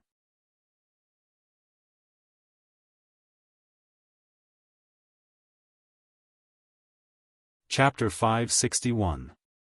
Amidst the hustle and bustle, Thales stared expressionlessly at the short sword in his hand. He walked against the flow of the crowd and allowed the guards to pass by him. The prince's figure was embellished in the midst of a group of armored guards, looking lonely and out of place. Dazzling and prominent. In the next second, as if the ban had been lifted, the long silent crowd of guests burst into an uproar. Waves of cheers, discussions, applause, and whispers rang out incessantly. Oh my God, I swear, this banquet is the coolest thing I've seen this year, as expected of Jade Star, right? Reminds me of 40 years ago, cough cough cough. That's right, let me tell you, when Polaris was still in Northland, he killed kings and archdukes when he saw them. Elefure City really missed him. Remember, if anyone asks about what happened today, don't talk too much. Just say that the royal guards controlled the scene, his stance was so brave. Good Sanni, let me tell you a secret, I really want to be pressed against the wall and kissed by His Highness. What, you too? Humph, shameless. B*TCH. Let me tell you, go back and immediately invest in the Glass Merchants Guild, especially in the production of wine utensils. No, listen to me, before Renaissance Palace responds, you are not allowed to come to Mindy's Hall again, and you are not allowed to comment on what happened today. Before that B*TCH Enosha does anything, we have to find out the details of His Highness' life in the north, especially what kind of girls he likes. As expected, he still can't get rid of the Northland barbarian style. Let me tell you, be careful in the future, Mama, I also want to study in Extet. Otherwise, I can be a hostage. Did you write it down? Yes, in this order: quail eggs, roast goose, lettuce, especially lettuce.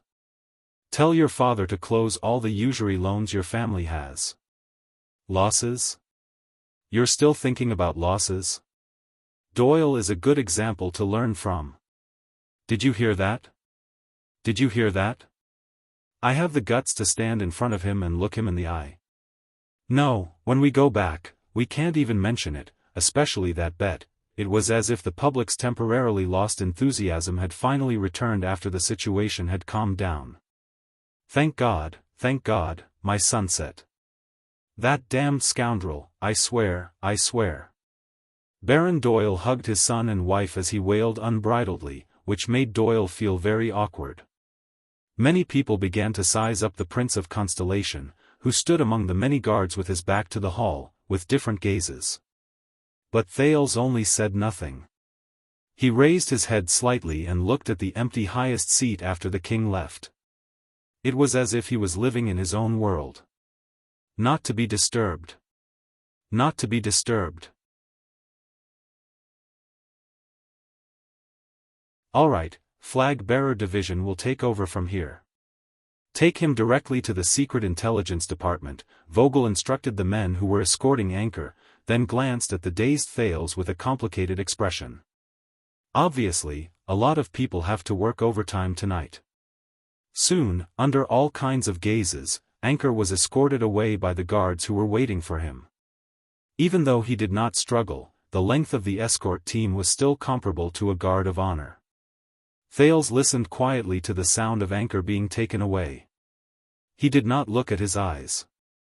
On the other side, the Doyle family was finally free, and they cried tears of joy. Thales did not react. It was as if a boulder was pressing down on his chest, making it difficult for him to react.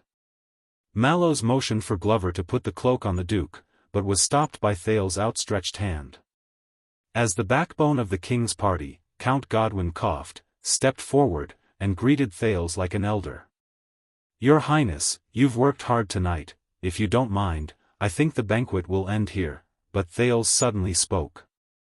Sorry, everyone. The Duke of Star Lake's sudden loud voice interrupted the buzz of discussion. Thales turned around. His expression was cold, sending a chill down everyone's spine. Looking at the prince's expression, Mallows frowned slightly. Thales knew that more than one person had told him, a smile is the best armor. But the Northlanders had taught him, armor alone is not enough to fight. The prince pressed down on the bewildered Count Godwin and walked towards the crowd. I know, perhaps today, my opening remarks were too gentle. Thales' gaze was unprecedentedly cold. It's easy to misunderstand. The banquet hall fell completely silent. Thales lowered his voice, but in the silence, his words were incredibly clear. But for those who don't know me, or don't like me, or even don't want to see me, Thales' expression was dark. I don't mind repeating my welcome speech. He paced lightly, and his sharp gaze swept past every guest. It made people want to retreat. Everyone. Thales suddenly raised his voice, and said through gritted teeth, using the toughness and deterrence that he had once forgotten out of habit. I am Thales. He looked around the crowd, and his gaze was sullen. A name that you can't find even if you flip through the 700 years of the Jade Star family's genealogy. The guests whispered again, but they soon disappeared under Thales' gaze. Thales lowered his head and caressed the short sword in his hand, feeling its expensive material and good feel. He said in a low voice, so, you may not know, for the past 6 years. I am neither the Prince of Constellation, nor the Duke of Star Lake. The guests looked at each other. Thales played with the short sword and did not raise his head, but every word he said was deep, and the guests subconsciously pricked up their ears. I saw the vassals kill each other, and Nuven's death. I saw the great dragon descend from the sky, and the calamity burn the city. I saw the war turn chaotic, and Chapman rise to power. Thales' pupils narrowed, and he looked up abruptly. Black Sand region hates me like a mortal enemy, and Dragon Cloud City sees me as a jinx. His sudden cold voice made many of the listeners quiver. Thales strode forward, and his gaze was resolute as he stared at everyone who met his gaze. As he approached, the crowd subconsciously retreated. And in all of Ekstedt, the millions of living beings call me. While he was still speaking, Thales suddenly flashed his short sword and stabbed it into a long table in front of him. Asterisk thud. Asterisk Thales roared furiously in the midst of the throbbing sound. Polaris. With the help of the Sin of Hell's river, his voice echoed in the banquet hall, causing the lights to flicker and the figures to flicker. The entire hall was silent. Hundreds of people, including many important figures of high status, did not even dare to breathe loudly. Thales stared at the blade on the table, his breathing erratic. 1 second. 2 seconds. 3 seconds. Thales finally let go of the short sword. Only the hilt trembled slightly. But the silence lingered, and the guests remained silent. Until Thales spoke coldly. "Everyone, welcome to my Mindy's hall." He turned around, expressionless, and concluded with a cold voice. "May you enjoy yourselves. The banquet is over." No one moved. Until Mallows sighed, stepped forward, and instructed the royal guards and the guards of Mindy's hall to restore order and persuade the guests to leave. Vogel and Count Godwin also stepped forward and arranged for everyone to leave. Only then did the banquet hall gradually regain its liveliness. The sounds of discussion and footsteps rang out again, but in a much more orderly and low-key manner, as if deliberately avoiding the Duke of Star Lake, who was in a bad mood. Thales was still standing in the hall, and behind him was the short sword that had disrupted his banquet. "I remember telling you to retrieve Sentinel," Thales asked Mallows, who had come up behind him and seemed to have something to say, without turning his head. "Why hasn't it been retrieved yet?" Mallows gestured to the guests passing by, apologizing to them on the Duke's behalf, and replied nonchalantly, "That sword is hidden in the locked cabinet in your study." "The sword is hidden in a locked cabinet in your study. I don't have the password." Thales was slightly taken aback. "Why didn't you ask me just now?" "Because," Mallows glanced at the short sword behind him. "From the beginning to the end, you never thought about using that sword." Thales paused for a moment, then smiled in relief. "Then you weren't worried that he would really duel with me?" Mallows chuckled, raised his clenched fist, and looked above his head. Thales followed his gaze and looked up.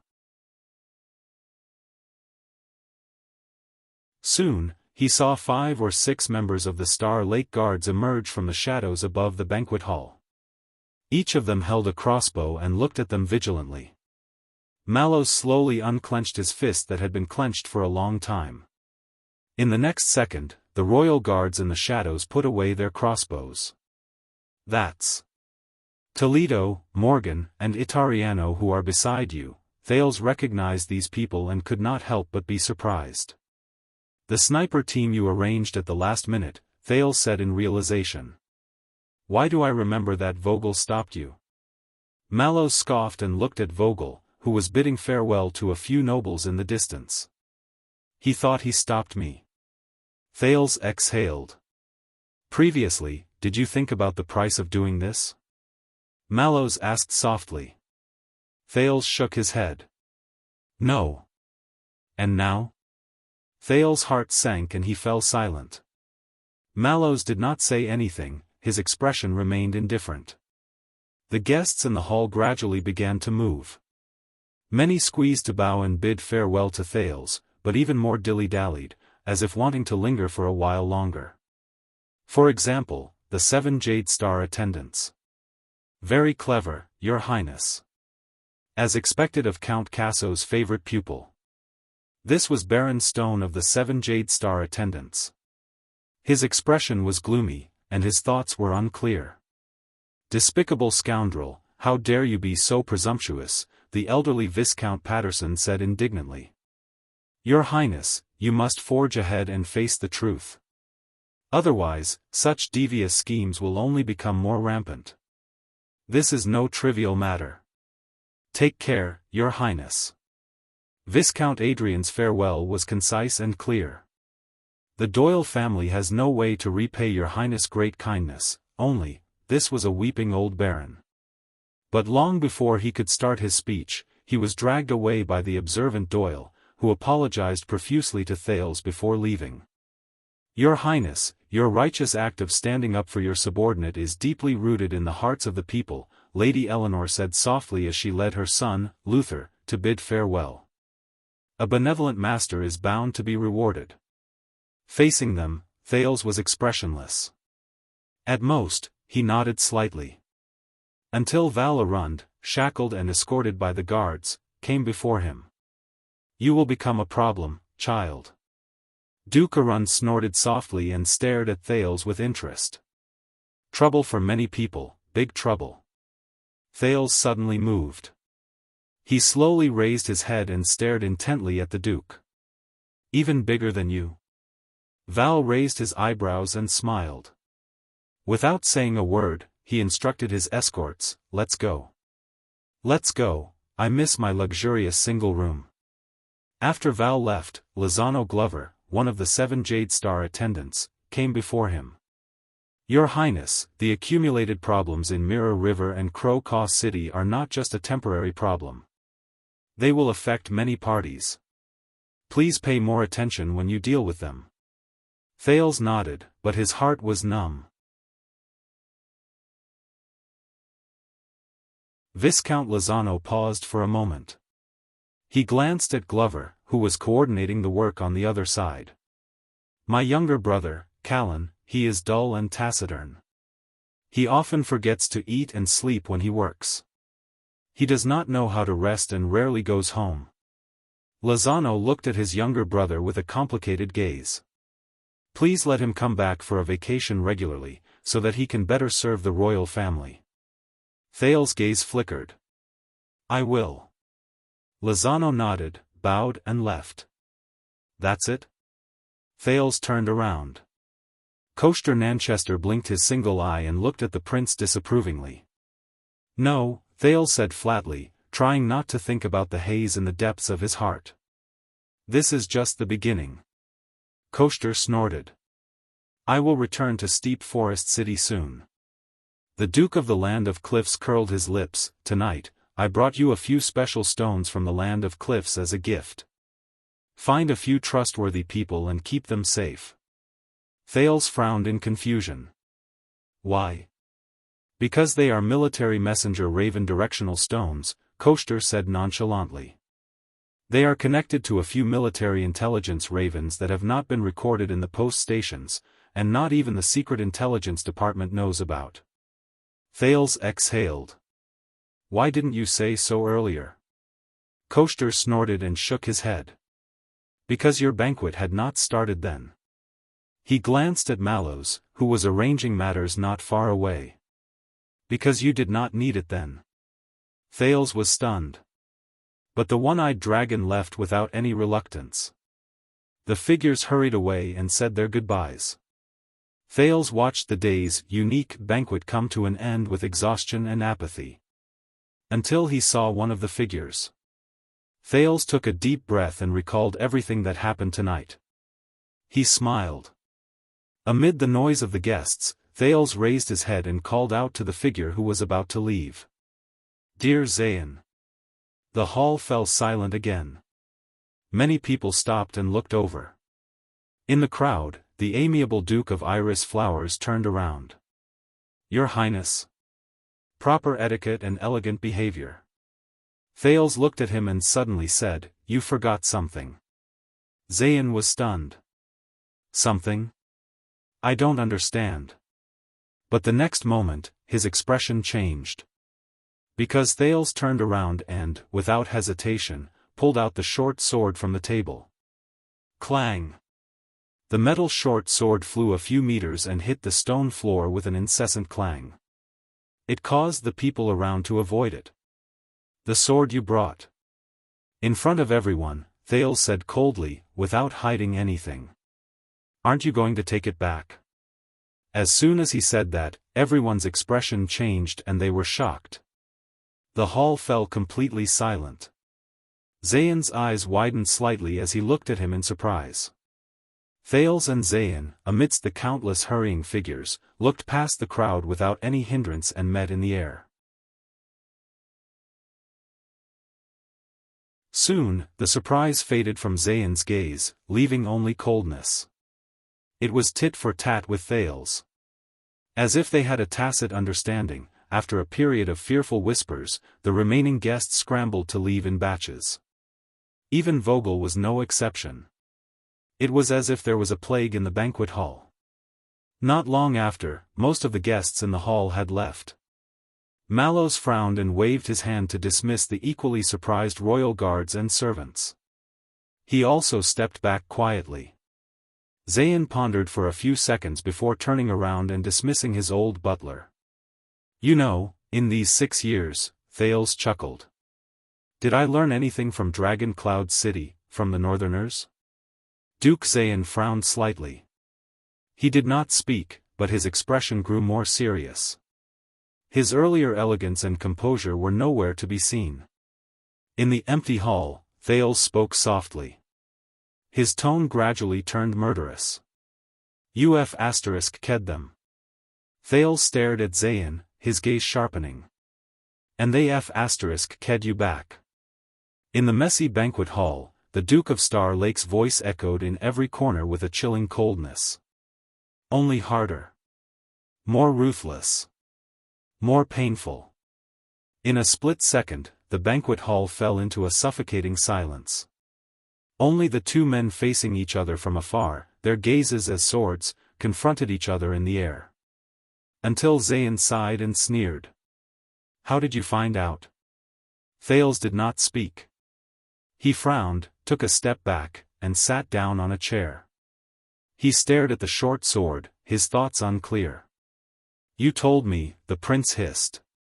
Is that so? Zayn's smile grew wider and wider.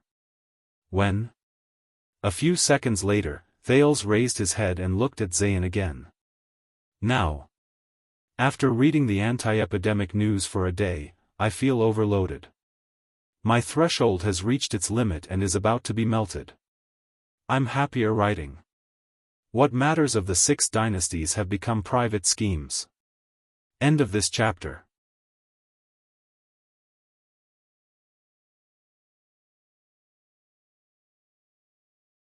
Chapter 562. In the spacious banquet hall, Thales and Zayn faced each other from a distance. There were few figures in the distance. The guards and servants were still sending off the nervous guests, looking over cautiously but reverently from time to time. Now? Zayn's look of surprise only lasted for a second. His good manners made him keep his expression under control. The Duke of Iris Flowers did not say a word, nor did he care about the nervous gazes of a few people in the distance. He just slowly stepped over the mess and walked towards Thales. Thales stared at him coldly. Until Zayn stopped and stood in front of the short sword. So you were just a blind cat running into a dead mouse, casually bluffing, and trying your luck? The Master of Covendier looked at the short sword on the ground, unhurriedly, with a faint smile on his face.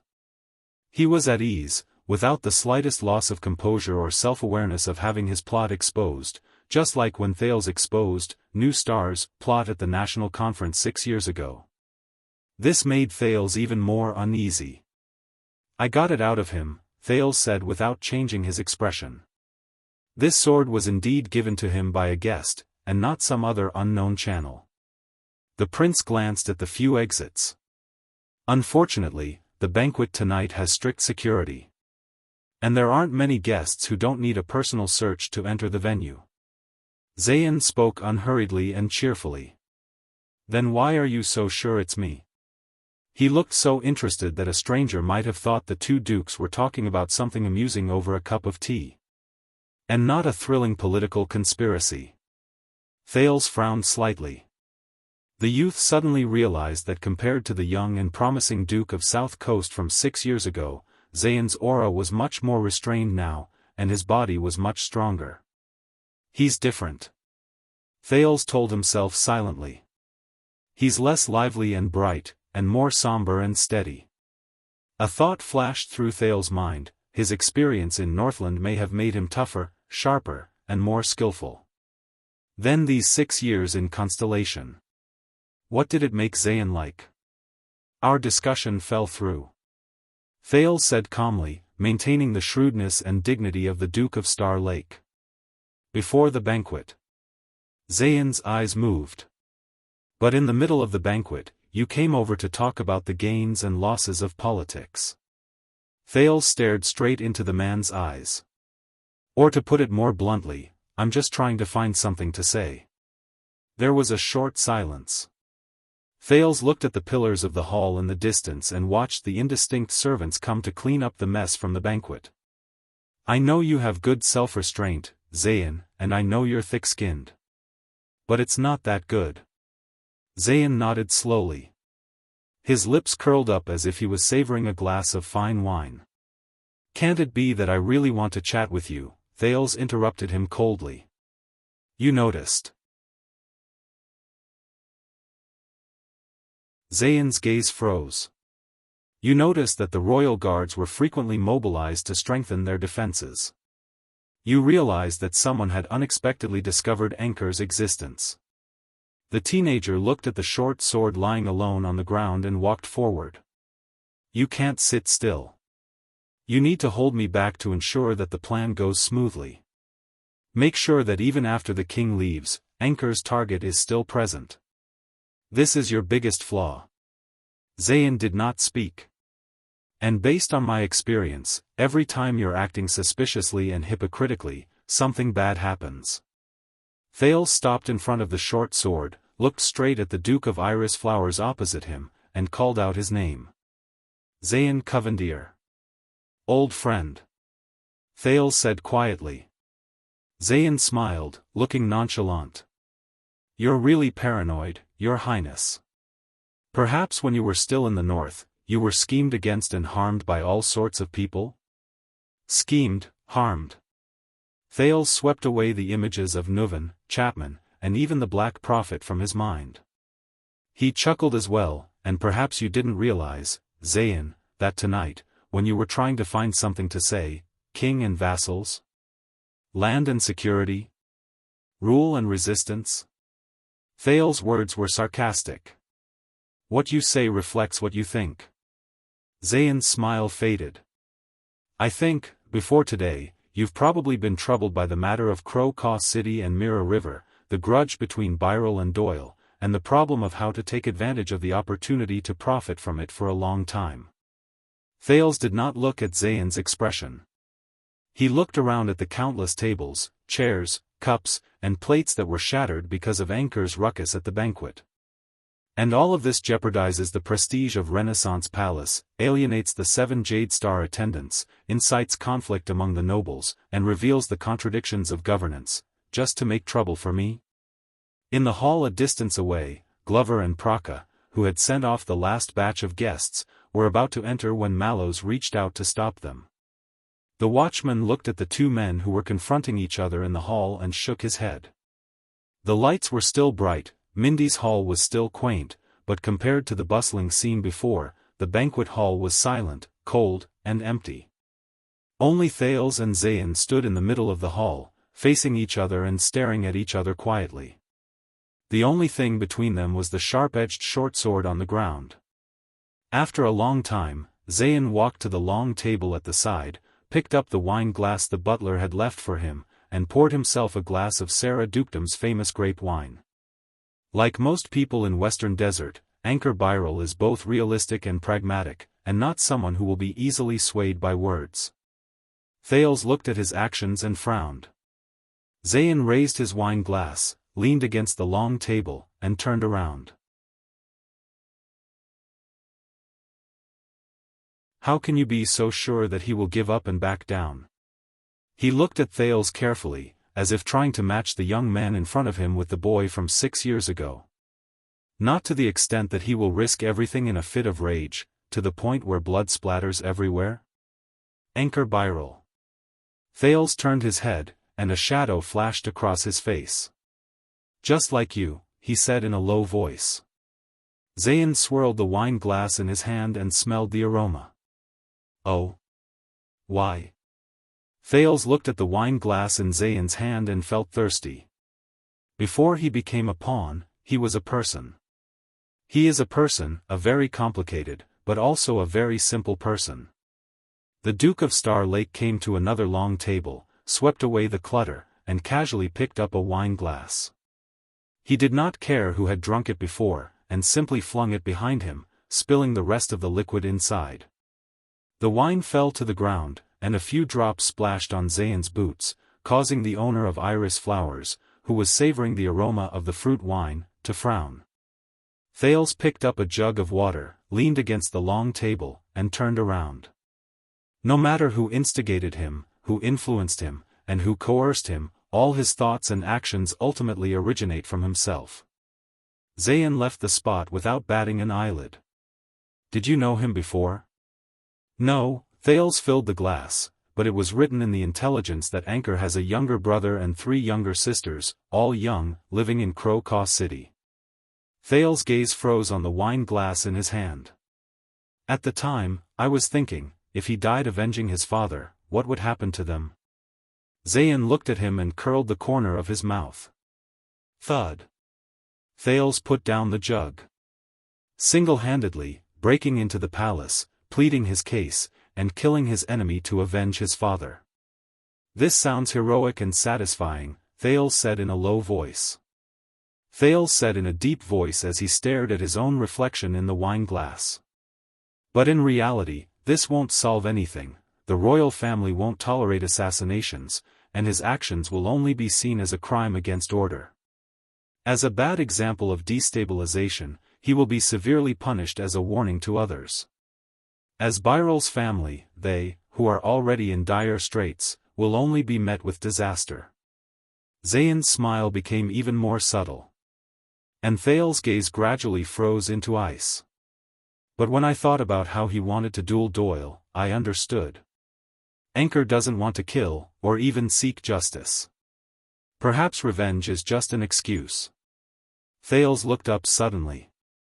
Under the triple pressure of his father's huge debt, the vassal's betrayal, and Doyle's scheme, the inexperienced and helpless Anchor only wanted to fight for one last guarantee for his family, to win the public sympathy, to force the royal family to step in, and to ensure that his family safely gets through this disaster, and not go bankrupt, lose their land, and destroy their family.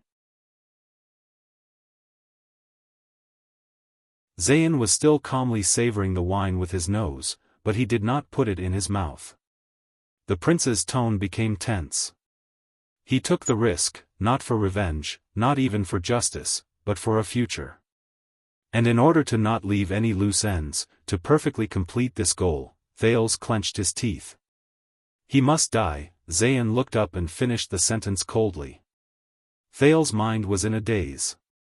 He suddenly remembered Doyle's expression when he declared his stance and entered the duel.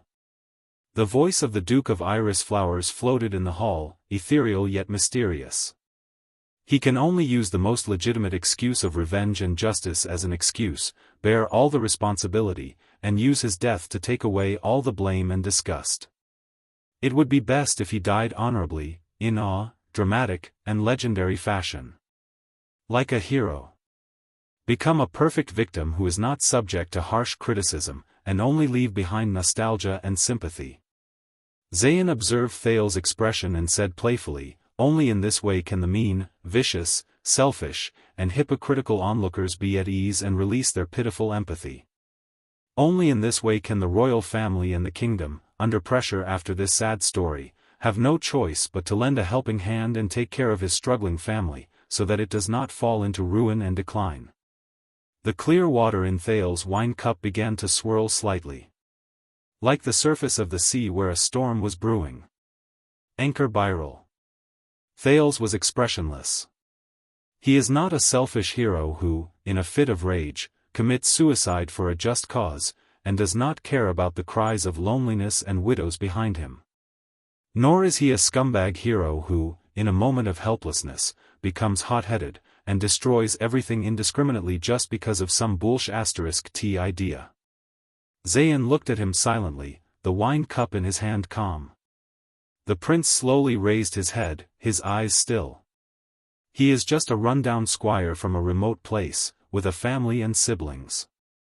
Shouldering responsibility in an unbearably difficult life, bearing burdens and humiliation. A man who, under power, painstakingly plotted, struggled to support his family, and sought a chance of survival for his loved ones. Thales' breathing quickened. An ordinary person. That was why Anchor backed down. Thales thought bitterly. He had to back down. Because he was not alone.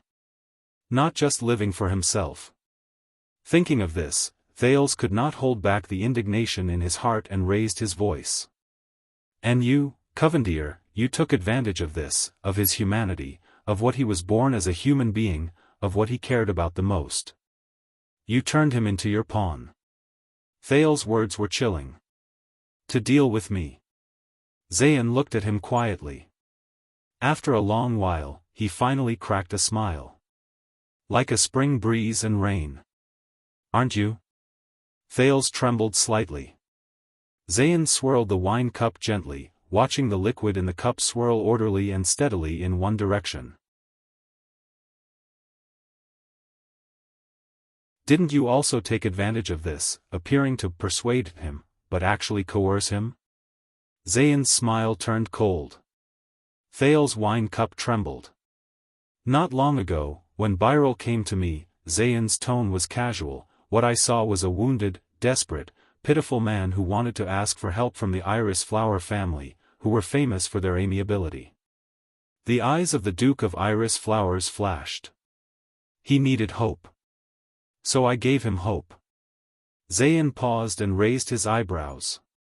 And perhaps, relief from a heavy burden. I told him that to reverse his family's fate, he could only rely on one person. A newcomer, who returned with a heaven-sent halo, and was completely different from the king on the throne and the nobles in the court. Thales clenched his teeth and stared at the water in his cup churning back and forth, creating ripples. Zayn left the long table and walked forward, approaching Thales. His tone could not help but be smug. Until you took the field for the duel.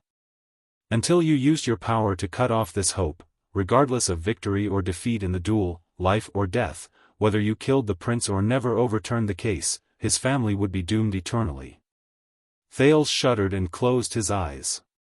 Covendier's master snorted coldly. You took advantage of his humanity, forced him to give up the duel, and even forced him to live. You were so stingy that you were not even willing to grant him the mercy of death. Only crueler than me. Thales was speechless. The Duke of South Coast leisurely strode over the short sword on the ground. Do you know what kind of future he will face when he walks out of here alive tonight? Thales' breathing stopped. Covendier came before Thales with a mysterious smile and gently swirled his wine cup. Now, who is the heartless one, your highness? Thales was silent for a very long time.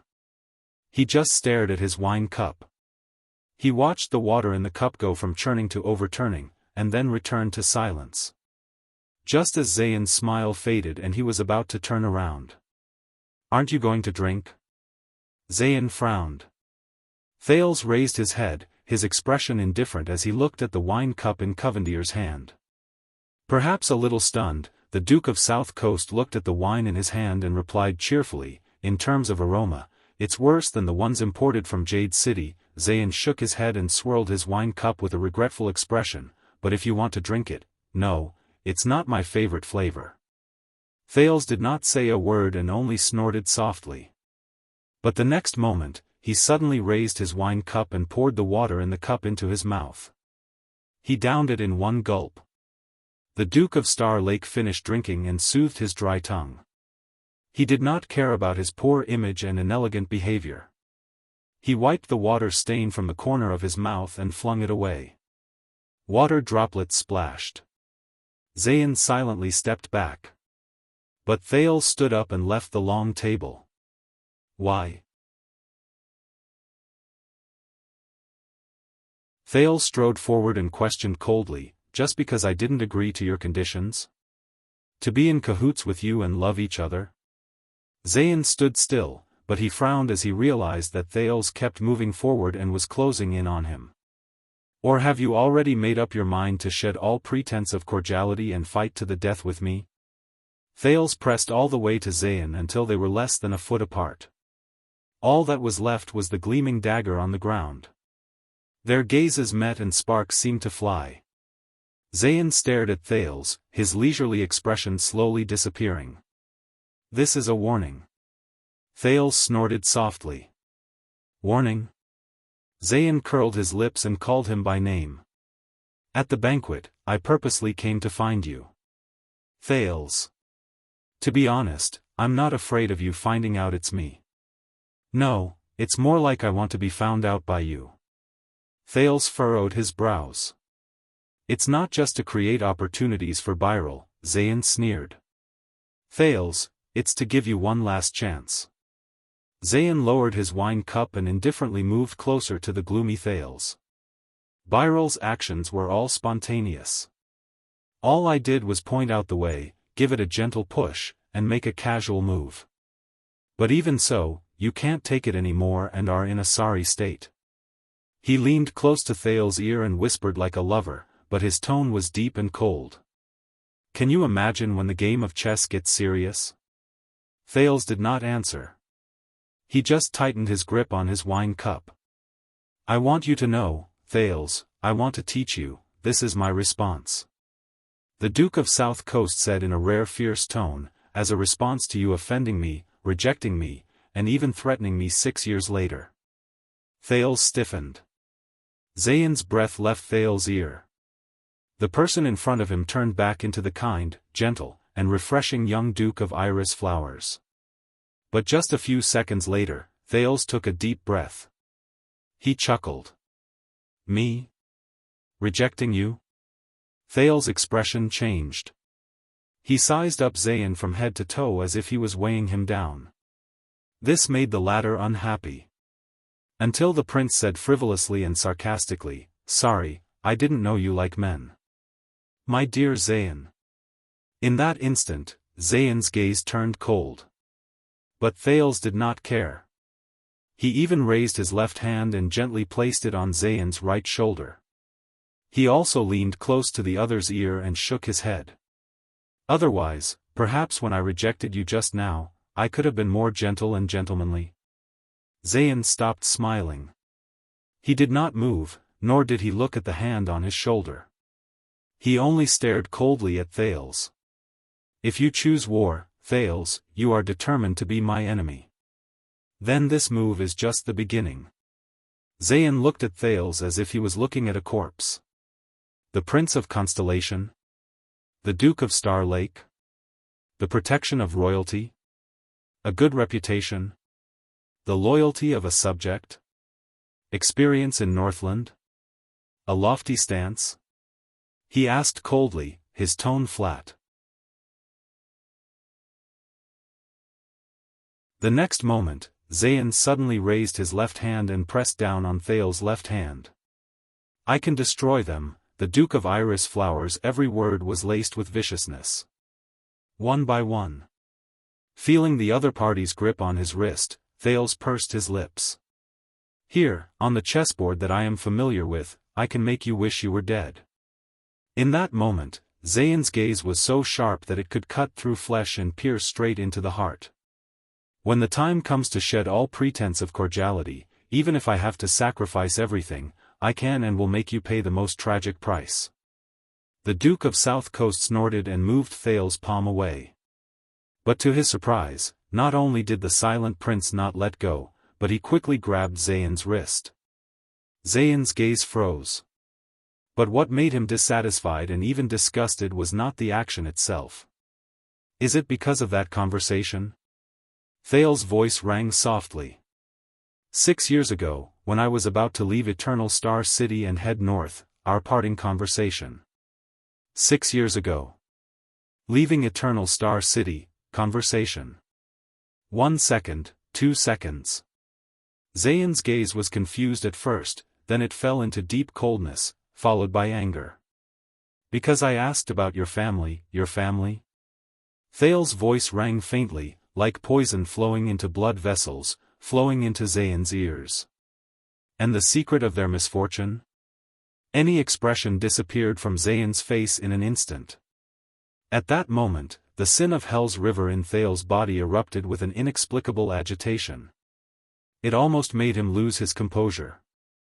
And at that moment, Thales knew that he had made the right choice. That was it. Thales restrained the urge to use the power of eradication, looked at the Duke of South Coast again, and gritted his teeth. See? To a certain extent, you and Anchor aren't that different.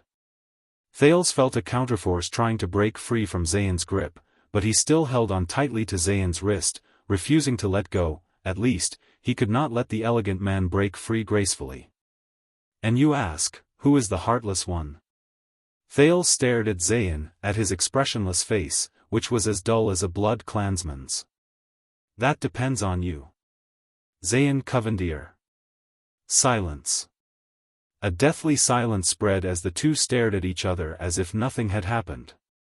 In the hall, the atmosphere between the two finally dropped to a freezing point.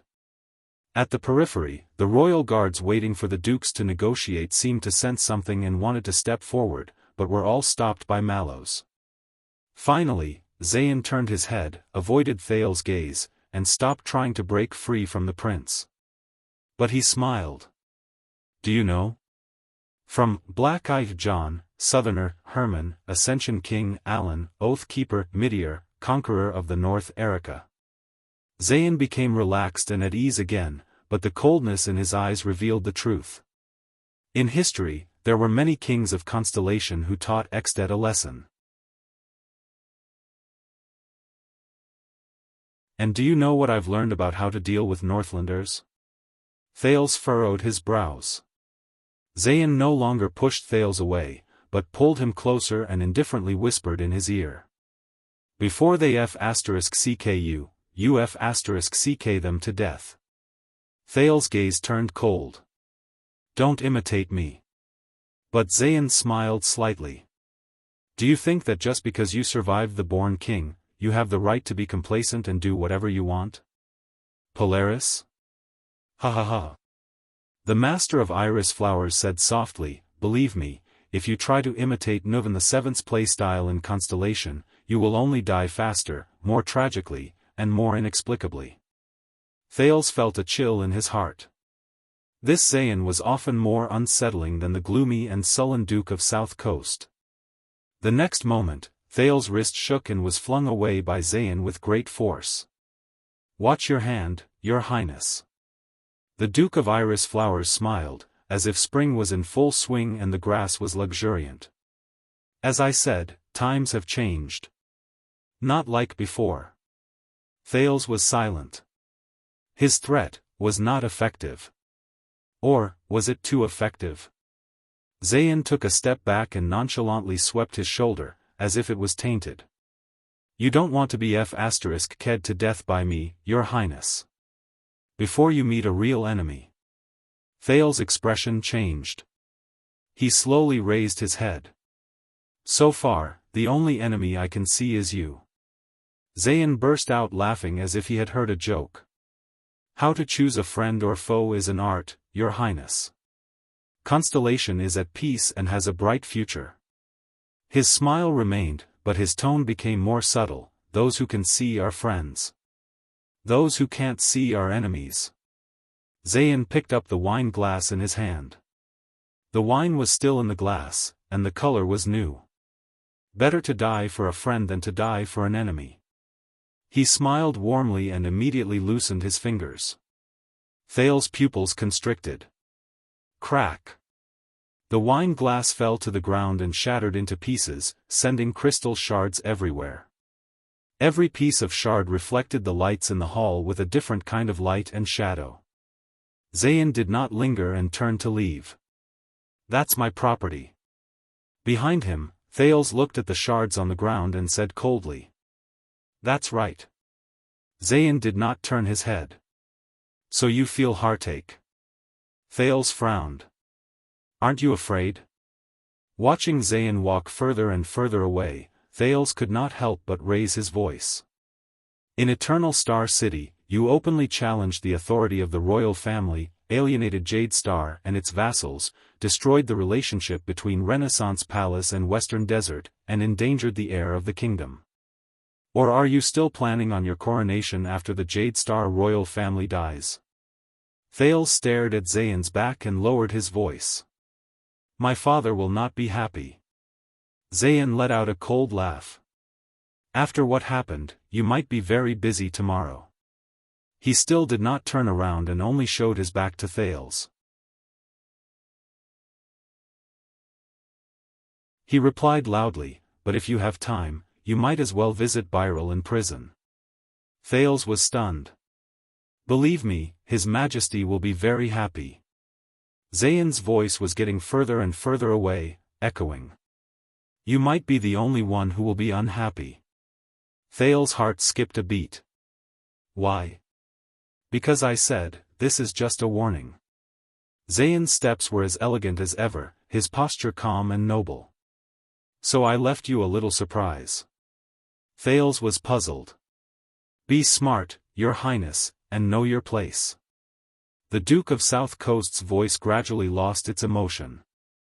I said, if there's a next time, it will be a declaration of war. What? A declaration of war? Thales stared at him in disbelief. Displeasure, anger, and disgust gathered in one place. What the hell is this damn condescending bastard doing? A next time? Does he still think that Thales offended him tonight? Thales was both shocked and angry. For a moment, he did not know whether to be angry or to mock him. Zayan's figure disappeared into the distance. He left the hall and met up with his butler. It's over? Mallow's footsteps came from behind him. Thales sighed. No. It was just the beginning. When he thought of the ordeal he went through today and what he would face tomorrow, it was only the first day and the first banquet. Thales, who had forced himself to act like a pretentious person for the whole night, exhaled and fell into a chair wearily. He felt indignant. I still don't understand why he hates me so much.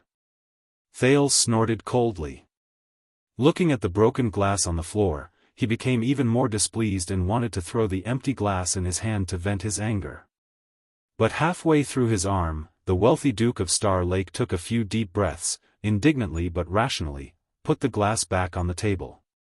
Like I brought disaster to his whole family, Thales was unhappy.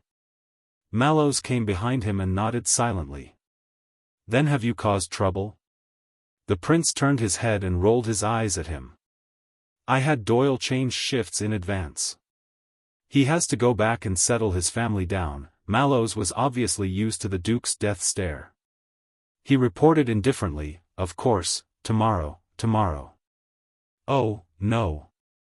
Thales covered his face and let out a painful groan, interrupting the captain of his personal guards. By the way, Mallows. The watchman appeared to be listening attentively. Your temporary sniper team. Thales raised his head weakly. They haven't changed shifts yet, right? Mallows glanced at the periphery. No. Why? Since they haven't changed shifts, Thales snorted coldly and glanced in the direction where the Duke of South Coast left. His expression was dark and his words were chilling. Then what if I order them to follow in secret and kill Zayan Covendier? No, Mallows answered quickly. Thales frowned. Why? Because, Mallows turned around calmly and without the slightest hint of guilt.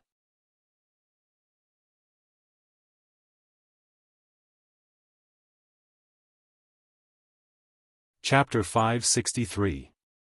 As mentioned last time, the language of the elves had already surpassed the scope of language that we could understand.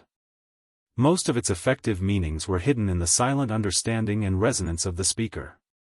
This was due to the extraordinary senses that the elves were born with, which was almost like a species instinct. Even if they only have words, they can reproduce the context through pronunciation and even brush strokes, read aloud or touch, complete reference, and achieve empathy.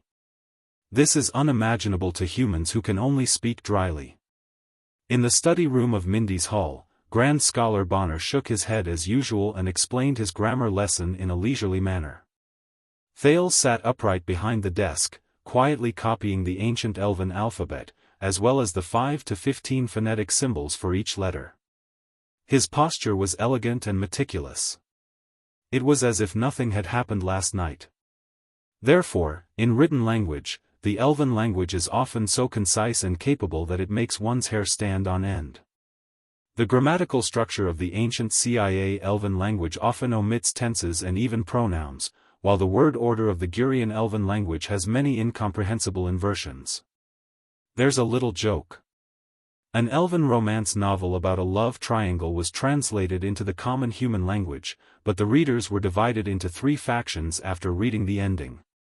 They quarreled fiercely because all 3 factions felt that the pair of characters they liked ended up together, until the original author could not help but jump out and say that he wrote a hexagon romance. Grand Scholar Bonner's voice buzzed, but Thales remained focused. The Star Lake guards who accompanied him closely at the door were still the pairing of a vanguard and a guard, as Mallows preferred, but not Glover and Doyle of the past. Instead, it was the young Ness and the burly Bastia, whom Thales was unfamiliar with. Both of them had performed well last night. The former subdued Doyle, who was eager to save his father, with his iron fist, while the latter showed Thales the toughness of his abdominal muscles. Therefore, Glover and Doyle had also changed shifts. Thales said quietly.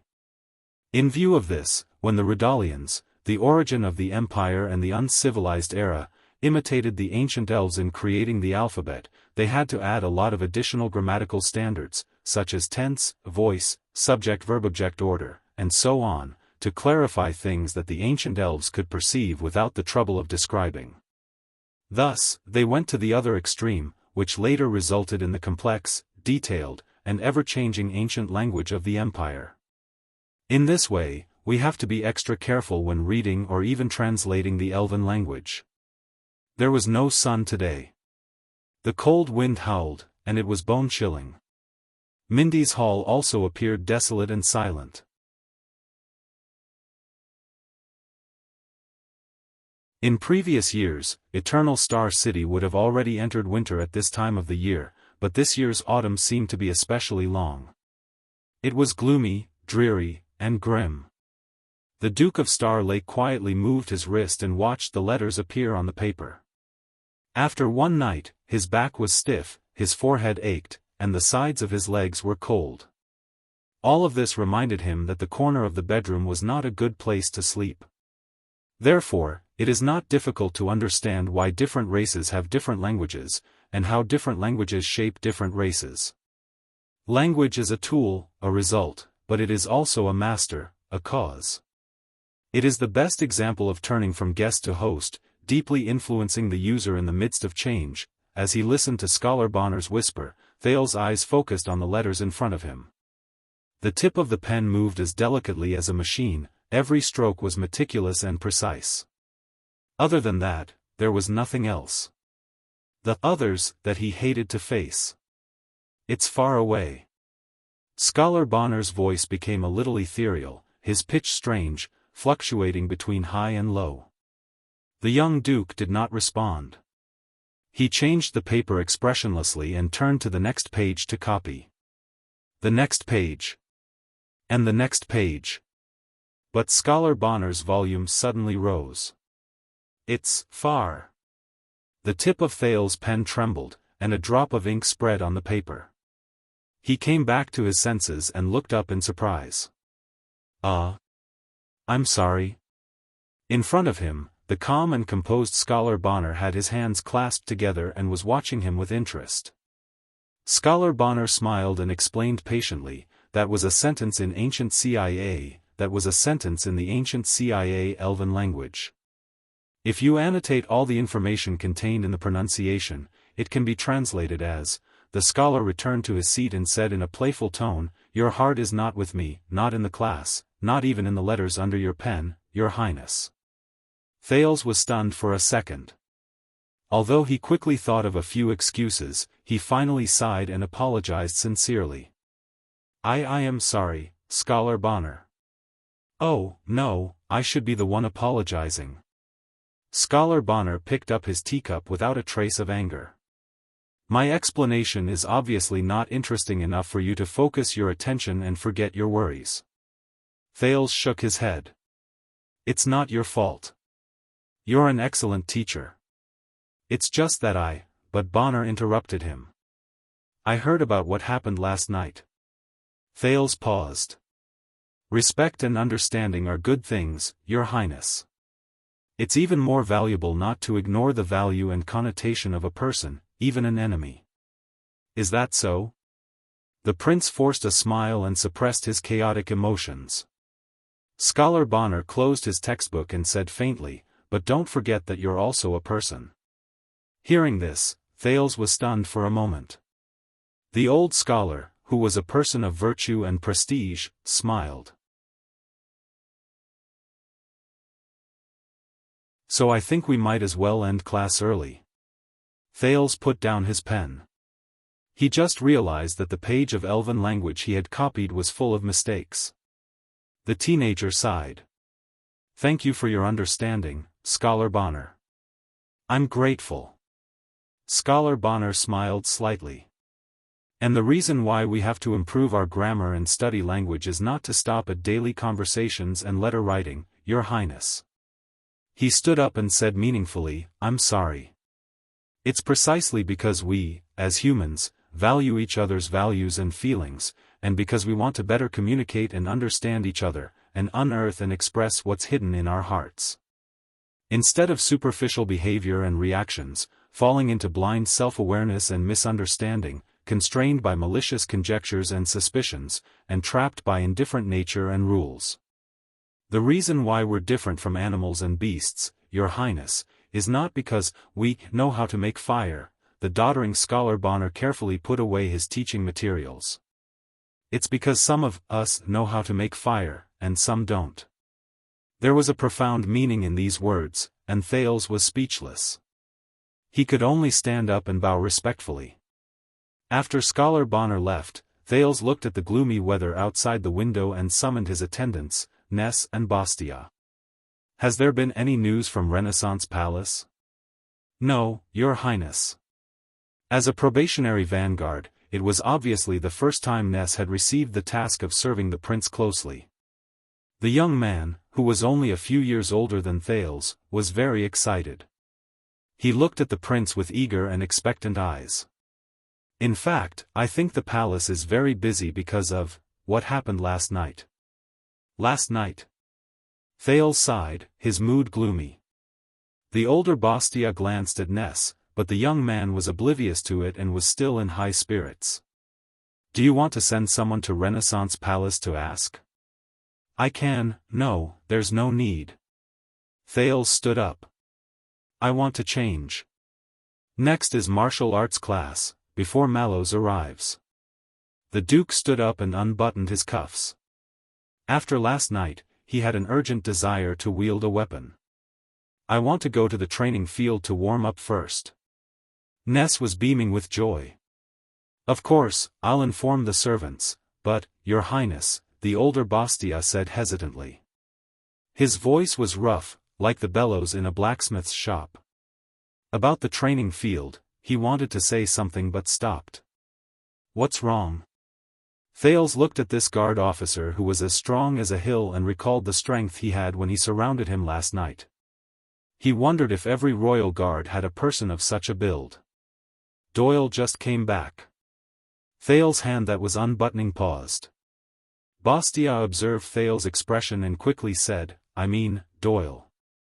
Doyle and Vanguard Glover are currently on the training field, with Officer Mallows." Thales turned around, puzzled. "So?" The two of them looked at each other and did not answer him. Soon, he no longer had to wonder. When Thales arrived at the training field, most of the Star Lake Guards were there. They were divided into several teams according to seniority and duty, forming a semicircle, just like the last time Thales was tested. Ness was about to shout a reminder to everyone to salute, but Bastia quickly intercepted him. Thales could feel that the atmosphere was not right. Under the gloomy sky, everyone stood in silence. No one whispered to each other, no one even dared to make any unnecessary movements. Thales' gaze swept past the crowd and saw Mallows standing at the forefront. He had his hands behind his back, his expression calm and his eyes calm, but his entire being exuded an unsettling aura. Penal Officer Patterson, Logistics Officer Stone, Flag Bearer Fubby, these senior guards with special identities stood behind the watchmen with solemn expressions. And right in front of Mallows, in the middle of the training field, two people knelt on one knee, hands on their chests and heads bowed. They were under everyone's gaze. That was Doyle and Glover. Thales was slightly startled. The prince subconsciously stood to the side of the training field and did not continue forward. His instincts told him that he should not go any closer. There were still people who noticed the Duke's arrival, but obviously, the atmosphere in front of them prevented them from saluting loudly. Many just bowed slightly and kept their eyes on their chests. Mallows soon saw Thales as well. He only gave him a light glance before returning to the matter at hand nonchalantly. "Patterson, get to work." In front of the crowd, Penal Officer Patterson took a cold step forward, past Mallows, and came before the two people kneeling on the ground. First-class protector, Danny Doyle. Doyle, who was kneeling on the ground, trembled slightly. The penal officer's voice was calm but cold, with a judgment that left no room for doubt. "As the most prestigious protector in Mindy's Hall, your audacity last night endangered the safety of His Highness, obstructed the work of your colleagues, jeopardized the responsibility of the guards, and went against your mission." Watching from the sidelines, Thales closed his eyes. He knew what was going on. But last night, Thales thought of Baron Doyle, whose face was full of fear, the hysterical Baroness, and Doyle, who angrily brandished his sword. Then he thought of Anchor Birel, who was smiling in despair. And the countless pairs of eyes watching from the sidelines. He felt a wave of discomfort. "Sharpen thy sword to sharpen its edge." Patterson uttered an old-fashioned phrase. He lowered his gaze and looked coldly at Doyle, who was kneeling on the ground. "Do you have anything to complain about?" Doyle looked haggard and his eyes were bloodshot. It was obvious that he had not slept all night. At the moment, his attire was messy and his hair was disheveled. He was a far cry from the usual image of a rich young master who slacked off but had a good image. "No, Penal Officer Patterson." Doyle took a few deep breaths and raised his head. His expression was bitter and sorrowful. Only when he saw Thales did his eyes brighten. "My recklessness has implicated His Highness and everyone else. I am willing to take responsibility for my mistake." He put down the hand on his knee and knelt on the ground. He lowered his head deeply. "Sharpen thy sword to sharpen its edge." None of the bystanders among the guards spoke. Everyone stared at them silently. The atmosphere was somber. Patterson glanced at Mallows. The latter did not make a sound. "Very well, then." The penal officer nodded and said indifferently, 9 lashes. When the verdict was announced, there was finally a small ripple among the guards, but it was quickly suppressed. Behind Patterson, Capone and Pedrassi of the disciplinary division, the former was always teased by Doyle as Patterson's little cotton-padded jacket, and the latter was a member of the impromptu sniper team last night, walked forward with expressionless faces. Doyle, who was kneeling on the ground, was already prepared. Under everyone's gaze, he quietly removed his weapon and handed it to the penal officer. Then, he took off his equipment and clothes one by one: coat, jacket, wrist guards, arm guards, leather armor, belt, scarf, undershirt, until his muscular and well-proportioned upper body was revealed, shivering slightly in the cold autumn wind. The penal officer did not stop and turned to another person. Caleb Glover, first-class vanguard. Glover, nicknamed Zombie, did not answer. His expression was as calm as ever. It was as if it was not his name that was evoked. As the most experienced and most skilled vanguard official in Mindy's Hall, you did not pay attention to your partner's emotional state at all. After you realized it, out of sympathy, you ignored your responsibility and even violated orders, allowing him to act recklessly. Doyle bit his lower lip, but did not dare to say anything. Compared to before, Patterson's reprimand to Glover was harsher. "Thy sword shall be sharpened to shine its edge." Any objections? Glover raised his head slowly, like a statue that had been sealed for 1,000 years coming into contact with the air and falling dust. "No." Zombie said hoarsely. His voice was calm and flat. "My sword shall be sharpened to shine its edge." Patterson stared at him for a long time before he spoke. 7 lashes. Glover's movements were swift and fierce without needing any reminders. He knelt on both knees and consciously removed his weapon and armor, revealing a body of strong but tanned and rough muscles. His body was full of potholes and old scars, a stark contrast to Doyle. Just like that, the two of them knelt on the training ground with their upper bodies bare, facing the gazes of their peers. Mallows still did not make a sound. He only watched coldly. Thale's emotions grew more and more complicated. Capone of the disciplinary division silently opened his equipment bag and took out 2 short sticks the size of a spindle. He handed them to Doyle and Glover and let them bite them in their mouths. "You've all had experience." Capone released the wooden stick that Glover held tightly in his mouth and whispered between the two of them. "I only have one piece of advice: bite tight, don't drop it." On the other side, Pezzarossi methodically took out 2 fist-sized brown leather objects that were tied up like bows and slowly untied them until they looked like 2 leather whips. The 2 whips were slender and sturdy. Pezzarossi swung them in the air twice, and they made a whistling sound. Many of the guards frowned. Doyle took a deep breath. Glover looked even more serious. "Bear with it, boys," Penal Officer Patterson said coldly. "Trust me, I've seen the barbed whips used by the Northlanders. They're thicker than the hemp ropes used to hang the city gates. That's even worse." Doyle looked like he accepted it calmly. He turned his head to look at Thales and nodded deeply at the prince. Thales sighed and nodded silently at him. Mallows frowned when he saw this. The next second, Patterson waved his hand. Capone and Pezzarossi came behind the two of them and skillfully shook off the whips. But at that moment, the penal officer's shoulder was pressed down. It was Mallows. "Gray, you'll be in charge of Glover." The watchman looked at the surprised Patterson, walked forward, and gestured for Capone to pass the whip to him. "As for Protector Doyle, I'll do it." There was quite a commotion among the guards. Doyle and Glover were also extremely surprised. Patterson frowned. "We'll do it ourselves." "Actually, we don't have to," but Mallows quickly interrupted him. "Since there are nobles in the audience, we have to be more serious, don't we?" The watchman glanced sideways at Thales. The guard's commotion was quickly suppressed. The prince felt a chill in his heart and cast an indignant look at Mallows. "But although this is the internal affairs of the guards, Your Highness," Mallows did not give Thales a chance to speak. He bowed to the prince and smiled faintly. "But you're still welcome to watch and be a witness.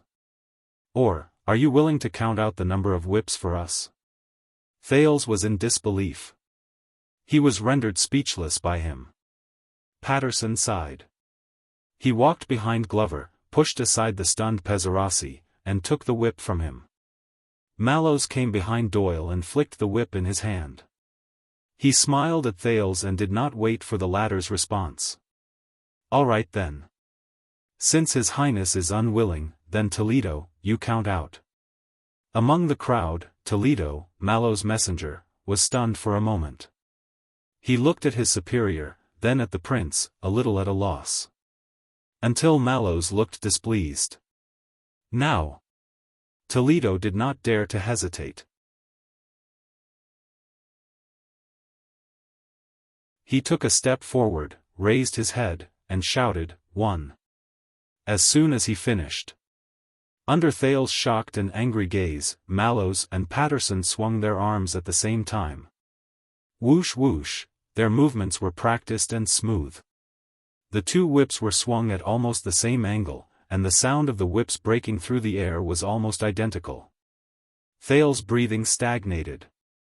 In the next second, the leather and skin trembled under the high-speed contact, making a sound that tore through the air, smack. It was crisp, piercing, cold, and terrifying. In the field, Doyle shuddered violently. He subconsciously clasped his hands together and bowed forward, but quickly reacted by putting down his hands and straightening his back. On the other side, Glover bit on his short rod. His expression remained the same, and his body was like steel. He only trembled slightly the moment the whip touched him. But both of them were short of breath. Thales soon saw that the upper backs of the two tortured, whether rough or smooth, revealed a fine and terrifying red line from the upper right to the lower left. Bright red seeped out from it and spread to other parts of the skin. This strength, Thales heard Wuxia sigh in a low voice, intentionally or unintentionally. It's going to leave a scar.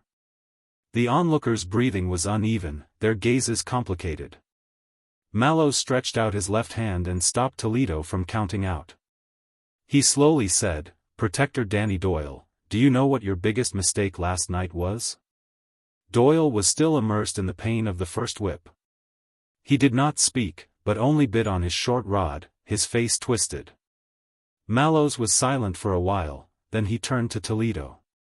Toledo did not dare to delay any longer, and hurriedly counted out. 2. Mallows and Patterson's whips swung out in an arc again. Smack! Doyle and Glover shuddered again. Thales subconsciously turned his head, as if he could feel the unbearable pain even though he was watching from the sidelines. "Answer me." Mallows flashed his usual calm smile. "Protector Doyle, do you know?" Doyle panted heavily, his eyes showing signs of struggle. But in the end, Doyle took a deep breath. He spat out the short rod decisively, endured the pain, and said, "Because my choice was reckless and selfish, endangering His Highness and everyone else." Mallows snorted softly, and signaled to Toledo. 3. The whip shadows appeared again, and both tore through the air. Smack! This time, without the short rod in his mouth, Doyle groaned in pain, and fell forward. It took him a few seconds to straighten his back and kneel again. On the other side, Glover only bit on the short rod tighter and tighter as he watched him. "Wrong answer," Mallows said calmly. "Tell me, Doyle, when the interests of the individual and the collective conflict," the watchman shook his whip, "what will you choose?" As soon as he said this, Thales, Doyle, Glover, and the guards present were all stunned. Or let me put it bluntly, when one day, your family and loved ones conflict with your duty and mission, Mallows glanced at Toledo, who was counting, and said nonchalantly, "What will you choose?" Toledo sighed. 4. Both whips danced in unison. Smack! Doyle groaned in pain through gritted teeth. Glover obviously could not take it anymore, and his body began to sway. They panted rapidly, and blood began to seep from their backs. What if someone threatens you with the lives of your family members and harms His Highness? Mallows' voice grew louder. What if your dearest family members want you to betray His Highness? Thales' heart tensed. He suddenly remembered the prison of bones and the former royal guards. Doyle caught his breath and straightened his back again, but he was already drenched in sweat and looked pathetic. He hissed in pain, "I'm sorry. I failed my mission last night, Your Grace." Mallows furrowed his brows. This time, he did not wait for Toledo to count. He swung his arm and whipped, creating an explosion that was much more terrifying than the previous one. Smack! Doyle screamed and collapsed on the ground, trembling uncontrollably. The guards also trembled. On the other side, Patterson was stunned for a moment, but immediately reacted. He whipped Glover until he arched his back and twitched. Toledo hurriedly followed and reported the number. "Filthy, 5. Thales could not bear to watch any more. He looked away and felt his heart sink. Mallows exhaled. He looked at Doyle, who was trembling uncontrollably, and turned his head to look at another person. "You, Vanguard Caleb Glover. You answer me. What will you choose?" Glover, who was also drenched in sweat and covered in dust, took a few deep breaths and straightened his body with a determined gaze. The zombie spat out the short stick and said hoarsely, "We've all sworn an oath, sir. To dedicate our lives to the throne, and to serve the royal power forever. Mallows paced and pursed his lips. So? Under the double torture of pain and humiliation, Glover revealed a ferocious expression. So we must make sacrifices. Mission comes before family. Thale's breathing quickened as he listened to him. Mallows suddenly turned around and whipped again. Smack! After a terrifying explosion, Glover cried out in pain and fell to the ground. Patterson, who was holding the whip, frowned. He looked at Glover, who was supposed to be his mission, and then at the gloomy Mallows. He did not understand. Give him 5 more lashes.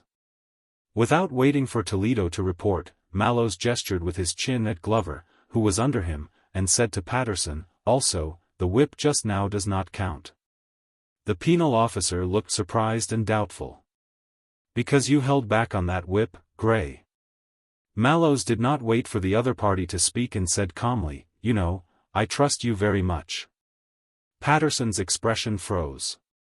The penal officer gripped the whip handle tightly and did not make a sound. He did not dare to show any mercy. On the other side, Doyle, who had recovered, looked at the trembling Glover on the ground and hurriedly said, My lord, sir. This has nothing to do with the zombies. Last night, He gritted his teeth and ignored the tears and snot on his face. I made the wrong choice. I dared not make the sacrifice. Mallows frowned slightly and swung his arm. Smack! With the sound of the whip, Doyle also fell to the ground. His back was dripping with blood and he was panting intermittently. 5 more lashes for this too, Mallows said calmly, but did not explain why. Toledo did not dare to hesitate and continued to count. Thales wanted to speak up, but when he remembered that it was his appearance that worsened the situation and increased their punishment, he had to force himself to calm down and hold back all his words. Mallows raised his head and looked at the guards. Sacrifice. The watchman spoke softly, but it made everyone stand up straight in awe. This word always seems easy when you say it, doesn't it? Sacred, glorious, great. It makes one's emotions surge and feel like they have ascended. Mallows paced and did not continue the whipping immediately. But many people forget. Mallows looked at the gloomy sky with misty eyes, as if he was looking at an unreachable god. The essence of sacrifice, it's a transaction. Under everyone's shocked gaze, the watchman slowly lowered his head. Doyle and Glover clenched their teeth again and straightened their backs. In ancient times, when the belief in the God of light was still prevalent, mortals would offer sacrifices in front of the altar in exchange for the blessings of the gods. This is the source of sacrifice. As soon as he finished, Toledo began to count again, and the next crack of the whip sounded. Smack! The 2 who were being whipped fell again, their elbows on the ground. Thale's pupils constricted violently. So it's exactly the opposite of what it sounds like, sacrifice is selfish. Mallow's tone was profound. It's a transaction that seeks profit. End of this chapter. You're tuning into the Unparalleled SwordWill YouTube channel. Don't forget to subscribe and join us on this journey to catch the most captivating stories.